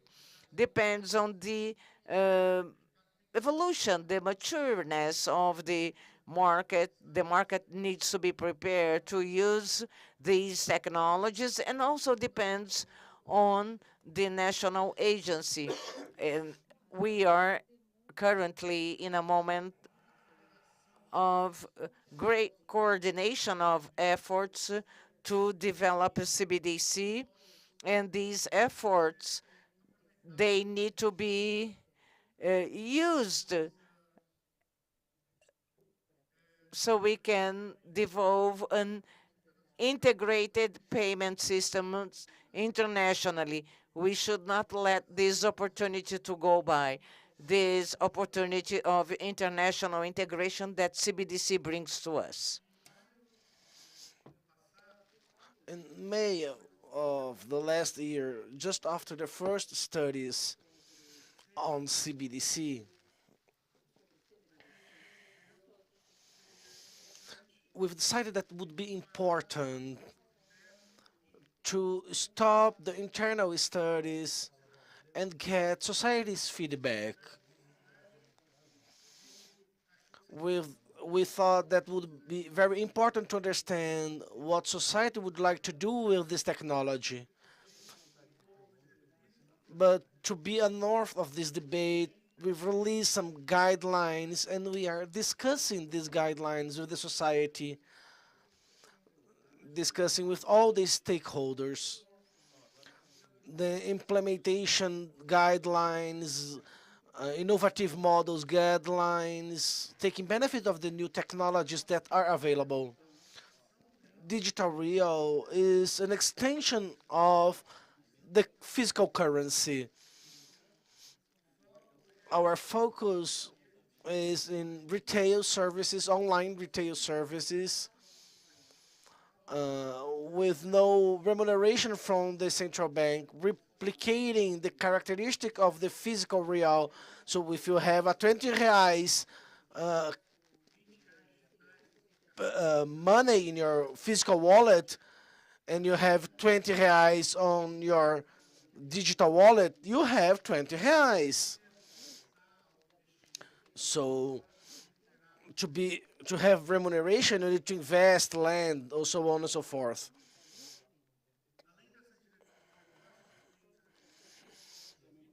Beside the business guidelines, we have legal guidelines.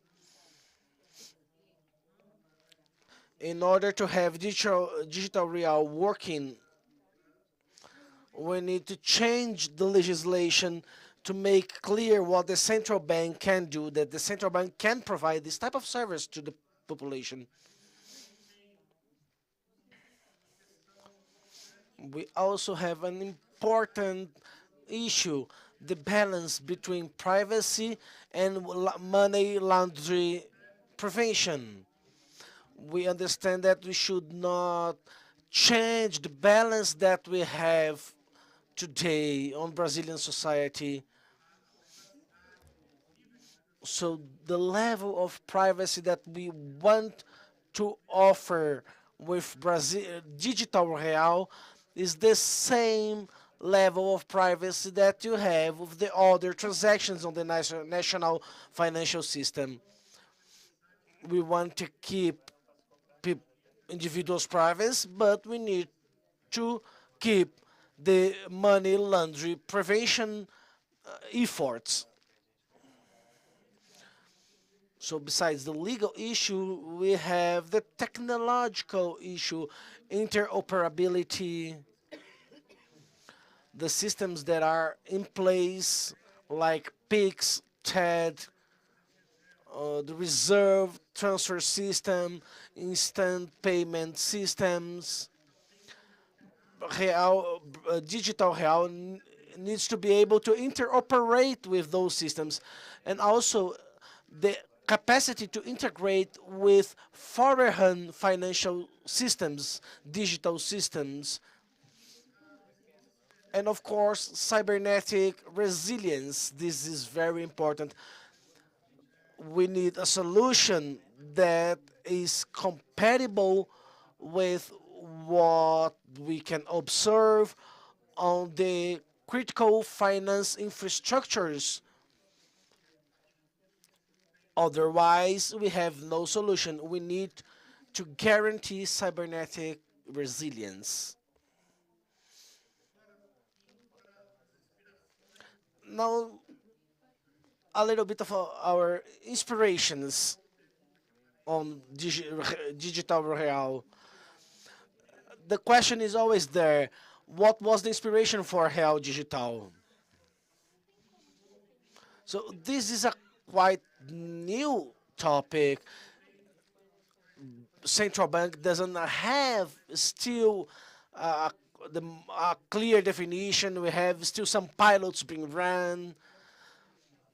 We are thinking on the problems and the risks that a digital currency may bring.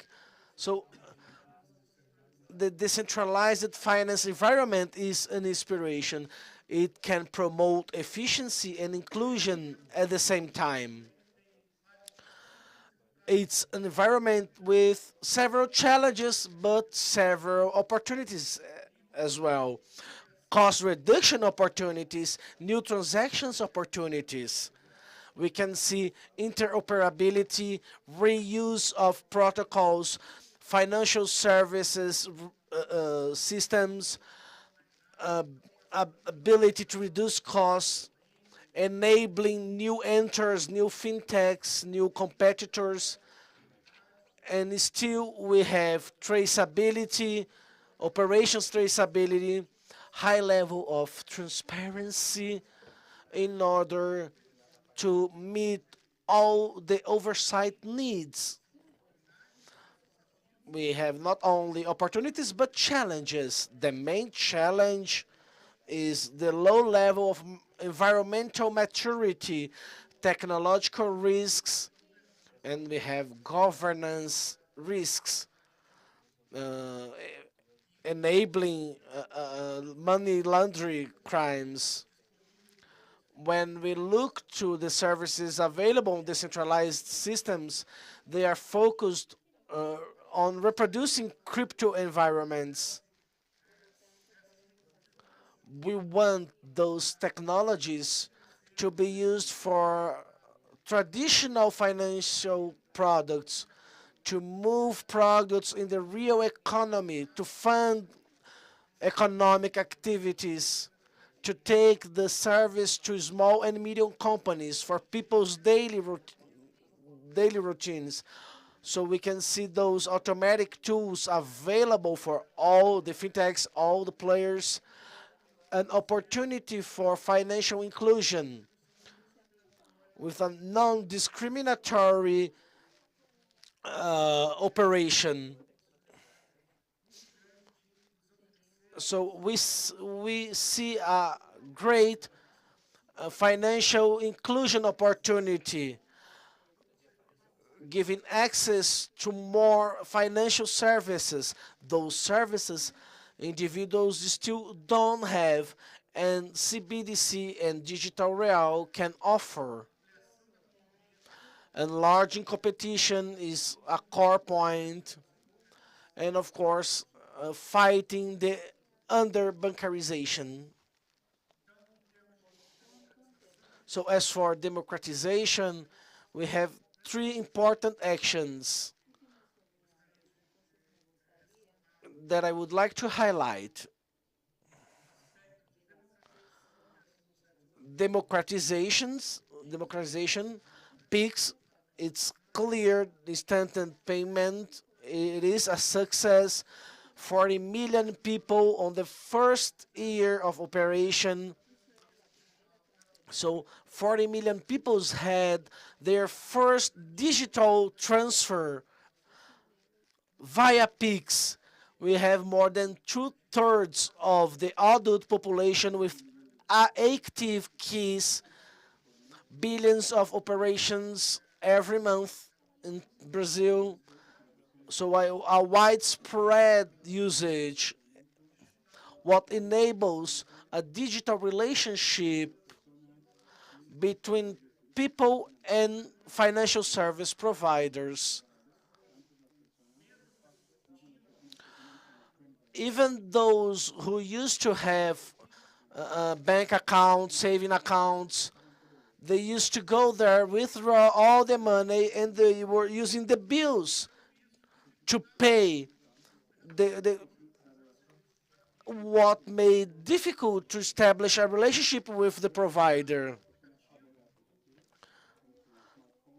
Nowadays, the users open an app in the smartphone and they have access to more information. They have credit card offers, installments offers. So they have access to new products that they didn't have because they didn't have an effective communication channel.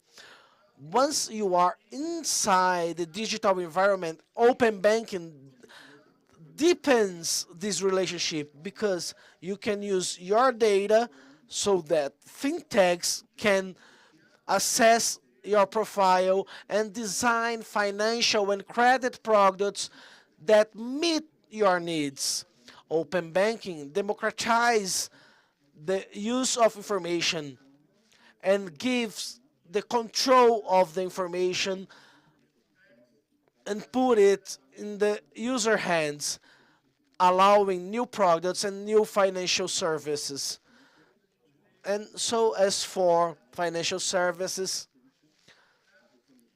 we see the efficiency of contract management that digital real can bring in order to reduce costs and allow services that currently, with the current methodologies, would be high costly, being offered for a lower cost. So we have those three initiatives: democratizing access to financial services, reducing underbancarization, and promoting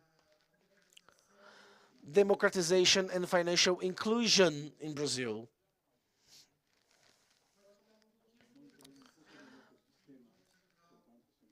Now about the ecosystem that the central bank wants to promote for digital real.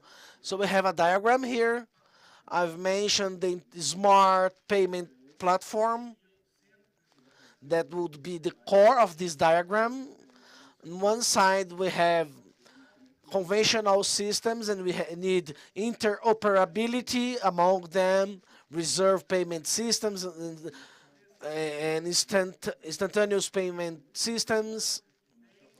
We would have a liquidity layer, tokenized deposits and others, providing liquidity to the system, a layer of assets where you can have bank credits and other assets registered under central bank authorization in this environment, facilitating negotiations in this environment.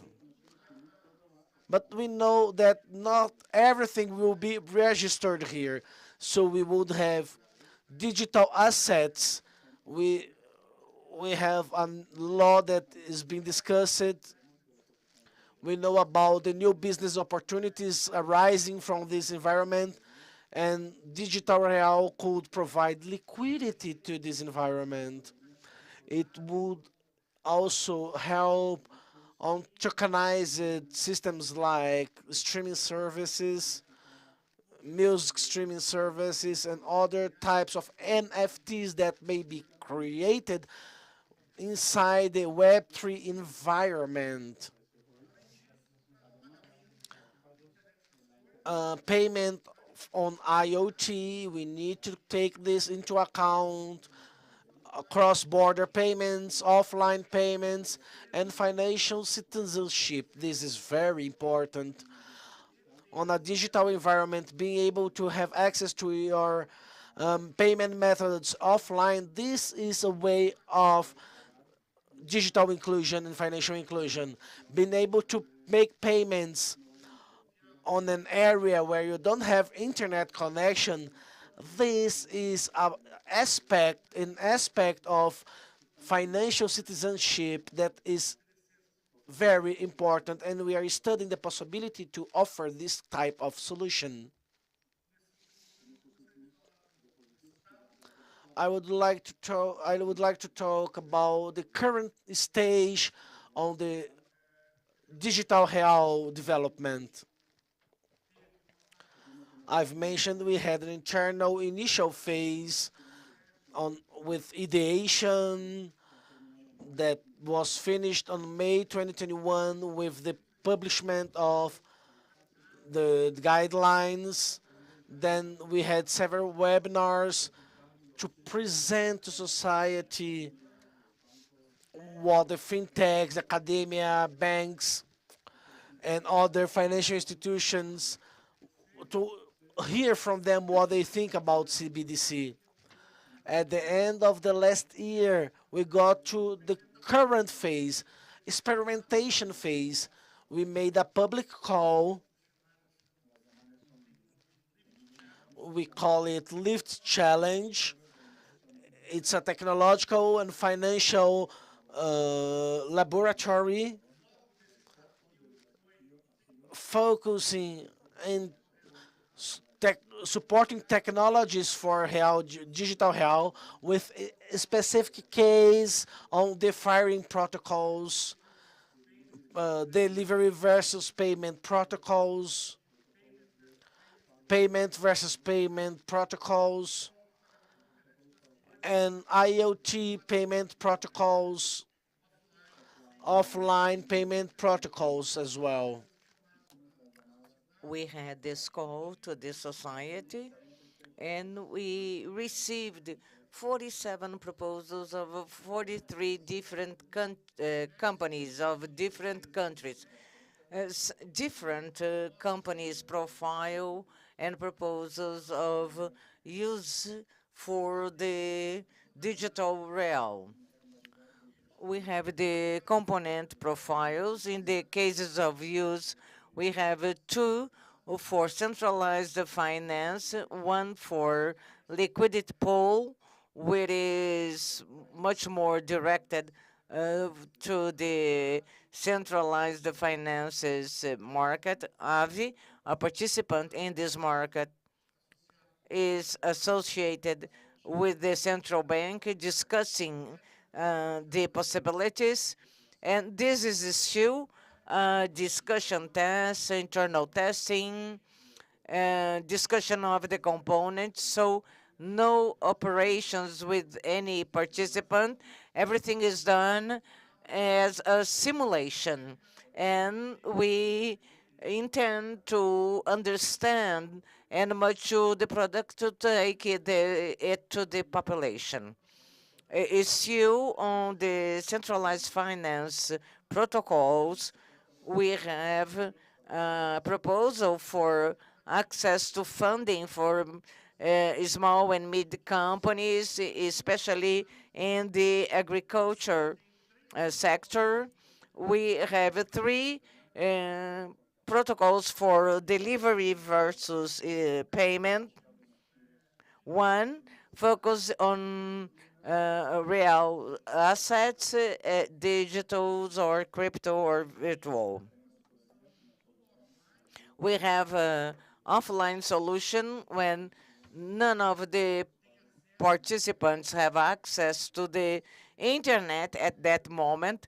So we could use this technology even with no access to the internet. We have one proposal for payment for international transfers between Brazil and Colombia, one proposal for use for Internet of Things, focusing on logistic solutions for e-commerce using intelligent lockers, and also the tracking of credit funds for the rural activities which we have today in the country, and this is very important to foster the rural activity in Brazil. So in addition to this variety of cases of use, we have a variety in the participants' profile. We have digital assets that are in the crypto environment, but focusing in the centralizing part. We have other participants working with the DLT technology in a more centralized way, three big Bitcoins and Pactual. We have several participants of the traditional financial sector, Banco Santander, Febraban, Itaú Unibanco, B3 TechBan, with this intelligent storage and Vert. These participants are interested in using this technology to improve the efficiency of the financial products they offer. We have G mais D and Visa Brazil, providers of payment solution. G mais B is, or G plus B, it creates the standard for the smartphone SIM card and also for the chip of the credit cards and debit cards. So they have a huge know-how in terms of technology. So they have also the printing of bills, etc. We have the payment services. This is a global payment network with several interesting solutions. And in addition, we have the CPQD Research Center, researching technologies. We have Aldo Wyman, which is a consultancy, and Microsoft. Everybody knows it is a provider of technological services. So within this spirit, we will take the Lift Challenge until the beginning of next year, debating, understanding these technologies to create the digital real, and how can we create products that will adhere to the needs of Brazil and will bring benefits to the Brazilian population. And with this, we will create a platform and invite part of this project and other to participate in a pilot phase and test the characteristics for security, privacy, and how we can offer products in a more secure way to the Brazilian population. The pilot phase should last at least 8 months. So in the second semester of 2024, it should be concluded, and based on the results, we will define the next steps.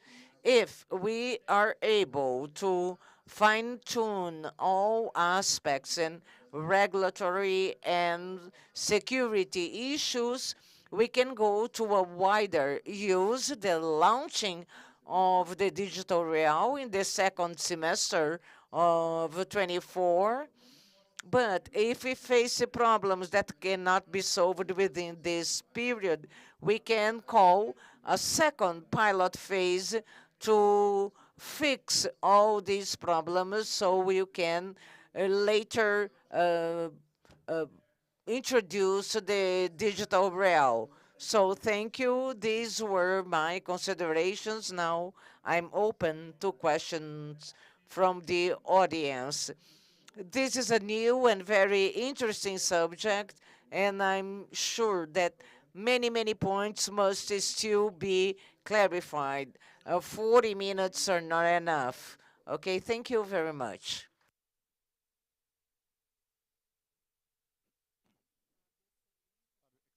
Excellent presentation. Thank you very much for showing us the backstage for the creation of this technology. People start to use Pix and think it's natural. And we know how long it took and all this sharing among financial institutions, the central bank, so everything would work when you pay and the other receives. So very, very cool of you sharing with us and also to anticipate this agenda.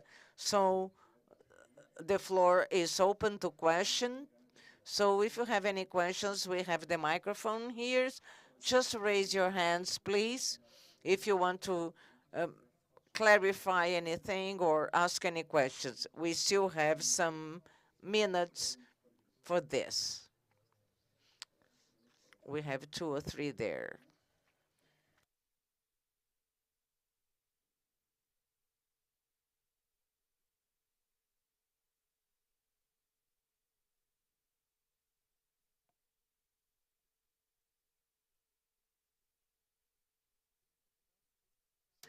Please say your name.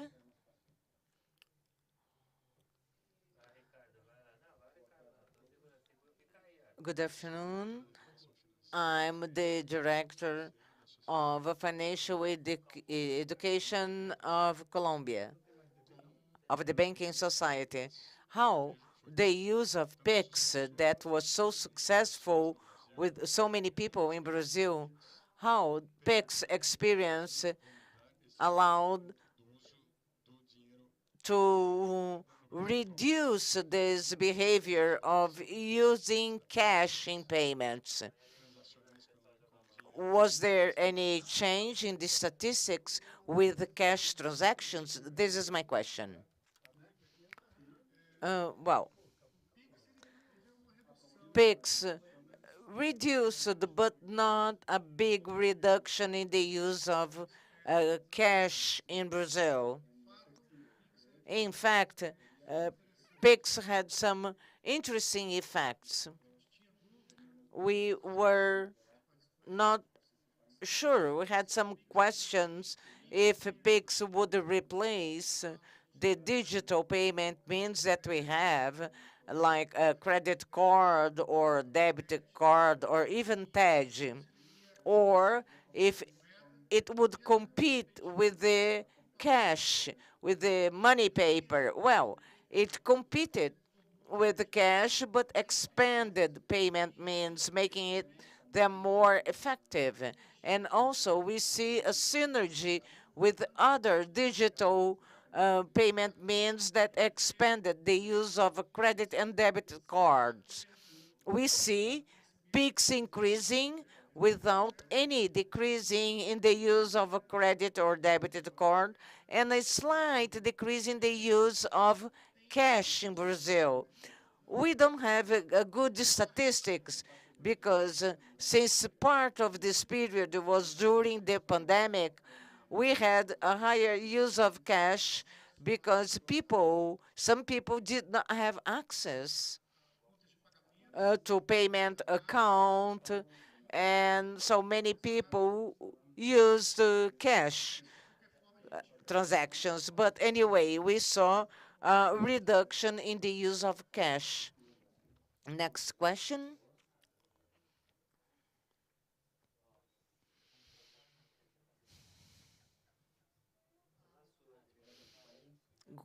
Good afternoon again.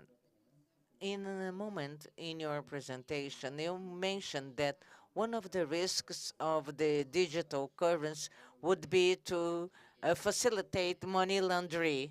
I'd like to understand why, because in my understanding, cash has more difficult in tracking. So why this trend? Well, this is a very interesting question. The point is, the privacy design of the system of a digital currency that is based in cryptography can gives a immunity degree.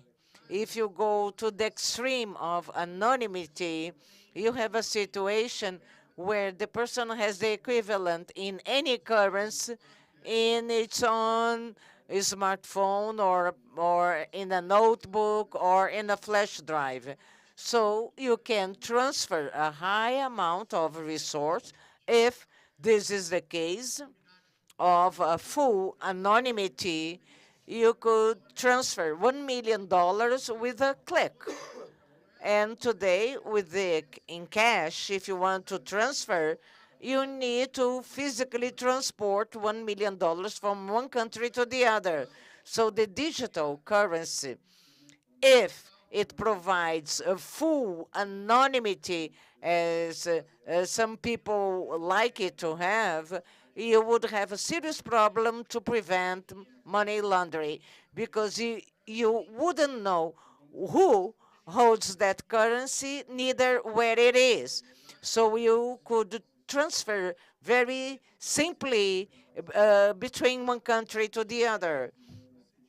Although it's hard to track the physical money, but it helps you to prevent indifferent usage. If you want to transfer $1 million from one country to the other, illegally, you need to get a suitcase, put the money in, and take out of the country. Now, to transfer $1 million from one country to the other, if you had a digital anonymity, you use your computer and you transfer it easily. Thank you, Fabio. I think we have time for one more question. Good afternoon. I'm João from Itaú. Does the digital real interferes in the exchange rate?